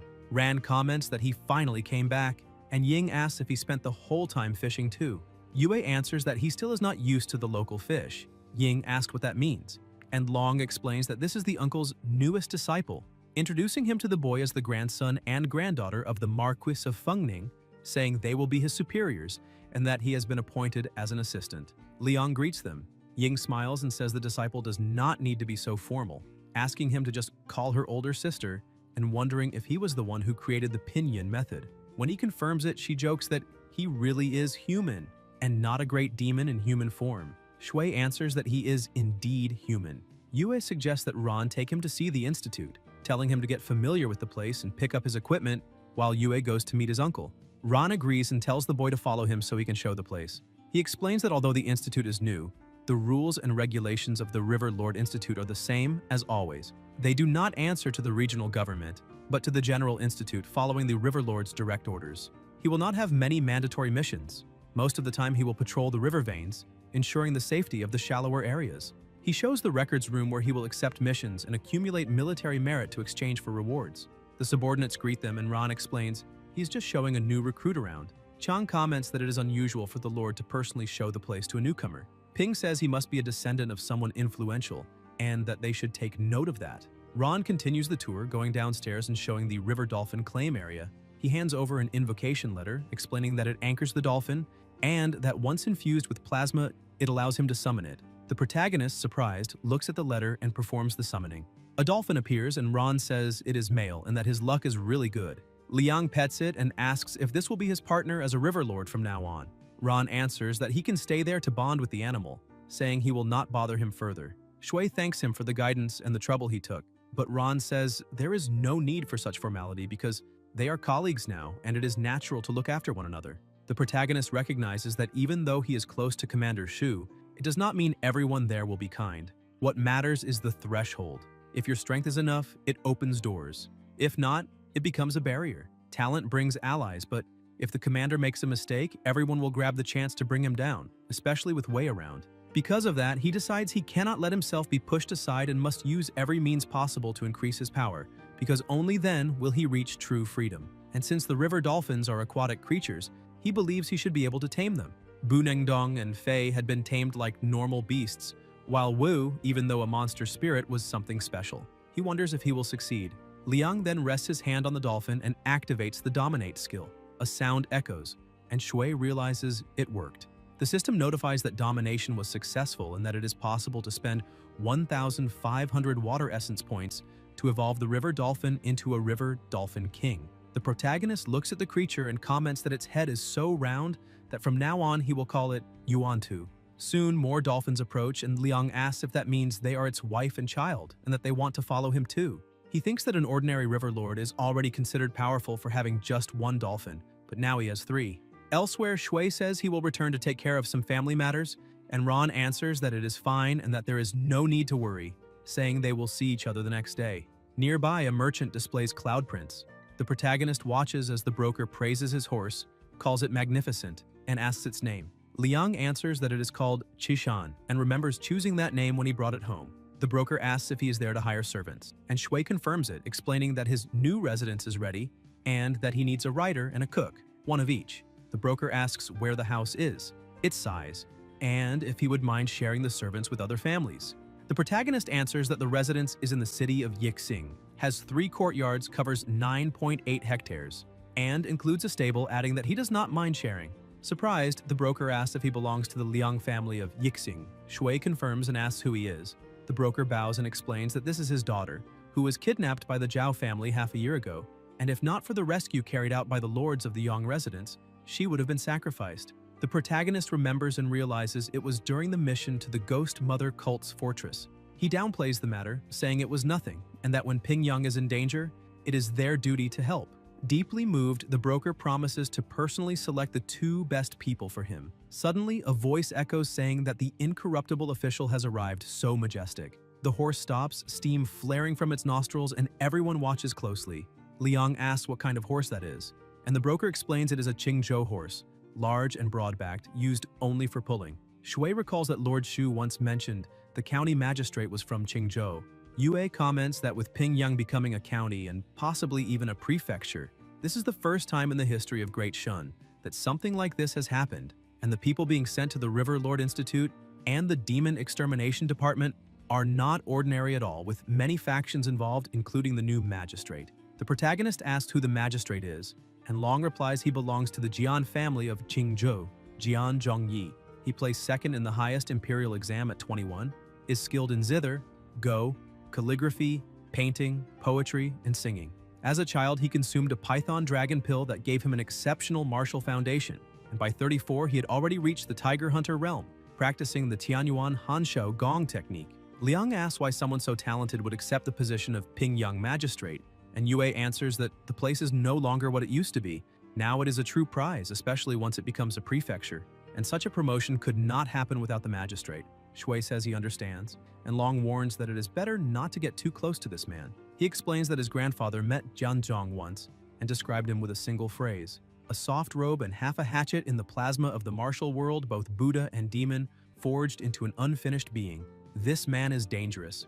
Inside the carriage, the Lama announces he completed his mission, which took 107 days of preparation, and presents a treasure that unifies heaven and earth, forged through 9 years of grinding and refinement. A perfect ancestral artifact capable of lasting 1,000 years. The young woman beside him thanks him for his effort. Beside her is Magistrate Jian Zhongyi of the great snowy mountain of Qingzhou, surrounded by women. He says that upon assuming his new position, he received the order to deal with the Ghost Mother cult, and he asks how the aquatic matron they worship compares to the great Bodhisattva of the snowy mountain. The Lama replies there is no comparison at all, saying the yin-purging matron is a manifestation of resentful energy created by the cult's followers, and that the fetal pearl elixirs do not create new masters, nor expand the cult's power, but merely nourish the Ghost Mother. Such a resentment-born god with no root, no form, no substance would have nowhere to hide before a true enlightened Buddha, and would be destined to scatter with a single burst of Buddhist power. Jian comments that Wei is tyrannical, Shu is lazy, and the demon extermination department cannot fight underwater, which disrupts his cultivation, and he asks when he will finally reach enlightenment. The Lama looks out the window and praises the man's bone structure, saying it is magnificent. Zhongyi asks what he means, and the Lama, licking his lips, answers that they are comparable to a tiger's bones, and that using them to craft a ritual cup would be perfect, adding that Jian is 43 and that if he agreed to switch to his dharma, the finer the sacred bowl, the greater his power would be. He then asks whether Jian also owns a dragon plasma horse.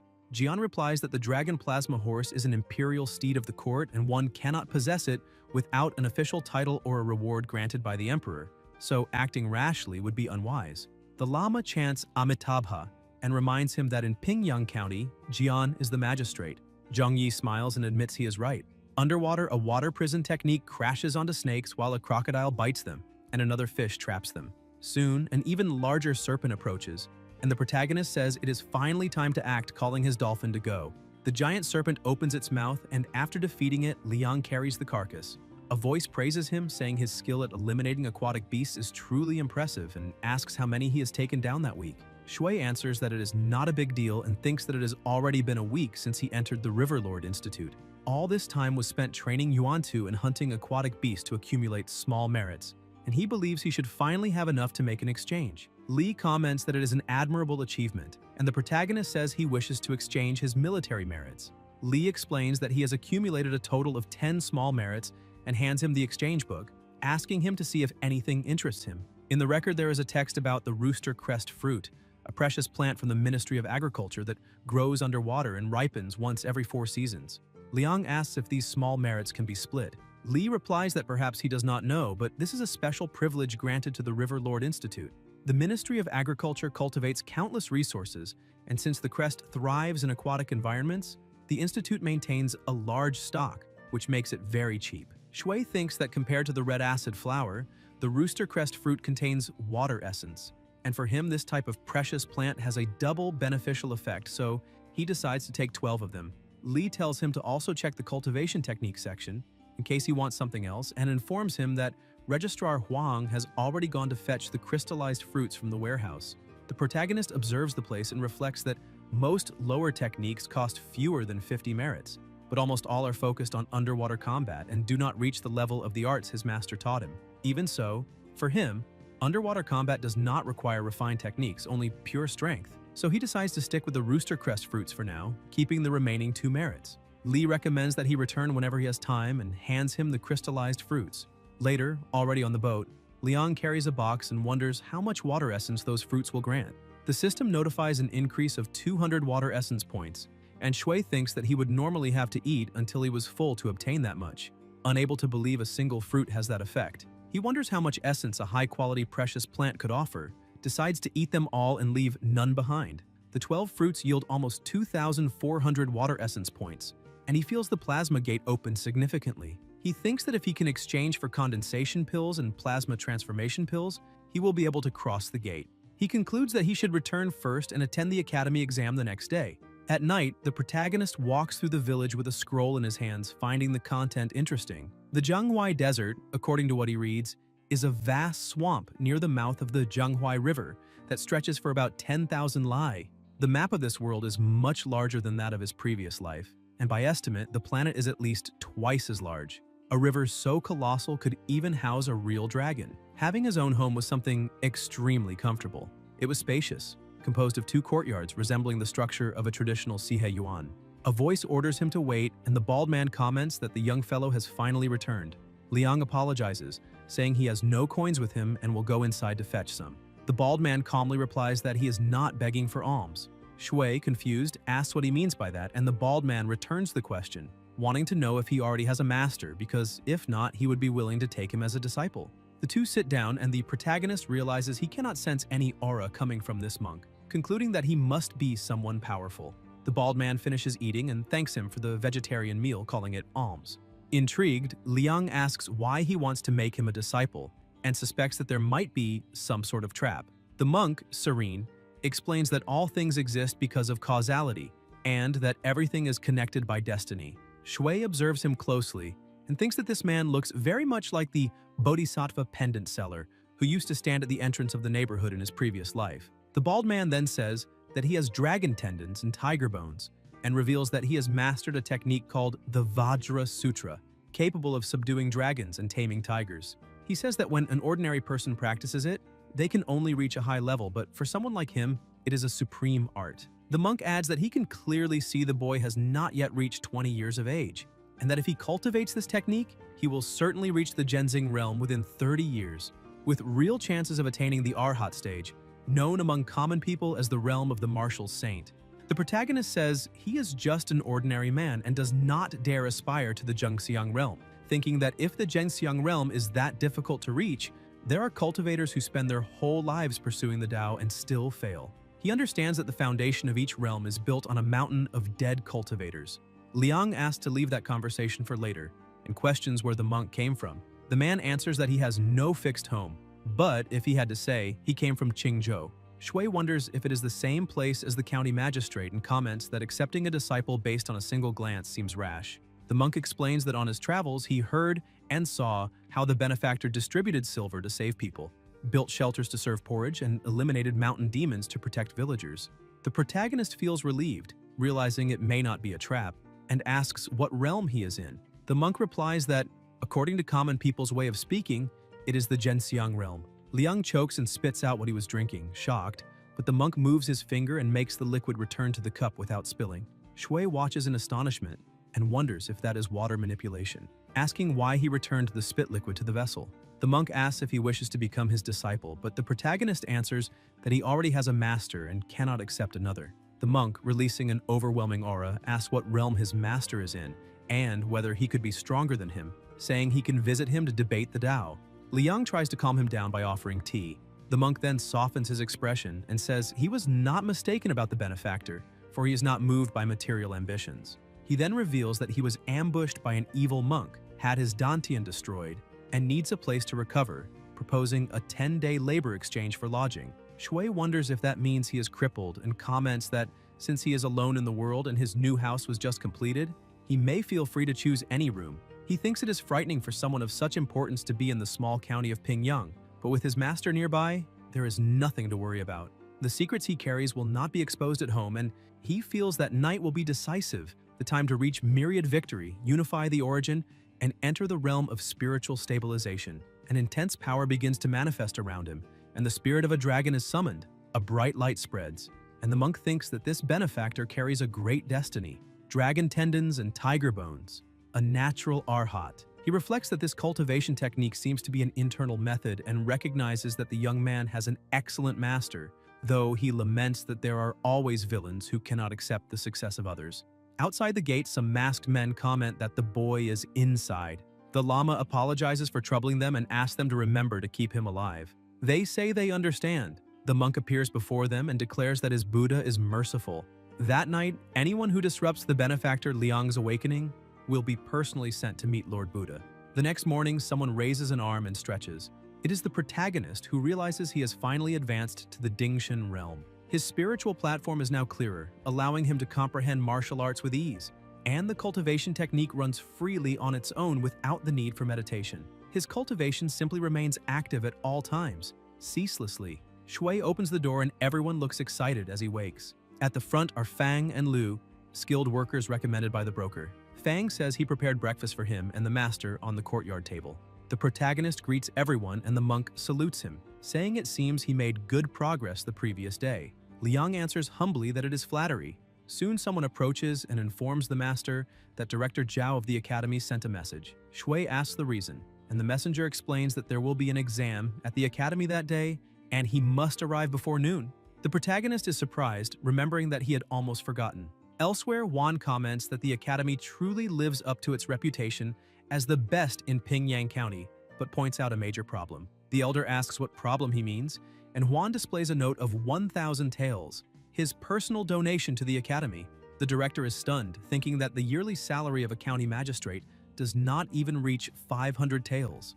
Juan says it is something trivial and walks away. The elder concludes that he is a young master of a wealthy family. Juan enters a classroom and comments that he heard about a talented individual from that county who created the pinyin method, wondering if the prodigy is present. The protagonist recognizes him and wonders if he is the county magistrate and what he is doing there. He then replies that he feels honored by the praise, but considers himself only an unworthy disciple. Juan says he did not bring much with him that day, only a few notes, and hopes they will not mind. A boy in the back announces that it is 100 taels. The instructor says that a gift from an elder cannot be refused, and Jiang thanks him for the reward. Juan states that when he assumes the position of magistrate of Pingyang County, he will be diligent, caring for the elderly, employing the capable, and protecting the young. Widows, orphans, the lonely, and the disabled will be supported. Those with merit will be rewarded, and those who fail will be punished. Rewards and punishments will be clear. Everyone looks impressed, and Juan asks if Liang will take first place in the exam that day.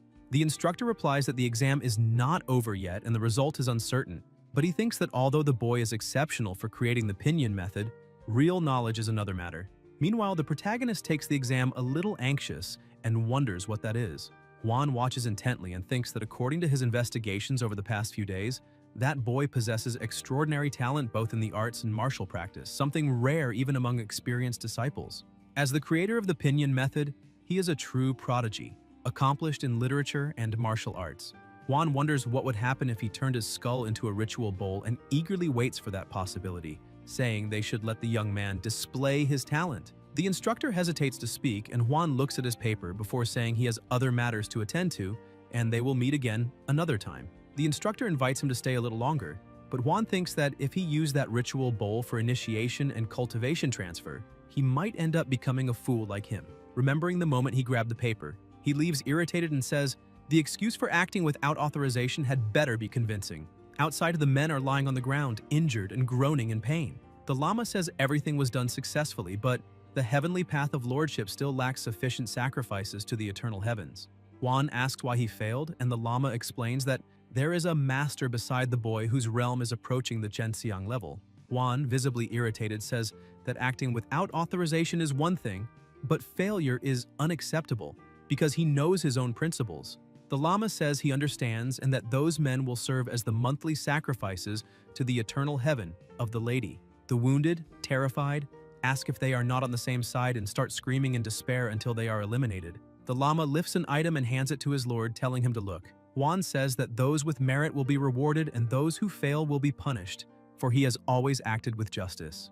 Elsewhere, someone walks on water saying there is a water monster, repeating the phrase several times and yelling that everyone died, begging them to save his mother. It is Yu, who also says that the river of the River Lord Institute must be informed since everyone has been killed. Meanwhile, the protagonist stretches and reflects on the Vajra Sutra for taming dragons and tigers, which has three main foundations: strengthening Qi, the golden body, and protection against evil. Qi strengthening improves quality and speeds up cultivation. The golden body makes him more resistant, and protection against evil forms an aura that repels dark forces.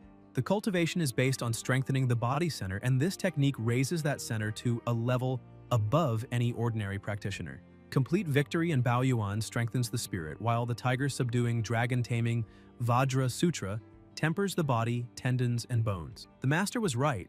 This technique can be cultivated alongside another. Now he becomes an artist who cultivates both internally and externally, an almost perfect being. Although he has not mastered it entirely, he feels close to breaking through the blood gate. He has already used his military merit to exchange for blood coagulation pills and blood exchange pills, and when the right moment comes, he will be able to advance. Liang lies down with a book in hand and remembers that days ago he asked the chief registrar to prepare the exchange catalog so he could look for a suitable item. Shui looks through the main merit catalog and sees that, judging from the names alone, the techniques there are far more advanced than those of the lesser merits. Most require a major merit with some adjustments, but none seem useful now. The protagonist also flips through the book, reads about the Crimson Fire battle feather, and decides he will not use it, wondering if he should wait to exchange for life-prolonging treasures at this stage, but concludes there is no need to extend his life for now. Liang suddenly widens his eyes when he sees the Lingxi water and says that this is the only one worth taking, deciding it is time to ask the chief registrar whether there is any suitable mission. Shui then goes to another section.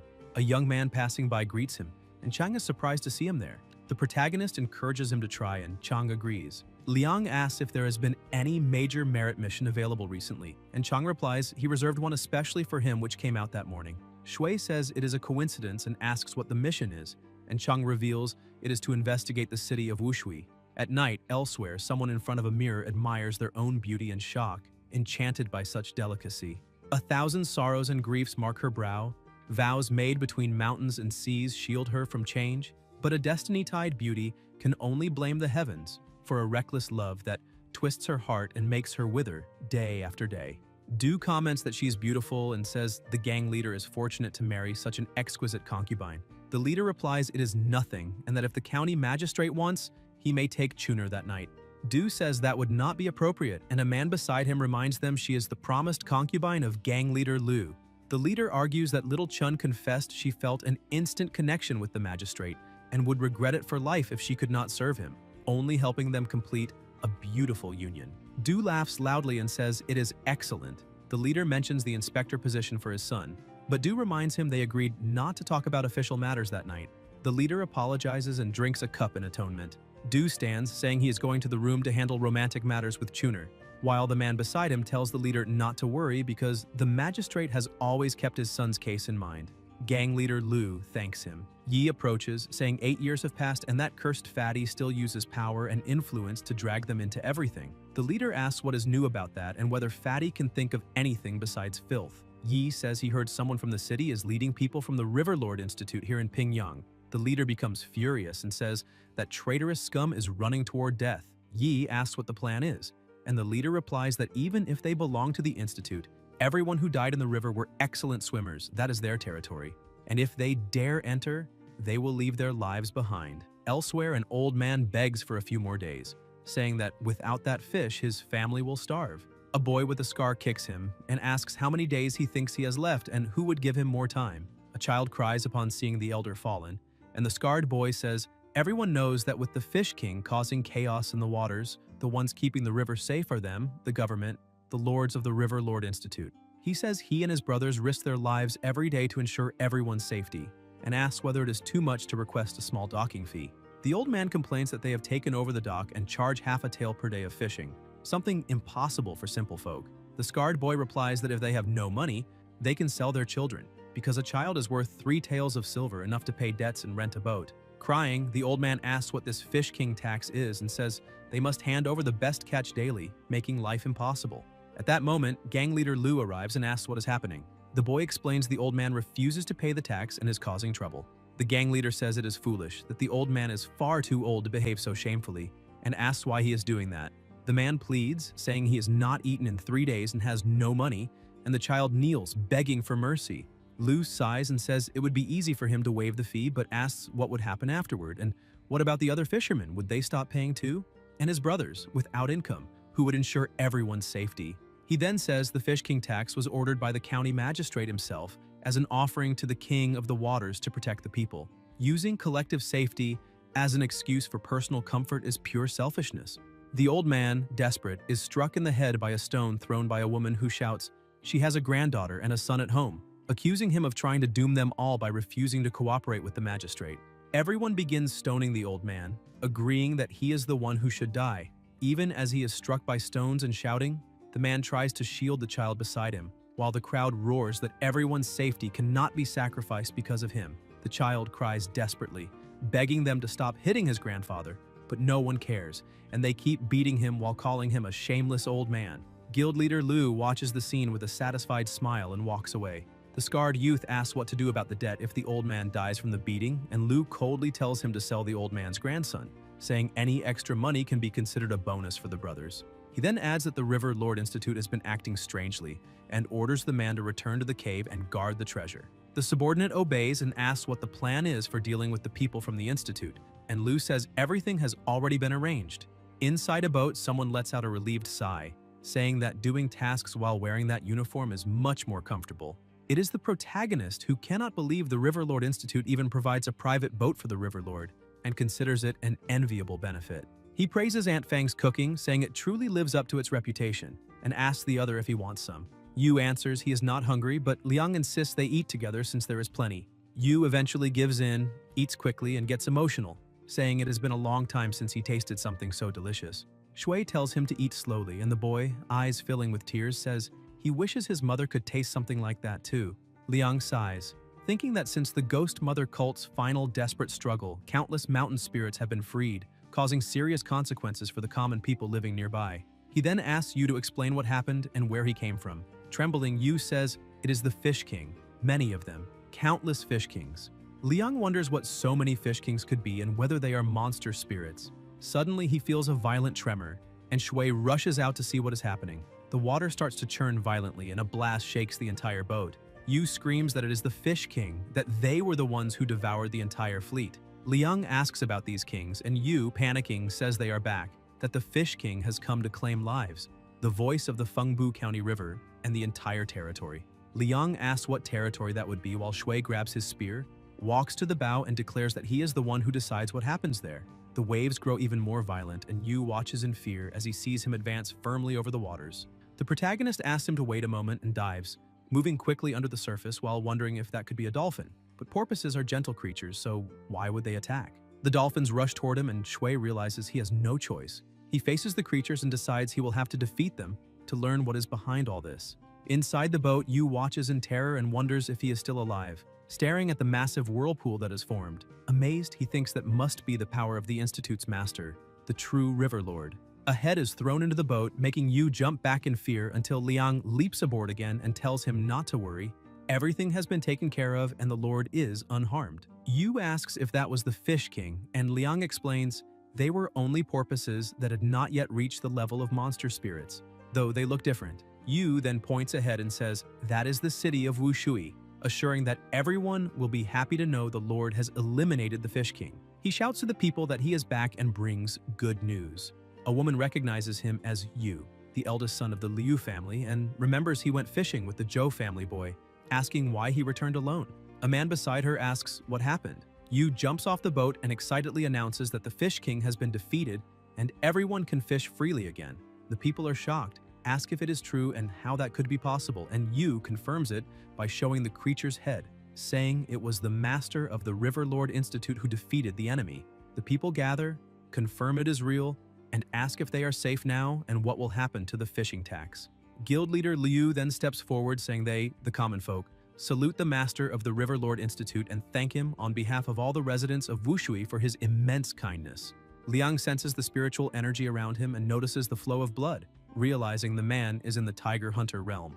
Guild leader Liu introduces himself as Jia, owner of the local fishing guild, saying that in recent days he barely managed to protect the waters. But thanks to the master's men, now that the Fish King has been defeated, the master's feat is nothing short of saving them once again.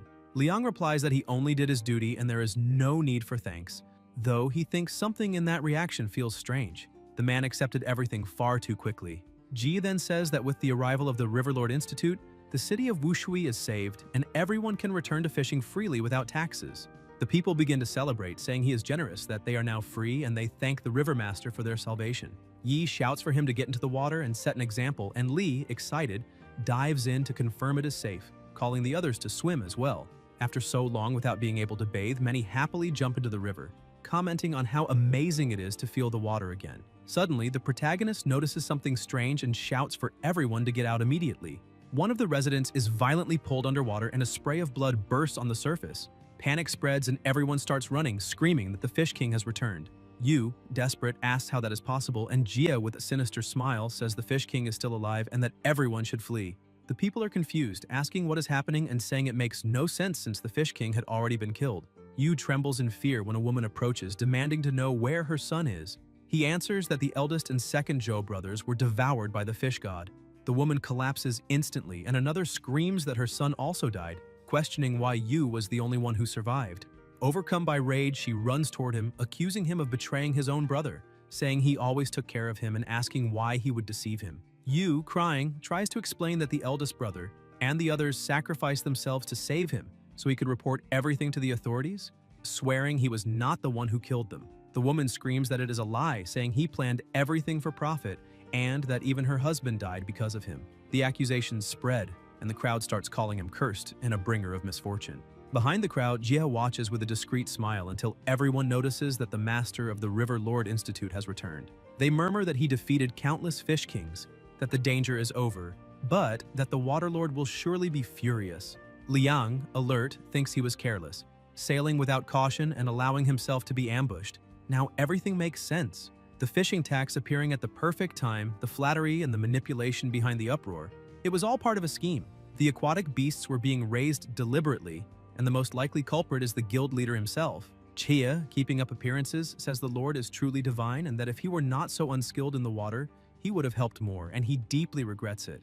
He says it certainly was not his fault and mentions that Yu must have his own explanations, asking if that is not right.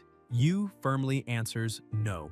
The guild leader then invites him to rest in the village, but at that moment, a voice rises from the crowd saying that when the Fish King was killing residents, no one appeared, and now they show up only to deceive people and lure them back into the river to cause more deaths. They say he should not enter the village because no one knows if he was the one who summoned the Fish Kings. Yu denies it desperately, saying that Brother Liang avenged Brother Zhou and the others by killing the monsters and insists he was not the one who called them. One of the residents shouts that it does not matter because both must be acting together and planning everything from the beginning. Jia then raises his voice asking for calm, saying, "The Lord surely has his own reasons, and that everyone should show some understanding." The woman, overwhelmed with tears, asks what kind of understanding they are supposed to show, saying her eldest son is gone and wanting to know how she is expected to live on understanding alone in the future. The protagonist releases a terrifying, powerful energy, invoking the spirit of the dragon. The guild leader wonders if that presence could really be the Bone Gate, while Liang states he will explain the day's events and uncover where the aquatic beasts came from. Yu tries to speak, but Shui tells him to calm down and return for now, promising that once he discovers the truth behind everything, he will go to them. Without anyone noticing, an insect is stuck to Yu's back. Ji orders everyone to disperse and apologizes to the boy, saying he has urgent matters and cannot accompany him. The protagonist replies it does not matter, that there may still be reasons to seek him out.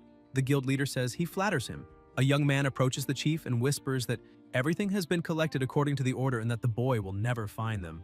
Ji comments that the swamp will serve well as his grave. Meanwhile, Liang rides across the river, thinking he was wise to hide everyone at the first sign of trouble. Even though he told them not to touch or follow the others, Shui closes his eyes and connects to somewhere. When he opens them again, he smiles and says he found them. In the river, fish move in groups.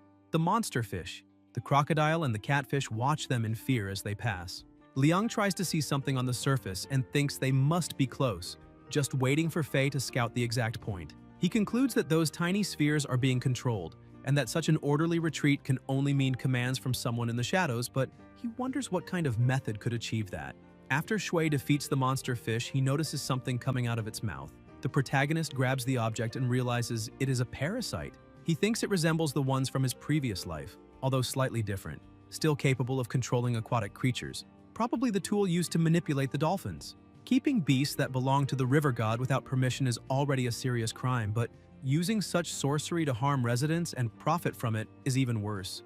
Liang crushes the parasite in his hand. Elsewhere, people tend to the dolphins, all infected with parasites. A boy accidentally crushes one, and the old man tells him to be careful, reminding him that each of those things is worth half a tael of silver, and that if the third chief finds out, he will be in trouble. The boy tells him to speak quietly, remembering that little Luo was thrown to the fish by the third chief for making mistakes. The old man tells him to behave then, adding he saved up 10 taels to treat his mother. The boy asks if this is the work of the whale gang, and if they are not afraid, the officials will discover the shady business. The old man puts the parasite into the dolphin's mouth and says there is nothing to fear, asking where he thinks those things come from and whether he really believes the whale gang could do that alone. saying everything is the work of lords from far away. The boy replies that even so, he feels they are facing divine punishment until he gets smacked on the head with a sandal. He asks why his uncle hit him, and the old man, annoyed, says that is nonsense, that survival is already hard enough and there is no reason to worry about others, saying they were not the ones who killed the residents, but only created the fish parasites. At that moment, a man approaches saying it is too noisy so early in the morning and asking if he is begging to be thrown in as fish food. The old man asks if he is the third chief and when he returned. The scarred man replies he does not need to report his schedule, and the old man quickly bows, saying it is an honor to have him inspecting the place. The scarred chief notices something beside him and asks if he destroyed a parasite.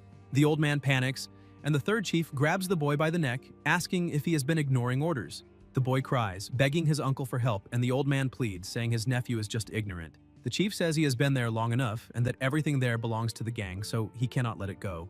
The old man promises to pay for him. The third chief releases the boy and says he has a good uncle and that now they will discuss compensation. The old man asks about the amount, saying it used to be half a tael, and the third chief replies that half a tael is only the price of the parasite, but that he also spared the boy's life. The old man thanks him, saying that is all he asks and that he is not a greedy man. The boy protests, saying that money is what he saved for his mother's treatment and he cannot take it. But the third chief asks if he intends to challenge him. The boy yells for him to give the money back to his uncle, and the old man screams no as he sees his nephew struck in the stomach and thrown into the water. The third chief says he provoked that and did everything he could, while the old man, desperate, asks why the boy was so stupid. The chief comments that the boy is lost, for the creatures of the river will not let him leave. The water begins to bubble until the boat is capsized. Everyone watches closely and the protagonist emerges holding the boy. The third chief asks who he is and Liang introduces himself. The man wants to know how he found that place, and Shui replies that he is suspected of illegally creating an aquatic beast that belongs to someone else, and that, in the name of the Fish King of Wushui, he must come with him. The third chief smiles, saying he was curious what kind of big shot had appeared, but sees it's just a naive brat. He asks if the boy has any idea who owns that business, and comments that he is only a low-ranking official who speaks too much. He says he will stay there and challenges the other to try to make him move. The protagonist pierces him with his spear and keeps pushing until causing a heavy impact.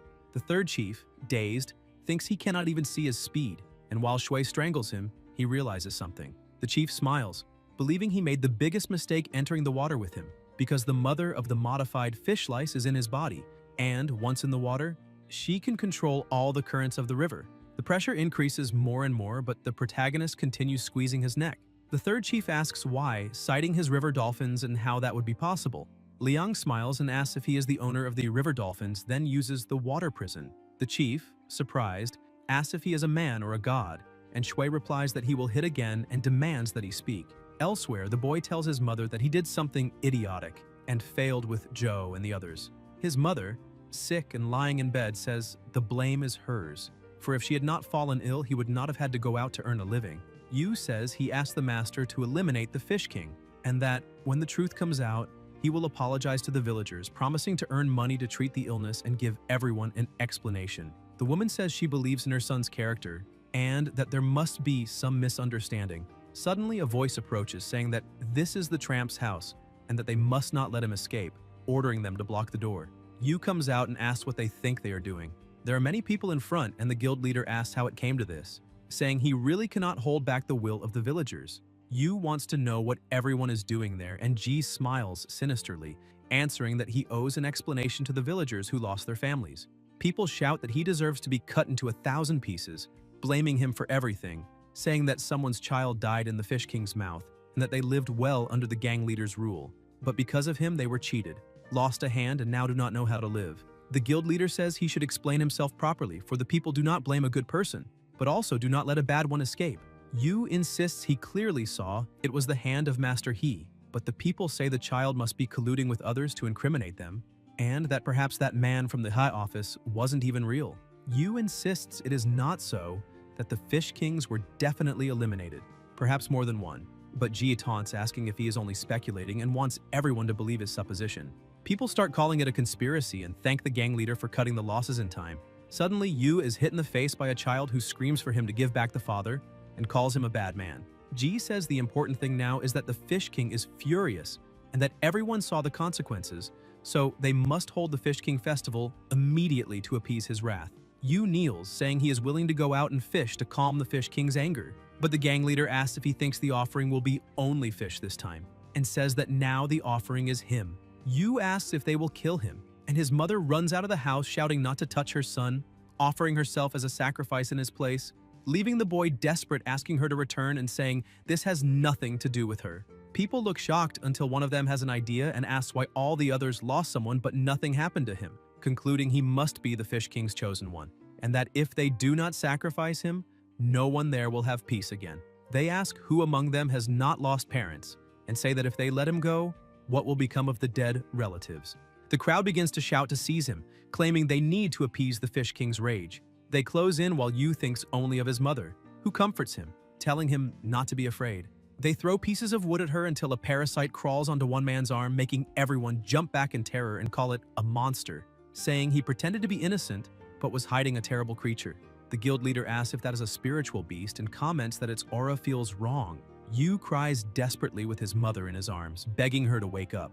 One of the men says he is still pretending and orders them to grab him already, but the protagonist appears and asks who dares. The people recognize him as the Lord from the He office and ask how he got there, saying he had gone downriver to fight the Fish King, and that the He office can only handle water matters and this is dry land. Liang replies that Yu is an important witness brought to investigate the Wushui incident, and in other words, a protected witness of the He office, asking if anyone there has the right to dispute that. The guild leader says he arrived just in time to speak on the boy's behalf, that this is the best outcome, and claims he is willing to believe him, trusting he will not disappoint them. He announces that tomorrow the Fish King festival will be held and that he has prepared food and wine on the boat awaiting his presence. Shui, irritated, orders him to get out of his sight. Ji leaves, telling him to rest well since they will meet tomorrow. Meanwhile, Yu cries intensely, saying he never harmed anyone and only wanted to earn silver to treat his mother's illness. The protagonist places a hand on his shoulder and apologizes for arriving too late, explaining he has already investigated the case, but acting rashly would only bury the truth, and he cannot wipe out an entire town. He swears he will clear the boy's name. Later, elsewhere, Liang holds his spear and thinks that according to Zheng's information, Jie is a martial artist of the Swift Horse realm and Yi is a martial artist of the Blood Gate. His current strength is not enough, and it is time to break the Blood Gate. Then Shui is underwater with his pets around him as the smoke dissipates. He swallows a pill and thinks that now is the moment. The danger of the Blood Gate rests in his hands. 3 waves and 3 condensations. Each blood exchange means walking on the edge of Hell's gates. All blood is expelled from the body, relying on the foundation of the 3 gates to hold one last breath. And what comes next is a contest of pure willpower. Suddenly, Liang's body turns red. His mana becomes overwhelming until it begins to crack, and the red particles shatter. As the energy moves, a symbol is branded on his back, and Shui thinks the Blood Gate has been broken. He is now a 4 gates martial master. He says he is fine. The breakthrough is over and everything is ready, thinking it is time to settle accounts with Jia. The next day, Yi asks her brother about the boy from the river office and whether he will actually come. Jie says not to worry, that boy will definitely not leave. Once on his boat, he will have to obey. Yi says it is true, since all officials are the same and never give up until they get something in return. The guild leader asks if there is still no news about the old third, and Ye says no, asking if the man ran off with the money. Jie says he is no fool, he is brutal but knows what he is doing. Then someone announces the boy from the river office has arrived. The guild leader orders them to go and give the young master a warm welcome. Liang approaches with his boat and Jie says his radiant presence brings light to their humble dwelling. He then asks if he is seeing what is outside and whether they should talk on the 2nd floor. They enter, and the guild leader asks what he thinks, saying the quality there is no worse than that of a grand restaurant. Shui replies he does not remember telling him his name and realizes he has been investigated. Ji says a true hero rises from youth, and news of his innate martial talent displayed in the martial hall has spread for miles, calling him the youngest river lord in the office's history, Mountain Demon Exterminator, with illustrious and unquestionable battle records. The protagonist says he cannot compare, and that mentioning the government's name is less useful than invoking the gang leaders. The guild leader replies that if he ever encounters trouble in that territory, he only needs to mention his name and he will certainly help him. Liang asks whether, for such an illustrious leader as Lu, resorting to intimidating villagers and coercing residents is not something shameful. Yi mocks him, saying that little villager is just an excuse to squeeze money, and asks how much it will take for him to leave. But Jia tells her to shut up and says that in this world nothing is worthless. Everyone is just trying to survive. He says that even if he himself reached the running horse realm, he still wouldn't be able to pass through an official's gates and eat a peaceful meal, that there is no other choice, and that this business has always been handled by the masters above. He then asks if the other still intends to interfere. Shui replies that the river office handles only river matters, and that this is the rule. Jie laughs and says now he understands how things work, that it is more convenient for himself, and throws 3,000 taels on the table, saying that should be enough to cover his expenses and push him to the impact horse realm. The protagonist asks whether they do not know his master Yang, and if they are looking down on him, saying this is not enough. Jie promises that as long as he goes away, they will offer another 2,000 taels per month, but Liang says it still is not enough. Yi stands up and asks if he is trying to intimidate them, and the guild leader asks how much he wants. Shui replies that he wants all of them. The leader understands what he means, but before he can react, he is struck by the protagonist, who finishes by saying he wants all of their heads. Elsewhere, a little boy asks the young master to slow down, saying maybe they are trying to surprise the old master, but that might make them flee the academy, and asks if it is really a good idea. Wen complains that his father's birthday is only today and they need to finish quickly. They say they are almost done and point at his father's ship. Suddenly, an explosion erupts on the ship and everyone watches in shock. The guild leader says a true prodigy can become a fourth gate martial master in a single night, but even that is not enough. Claiming he is an operating horse of the extreme realm, a martial master. Ji tries to cut him with his sword, but the protagonist blocks it and thinks that a fourth gate martial artist can turn iron into mud, leap over tiger dens, and that his gaze can seize the soul, being unrivaled in combat. Liang shatters the opponent's sword into pieces and knocks him to the ground, saying that he knows he cannot deal with him with his current strength, but he cannot forget Liu's face. The guild leader asks what he intends to do, and Shui puts away his spear and says it is an eye for an eye, a tooth for a tooth. Yi asks what that means. People outside watch and ask if giant waves are forming. The protagonist controls the water and everyone is terrified. Liang orders him to follow him to the riverbed to fight, and a voice echoes, saying it is the enraged Fish King, or perhaps the river god himself. Wen worries about his father, and Jie thinks he cannot use his full strength underwater, while Yi realizes the water is weakening her power. The guild leader believes that although his strength is hindered, the opponent must also be affected, and that as an extreme realm operating galloping horse, he can hold his breath underwater for half a day without issue. If he proceeds steadily and safely, the advantage will be his. Ji draws his sword and charges to strike him, but Shui says that even an extreme realm galloping horse cannot touch a gentle breeze. The guild leader, shocked at his miss, asks if he is a monster. A crocodile appears and slams him with its tail. Yi panics for her brother and asks if the boy can control aquatic beasts, calling him a sorcerer. Yi attacks with her sword, but the protagonist blocks it with his spear. Yi retreats and wonders if he is nullifying every technique underwater. Ji shouts for the other to run, but when the guild leader looks back and sees his sister fighting the boy, he calls out to her. Liang uses the water prison, and Jie watches in shock, realizing that the martial forms he uses seem to rise from within him, affecting even the world around them. The protagonist advances and strikes Yi directly with the spear, defeating her in one blow. Liang then looks to the side and says it is his turn now. The furious guild leader charges. People watch the water's surface churn rapidly and ask what is happening underwater, whether someone is fighting, and who could possibly face Chief Jie. They say they heard he is a galloping horse realm martial master, and wonder if that official is from the River Lord Institute. Wen asks if he was sent by the River Lord Institute, and Ron says he is Uncle Yang's disciple and asks why he is only hearing this now. Chang explains he thought it was just a small, ordinary task and never imagined otherwise. Huang adds that the mission was in the city of Wushui in the neighboring county with low difficulty, but for some reason they still have not returned. Ron explains that according to the rules of the River Lord Institute, if a team does not return from a low-level mission within 3 days, the task level rises, and after 7 days they are officially marked as missing. Huang asks what he thinks and why he assigned the mission to Liang. Chang replies that he seemed strong, stronger than most galloping horse-level martial artists, and he believed nothing would go wrong, that he would return in a few days, but he did not consider the consequences and now fears what elder brother Shu will say. Ran grits his teeth and a firm voice says he already knows. It is Shu who approaches and orders them to explain in detail what happened. The water begins bubbling and rising until the protagonist emerges, throwing Jie to the ground, and asks if he still has anything to say. The guild leader screams that he will make him pay, claiming he is an eliminator, a corrupt official who controls the Fish King, and is now trying to threaten the lives of the residents. People begin shouting that they knew he was not a good person and that as long as he is there, he should not even think of touching the chief. Ji laughs, saying a stranger truly believes he can bring him down. Liang replies that he knew he would attempt this farce and orders him to shut up. On the boat, the little boy tells his uncle that that man saved his life and must speak, and that he has endured this long enough. The old man understands and stands up.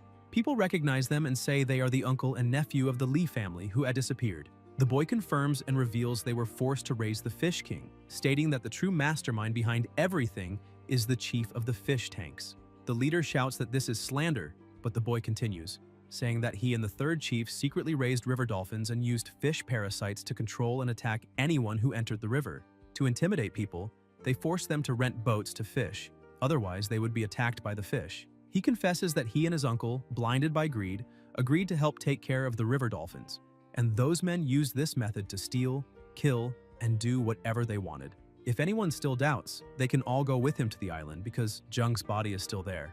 A civilian asks whether it is true and whether his son's death was caused by that man. Ji grabs the child as a hostage and threatens that if he sees him there again, he will kill him. Wen calls out to his father and asks if what was said is true. The guild leader asks what he is doing there and says he should be at school. Wen runs and the assistant tries to stop him. Ji screams that all of this is his fault and that if it were not for him, nothing would have happened. Anne tries to kill him, but the guild leader moves. The protagonist is faster and strikes with the spear, piercing the enemy's body. The guild leader, wounded, tells him to go ahead and kill him, that on the road to the underworld age does not matter, as he will wait for him there. Liang replies that the Yellow Springs are also a river, and when that day comes, he will have to lose his life again. Elsewhere, a subordinate arrives running, and Du asks what happened. The subordinate replies that everyone is finished.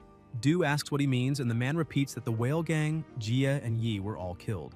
Du, incredulous, asks if all of them are really dead and who could possess such power since Jie was a high-level master. The subordinate explains that from afar he saw someone wearing the official robes of a river lord, an 8th rank one.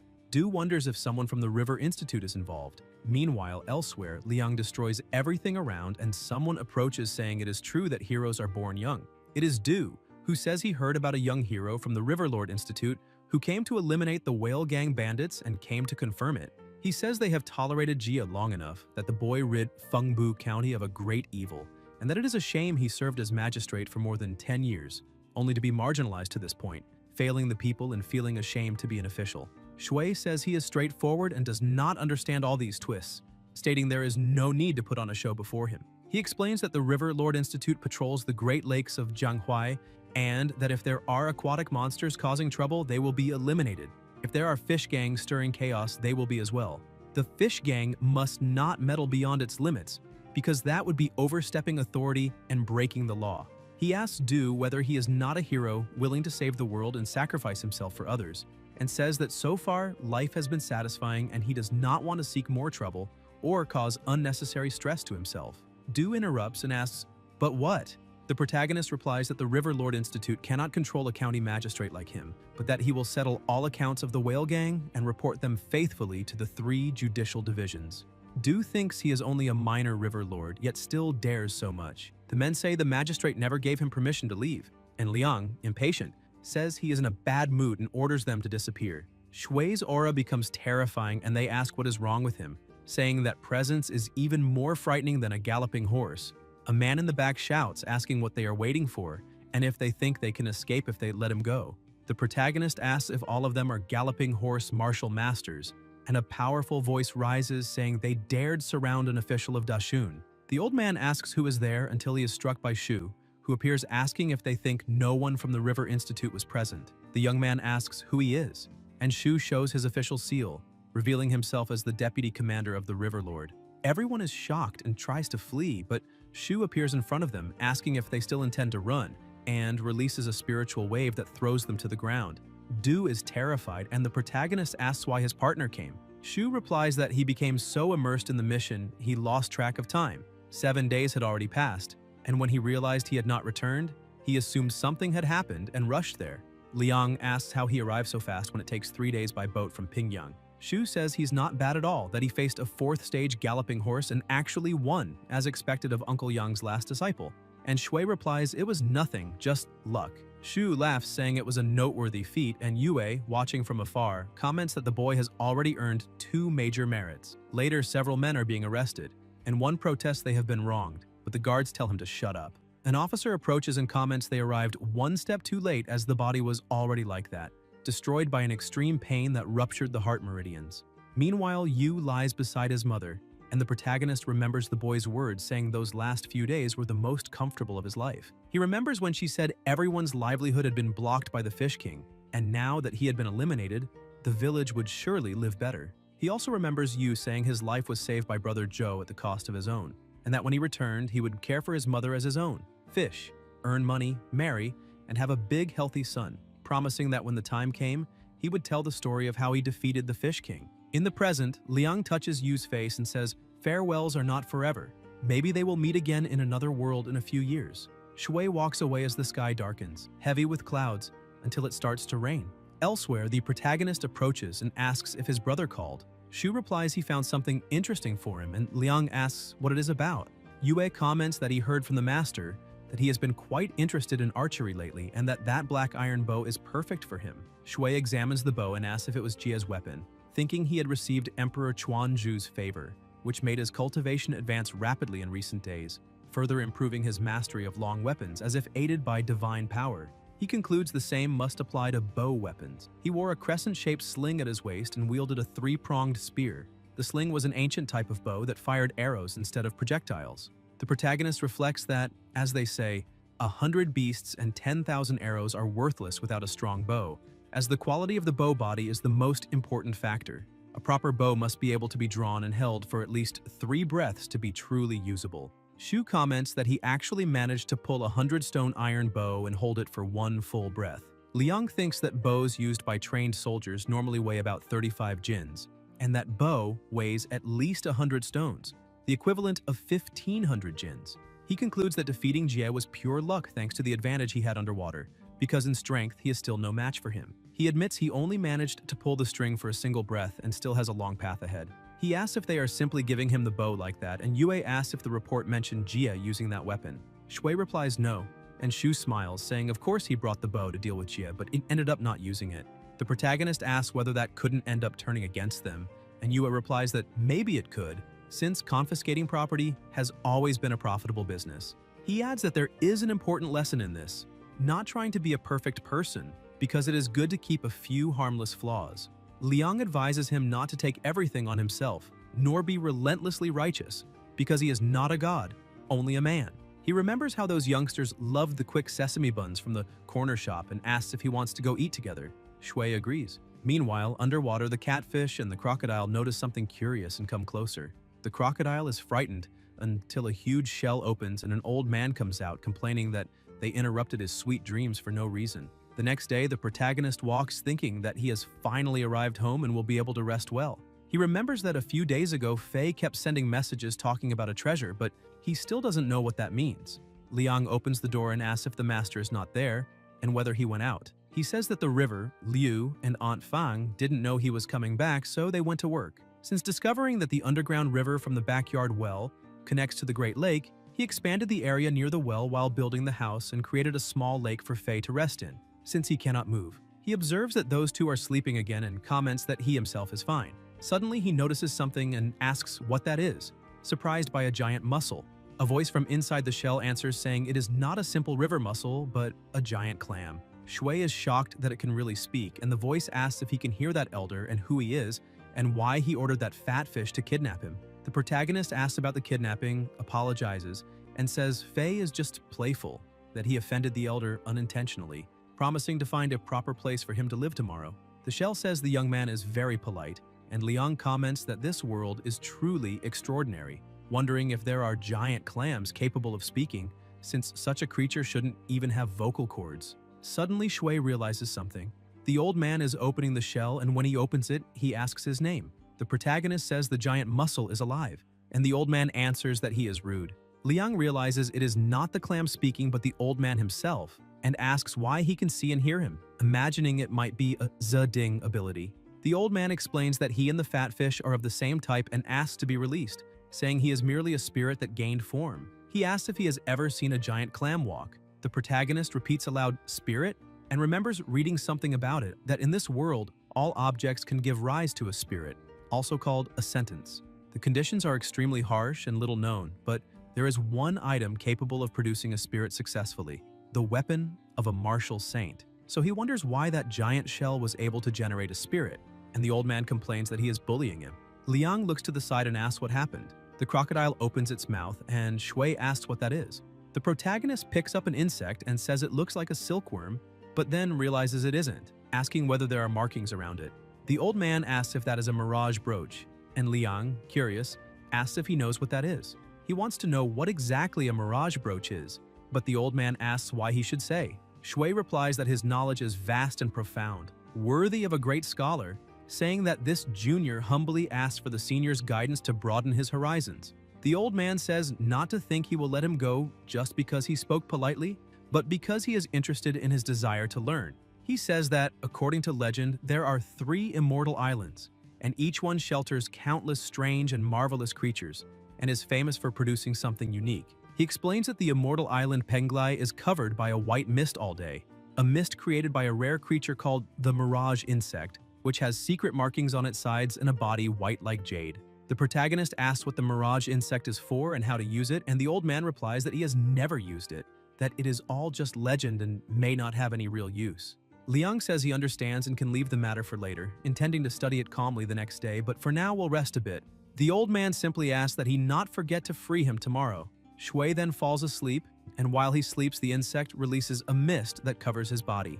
The protagonist finds himself in another place where heavy rain is falling, and asks where he is since he should be sleeping at home. A voice answers saying they have met again. Liang asks who is speaking, and Ji appears saying he promised to wait for him in the Yellow Springs. Shui thinks he has never heard of that. Suddenly, mortal people appear before him, and he wonders if there truly is a yellow spring in this world. The guild leader says he will lose his life, and the protagonist thinks that a way is also missing. Recognizing that this is a section of Wushui City, and wondering if even the Yellow Springs have their own Wushui, Ji charges forward with his sword saying this is the final strike, and Liang concludes he can only bet on that possibility. He then uses Dragon Slash, and the technique actually appears. The Emperor is summoned and strikes the enemy, while Jia, shocked, asks who he is before being destroyed. The protagonist realizes everything is just a dream created by the mirage insect, shaped by his own imagination.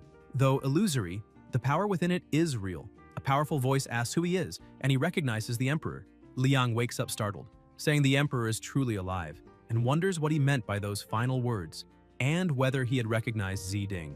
He concludes that the mist released by the mirage insect caused that dream, and that the effect has ended. He thinks the mirage insect is a very strange creature, and that next time he should not casually summon the Emperor's ghost, but admits the insect is perfect for training because it allows him to feel the fight inside the dream and strengthen his real body. Someone knocks on the door saying an official has come to deliver something of great value, and Shui replies that his exchanged items have arrived. Elsewhere, the protagonist is sitting on the floor with a box in his hands containing flowers, and Liang says they are the 2 precious aquatic plants he asked Brother Shu to choose using his merit points. Following the instructions, he holds the petals in his mouth and begins cultivating. The system notifies that his water essence has increased, and Shui feels 2 energies, one hot and one cold, swirling and blending inside his body, finding the sensation extremely pleasant. The old man comments that the boy makes such a fuss just to practice one technique, which is shocking but not practical, saying he once saw a real dragon in his life. Something is summoned, and the old man becomes even more shocked.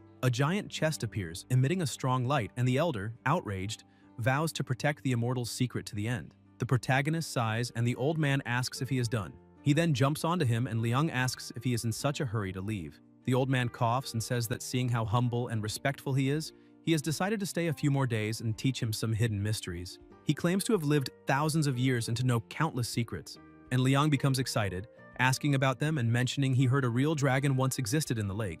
The old man confirms saying that is natural and tells him he has no idea of the origin of the thing he carries inside his body, because compared to it, even a real dragon is insignificant. He says that young man has an immeasurable future. Elsewhere in the dark, someone is chained hand and foot, and a hooded figure says that if he seeks revenge, he must beg the matriarch for power and dedicate himself fully to her. The captive answers that he understands and that for revenge he is willing to give everything. The hooded man asks his name, and the boy answers Liu Wenyang. The man asks whom he wants to eliminate, and Wen answers that he wants to destroy Liang. Later, the protagonist asks the old man if there were truly 3 real dragons since ancient times, and that after the defeat of the Jianghuai Lake Dragon King, a Jiaolong came to live in the Dragon Palace. The old man confirms, and Liang asks how he knows that if he cannot walk. The elder replies sarcastically that he naturally has his own channels of information and asks if he really thinks he heard that from a little fish or shrimp that passed by.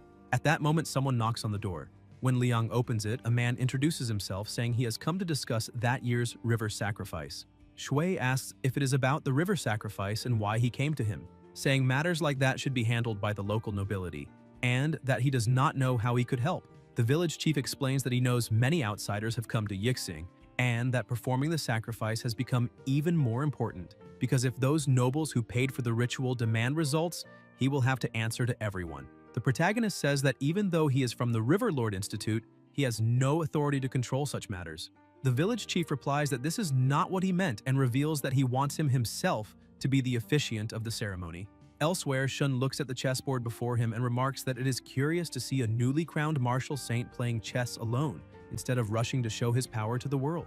Wei, sitting on the other side, asks if he is joking and says that if he announces his ascension, many of those insects will hide, and until then, His Majesty himself could end up in trouble. Shun says he heard that Wei's group tracked down the whereabouts of the yellow branch of the Mother Ghost cult, and Wei confirms, saying the group has been making bold moves in Pingyang, and they sent people to investigate but did not expect such audacity. Shun asks what they were searching for, and Wei replies that they were seeking the secret of immortality. Shun raises his eyebrows and asks if they found it, and Wei explains that an ordinary human who reaches the galloping horse realm lives a little over 100 years, that great masters who tread on elephants can reach 300, and that a celestial dragon martial saint reaches a little over 600. He says life itself is a taboo, and searching for that secret is the same as seeking one's own destruction. Shun agrees and asks how the opposing force is structured.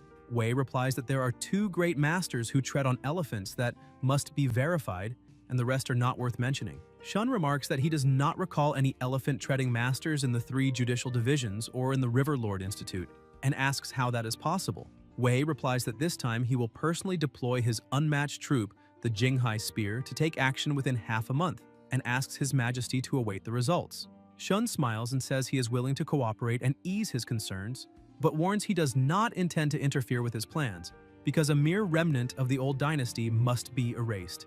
Wei bows and says he will obey the orders.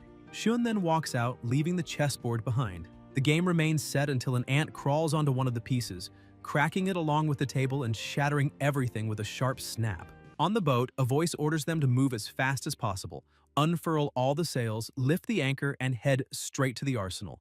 The protagonist asks what is happening and why there is such urgency. Ron replies that it is a major operation, a joint action between the River God's office, the 3 judicial departments, and the Demon Capture Division. Liang thinks it might be better to stay close to the medical departments since the 3 departments are acting together, and suspects the reason is the Ghost Mother cult. Zhang confirms that it is exactly that, saying that after investigating one branch's lair, this time they will arrest them all. He explains that although the cult has Grand Masters in the True Image realm, they suffer from the severe problem of longevity, being veterans of a past era, some hundreds of years old, and that the limit of that realm is 500 years. So now their strength does not even reach 10% of what it once was.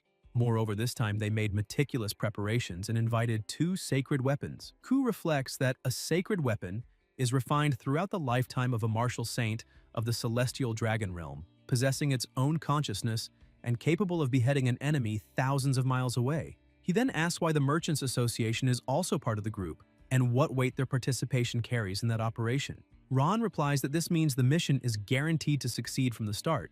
The protagonist asks why. Zhang explains that this is the best opportunity to demonstrate official power and intimidate minor troublemakers, adding that the entire operation is funded by the Skyship Merchant Association, and that, despite the high cost, they will reap great benefits. Liang thinks that indeed the Skyship Association cooperates directly with the authorities, and that, as a commercial association, the reputation of its products will rise drastically, while secretly their prestige among the people will also grow. At that moment, someone calls out to him. A young man approaches, saying that from afar he felt he looked familiar and that now, up close, he confirms it was indeed him. He introduces himself as Wei Xiao.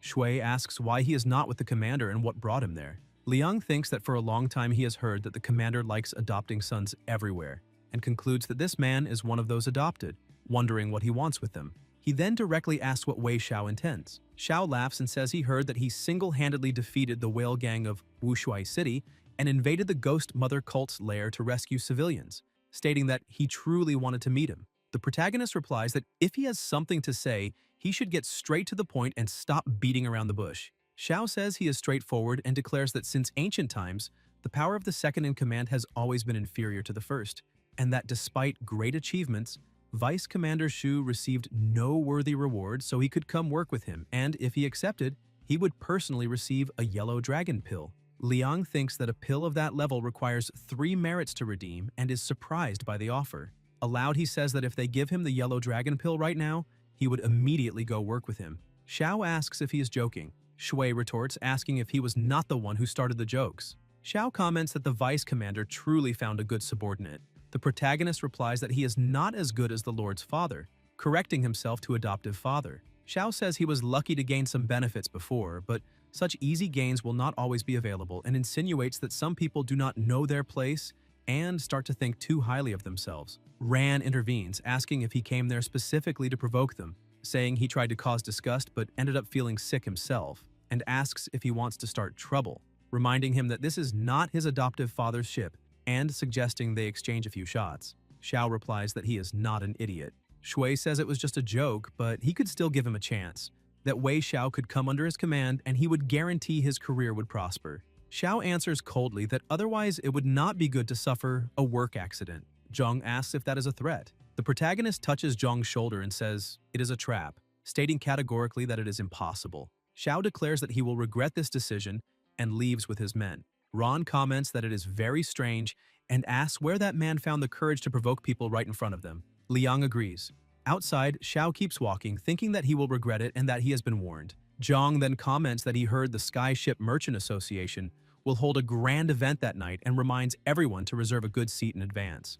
The protagonist asks what kind of event it will be. Ran replies that it is the Cloud Sea Auction. At night, numerous boats spread across the waters, and ahead, a large illuminated house is completely packed with people. A voice announces welcome to that night's Cloud Sea Auction. The man speaking is Zhu Bingan, representative of the Celestial Ships Merchant Association, and he declares that he will serve as the auctioneer. He comments that everyone's presence turns the night into an extraordinary occasion and, without further delay, announces the start of the auction. The association's symbol is presented, the Jade Rainbow Bridge Tree. A woman approaches carrying the item, and someone in the audience asks whether that is truly the Jade Rainbow Bridge Tree, and if it is a treasure plant. Ron explains that it is a precious and extremely special type of plant, as it does not grow with water. Liang, confused, asks what it grows with then. Zhang replies that it develops with a saint's plasma, explaining that its coloration comes from that kind of essence. The tree grows before everyone's eyes, and Ran adds that its internal space is completely different from the outside, allowing it to store countless treasures. It can also enter suspended animation, turning into a seed without losing the stored items, making it a top-tier storage treasure. Its only drawback, he says, is that it requires a saint's plasma to awaken, an extremely harsh condition since such a substance is nearly impossible to obtain. Shui thinks that although it is a precious plant, the cost to awaken it makes it comparable to a sacred weapon. Zhu then announces the first item of the night, the Lanzhou Fortune Birch, explaining that whoever plants it will receive immense wealth. He says the tree already has healing properties and that its sap can be used in crafting elixirs. The starting bid is 300 taels, and participants begin to compete. Before long, the auctioneer announces that the item is sold for 1,400 taels and congratulates Lord Number 32 from the River God's office on the acquisition. He reminds first-time participants that if only 2 buyers contest an item with fixed bids, ownership may be decided in the arena, but this rule applies only to those 2 bidders. Next, a fragment of the Red Gold Cavalier is displayed, and the protagonist is internally astonished to see them spend 1,400 taels without hesitation. Ron asks whether something caught his attention, and Liang replies that not yet, thinking he still has just over 1,000 taels, enough to buy only a single item. Zhu then announces the mid-auction highlight, a piece acquired from the central Jianghuai region. The cloth is pulled away, revealing a pair of golden eyes from an adult beast. Shui wonders what it is and feels that Zed Ding shows an uncontrollable desire for that item, suspecting it is connected to him. The auctioneer explains that the Blue Water's golden-eyed beast, once subdued, can cross skies and seas and conquer all, and that its eyes, radiant as the sun, can distinguish loyalty from betrayal, shatter illusions, and reveal the truth. He assures everyone they are genuine eyes, still fresh and with their essence intact. The starting bid is 800 taels with minimum increases of 100. The protagonist thinks about how he has been refining his visual techniques, recalls that Wu's strength translates into a naturally gifted physique, and begins to suspect the golden eyes are also a special ability. He feels he must obtain them and shouts a bid of 900 taels, but someone immediately raises it to 1,200. Liang looks back and recognizes Wei Xiao. The auctioneer announces that Lord Number 78 offers 1,300 taels. Shui realizes he does not have enough money. From afar, someone comments, and a young man asks if it is Xiao and whether he has already begun training ocular techniques. Through mental transmission, Yang tells him to compete with full strength as he is there to support him. The protagonist realizes it is his master. Another telepathic voice orders Xiao to keep bidding, clearly his adoptive father. Xiao then raises it to 1,700 taels and thinks he will not be taking those eyes tonight. A young man remarks that there seems to be resentment between the two, and that it will be difficult for the boy to obtain what he wants with Wei present, leaving only one other path, the arena. He notes that Wei is an intermediate expert of the galloping horse realm and that the boy perhaps, before he can finish, Ran intervenes and says it might be better to let it go for now, suggesting they later consult the Department of Human Affairs to see if there is a similar item. The protagonist feels relieved and says he does not need to say anything more. The master once said that martial artists fight for a single breath of spirit, competing with the heavens, competing with the earth, and competing with other people. Liang steps forward and says they both want that item, so they will settle it in the arena. The crowd stirs, asking if he has gone mad, pointing out that Wei Xiao is an intermediate-level expert of the galloping horse realm and has already defeated a fighter of the same realm in Wushui City. They add that Xiao is no ordinary cultivator of that level because everyone knows there is a vast difference between those with bloodline heritage and those without.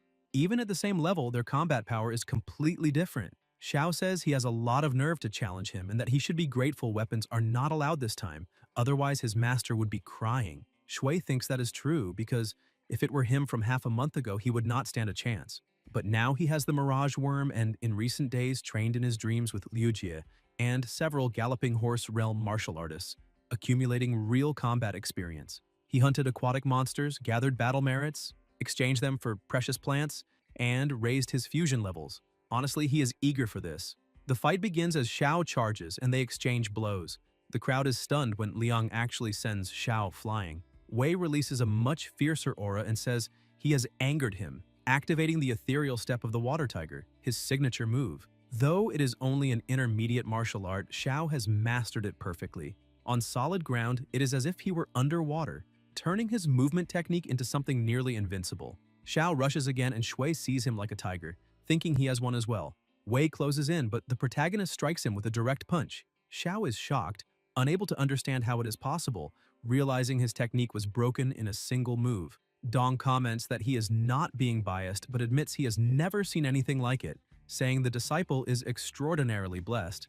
Ron says he truly is Uncle Young's disciple, while Wei's master remarks that it is an art of the suspended temple, and that this coup is extremely interesting. Liang declares that he has lost, and if he wants to continue, he can follow him. Xiao is furious, and his adoptive father intervenes, asking if he's not embarrassed enough. The golden-eyed beast's eyes are handed to Shui, and he wonders if that man is Commander Wei Lin. The auctioneer congratulates him and announces the golden-eyed beast is his, adding that the Merchant Association will deliver it to his room later. Liang thinks he finally has them in his hands and wonders how to use them, even considering simply eating them. Shui bites into a piece and light begins to shine in his eyes. The protagonist feels that, as expected, these are the golden eyes used to repel evil.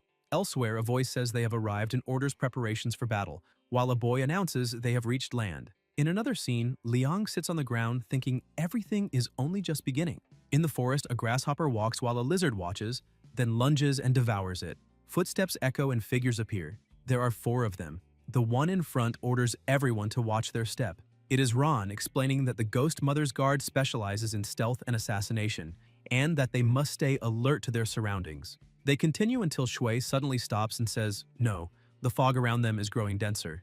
Zhong tells everyone to gather and pay attention to the environment, and they agree. Suddenly, they halt, sensing someone moving quickly. Ron orders them to advance, and the protagonist says he understands. He thinks something is very wrong with the thick fog, that his brother was just there, but they have already been separated, and even their presence is being concealed. Someone calls him. It is Zhong, saying they turned around and discovered he had vanished without a trace and rushed to help because something is wrong with the fog. Liang agrees, saying that given the situation, they should indeed head southeast, asking if that was the commander's order. Ron says to continue southeast as instructed by Commander Shu. At that moment, someone strikes him. Zhang asks what he is doing. Shui reveals the truth. Brother Ron would never call Shu Commander Shu. He calls him only Brother Shu. And besides, those disguises are extremely crude in his eyes. The disguised figure admits he did not expect him to have such a trump card and says he should have eliminated him directly instead of going through all that trouble to disguise himself. The creature drops its human form, revealing a terrifying true appearance, and declares there is no more reason for games, as it would have been far simpler to kill him from the start. The protagonist asks who he is, thinking he does not remember ever seeing him and wondering whether he might be related to some enemy. The boy beside him cuts off the nonsense, saying they themselves are specialists of the galloping horse realm and that, even if only in certain aspects, eliminating him would be far too easy. One of them declares he cannot wait any longer and will be the first to test the boy. The enemy is struck squarely in the face and crashes to the ground. The terrifying creature questions whether he is truly only half a step into the galloping horse realm and orders them to attack together. They charge at the same time and exchange blows. Liang lands solid hits, knocking them down and leaving them badly injured. The creature accuses the protagonist of ruining his life, his studies, and everything else. Shui pierces him with the spear and says he remembers now. Apparently Liu Jie had another missing son who joined the Ghost Mother cult. Shui asks how he was found, recalls that his father founded the Whale Gang and drained the people's life force, and states that he acted according to the law because the law is merciless. The young master tries to speak, but a voice says it hurts terribly. The protagonist recalls that the Ghost Mother's guardian is said to have a visible aspect and a hidden one. If that is the visible half, where is the hidden counterpart? The young master's body begins to twist unnaturally. The voice repeats that it hurts, and Liang watches in confusion. The young master's body splits into two. One half asks Ji why he only just awakened. The other voice says it recognizes him as someone from the River God's office who killed their master. The left half claims that if they join forces, they can certainly eliminate him and avenge their master. The right half blames the protagonist for his condition and vows to stay by his side. They resume fighting fiercely. Shui notices that when the other consciousness awakened, the strength leapt directly into the galloping horse realm. The young master charges and threatens to take his life. The protagonist thinks that although his opponent reached that level, he has never studied true martial arts. He is more a scholar with brute strength, unable to use technique properly. Liang advances and strikes. The young master attempts to counterattack, but Shui blocks him. The protagonist's beast is summoned, creating a powerful shock. On the verge of defeat, the young master shouts that he will step over his family's corpses to gain promotion and wealth. Liang asks if he's finished talking and says he will only stay in the road. Shui steps back, thinking he does not know where his brother went and wondering what happened. From the sky, a voice declares that Marquis Whining has become a true saint. The protagonist looks up, wondering if that will be a sacred weapon, sensing immense power. Liang glances around, confused about what is happening. Shui begins to feel something strange, wondering if it is a dragon tiger golden body. He thinks the fog is problematic and that they must find a way out quickly. Ahead, he sees what looks like a house and asks whether it belongs to the Ghost Mother cult, noting that the owner of that room is a martial saint. A dark energy moves through the place. There is a coffin nearby and a pointing hand. In a container filled with water, there is something like a fish. Liang wonders if it is a treasure fish, since he has never heard of it. Shui uses water control and thinks it is an unexpected gain. The protagonist senses a presence and asks who is there. Behind him appears a skeleton, and Liang wonders if it is a dried corpse. The skeleton opens its enormous mouth, generating tremendous pressure, and Shui recognizes the aura. It belongs to the wolf smoke realm. The skeleton lunges with overwhelming force, hurling him away and slamming him to the ground. The protagonist quickly rises and thrusts with his spear, but the skeleton seizes the weapon, steps on him, and throws him again. Liang is injured. The fish moves, and the system notifies that primordial energy has been discovered.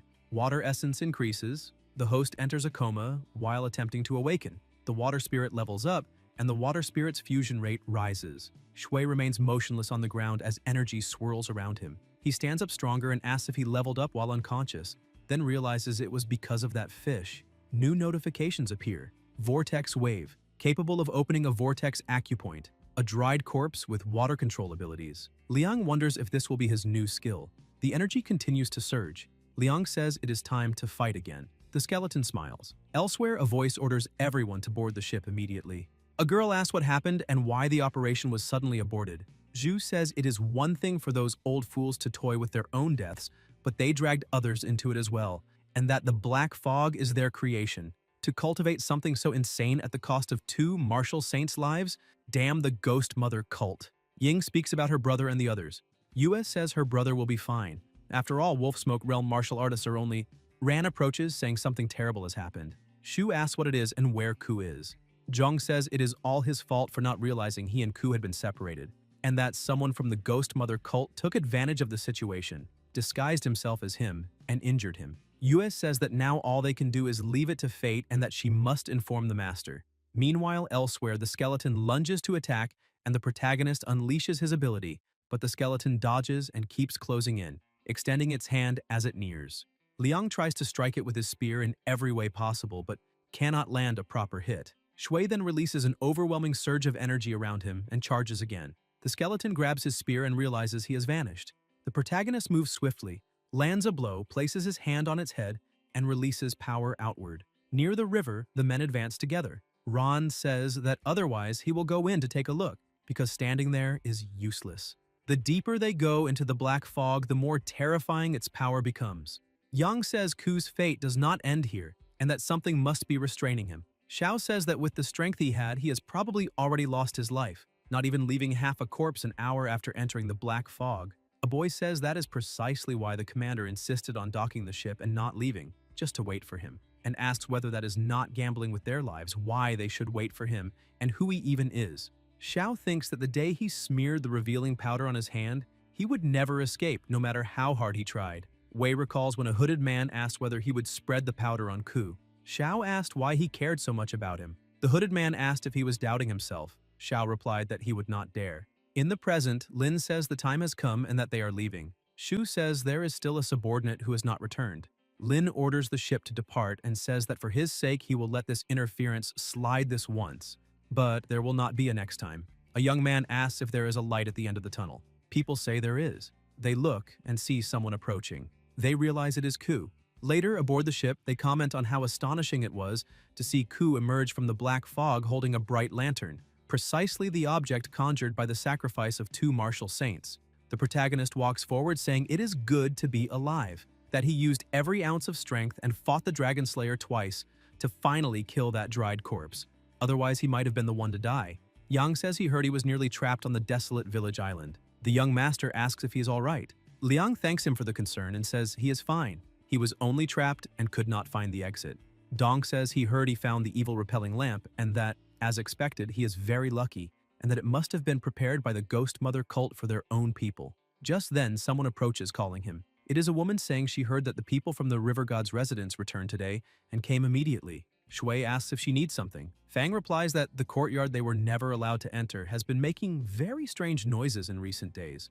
Elsewhere, the protagonist approaches after hearing sounds and asks what that noise is behind the door, thinking that besides his pets, there should be nothing else there. He wonders if something slipped in and what that is, because on top of a stone sits a creature with its mouth wide open. An old man, both hands covering his ears, says there is no need to break anything just because he is slightly dissatisfied, tells him to stop the incessant barking, and asks if he has returned. Liang asks who he is. The old man says he forgot to introduce himself and declares that he is the genius beaver, discovered many years ago, who once seemed to struggle with making models and that he is only there because of that personal connection. Shui gives thanks and thinks that beaver seems far more intelligent than ordinary beavers. A voice announces that the village chief has sent new sacrificial garments. The protagonist remembers that tomorrow is the river's sacrifice. Later, inside a house, Liang sits absorbing the energy circulating around his body. He says that the last river sacrifice ended so quickly he could not fully grasp the usefulness of his abilities, but this time, he has finally figured it out. The so-called vortex wave transforms the acupoints around the body into openings that function as storage space. These vortices are normally activated by consciousness, absorbing and storing water, and the amount stored corresponds to about 1% of what he can control. He also discovers something particularly interesting. It seems he stored some things left behind on the island, and those things do not appear inanimate but intelligent. Perhaps in the future he can command them, turning them into a trump card. However, the most important matter is tomorrow's river sacrifice. During the last one, he gained 0.0001 comma, but at that time he was only an observer. This time he will officially be the principal officiant and wonders what he will gain. Elsewhere, people gather. Li says he did not expect this and that in just a year and a half, Ku has grown to this point. The partner beside him says he does not know where he himself lost his way. Lebo asks about him. The partner asks whether his ears are itching again and says a son who dares speak to his father like that will learn what filial piety means. People behind them remark that those two idiots are still the same, as expected of youngsters. An elder says that nevertheless it is thanks to him that Yixing has a figure like Master Ku. The village chief says he knew he was destined for greatness since he saw him as a child. A boy approaches and says Brother Liang has come out. Everyone looks in the indicated direction. The protagonist approaches wearing his new attire. The river sacrifice begins. Shui walks forward. He climbs the steps. Instruments resound. Liang stops, opens the scroll, and recites that the legacy of the divine Emperor Yu endures.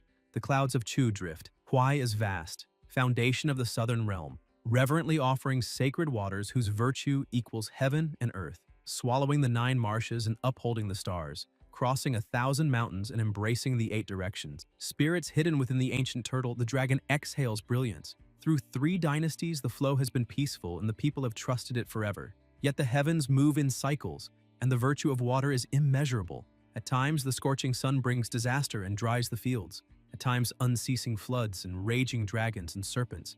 And now he leads the elders to offer this fragrant incense, borrowing the land of Yixing beside the great river and carrying the hopes of all. The prestige he gains as principal officiant rises significantly. Beneath the water, a red-eyed monster wonders who stole its belongings, as the river's spiritual essence has diminished. The creature rises.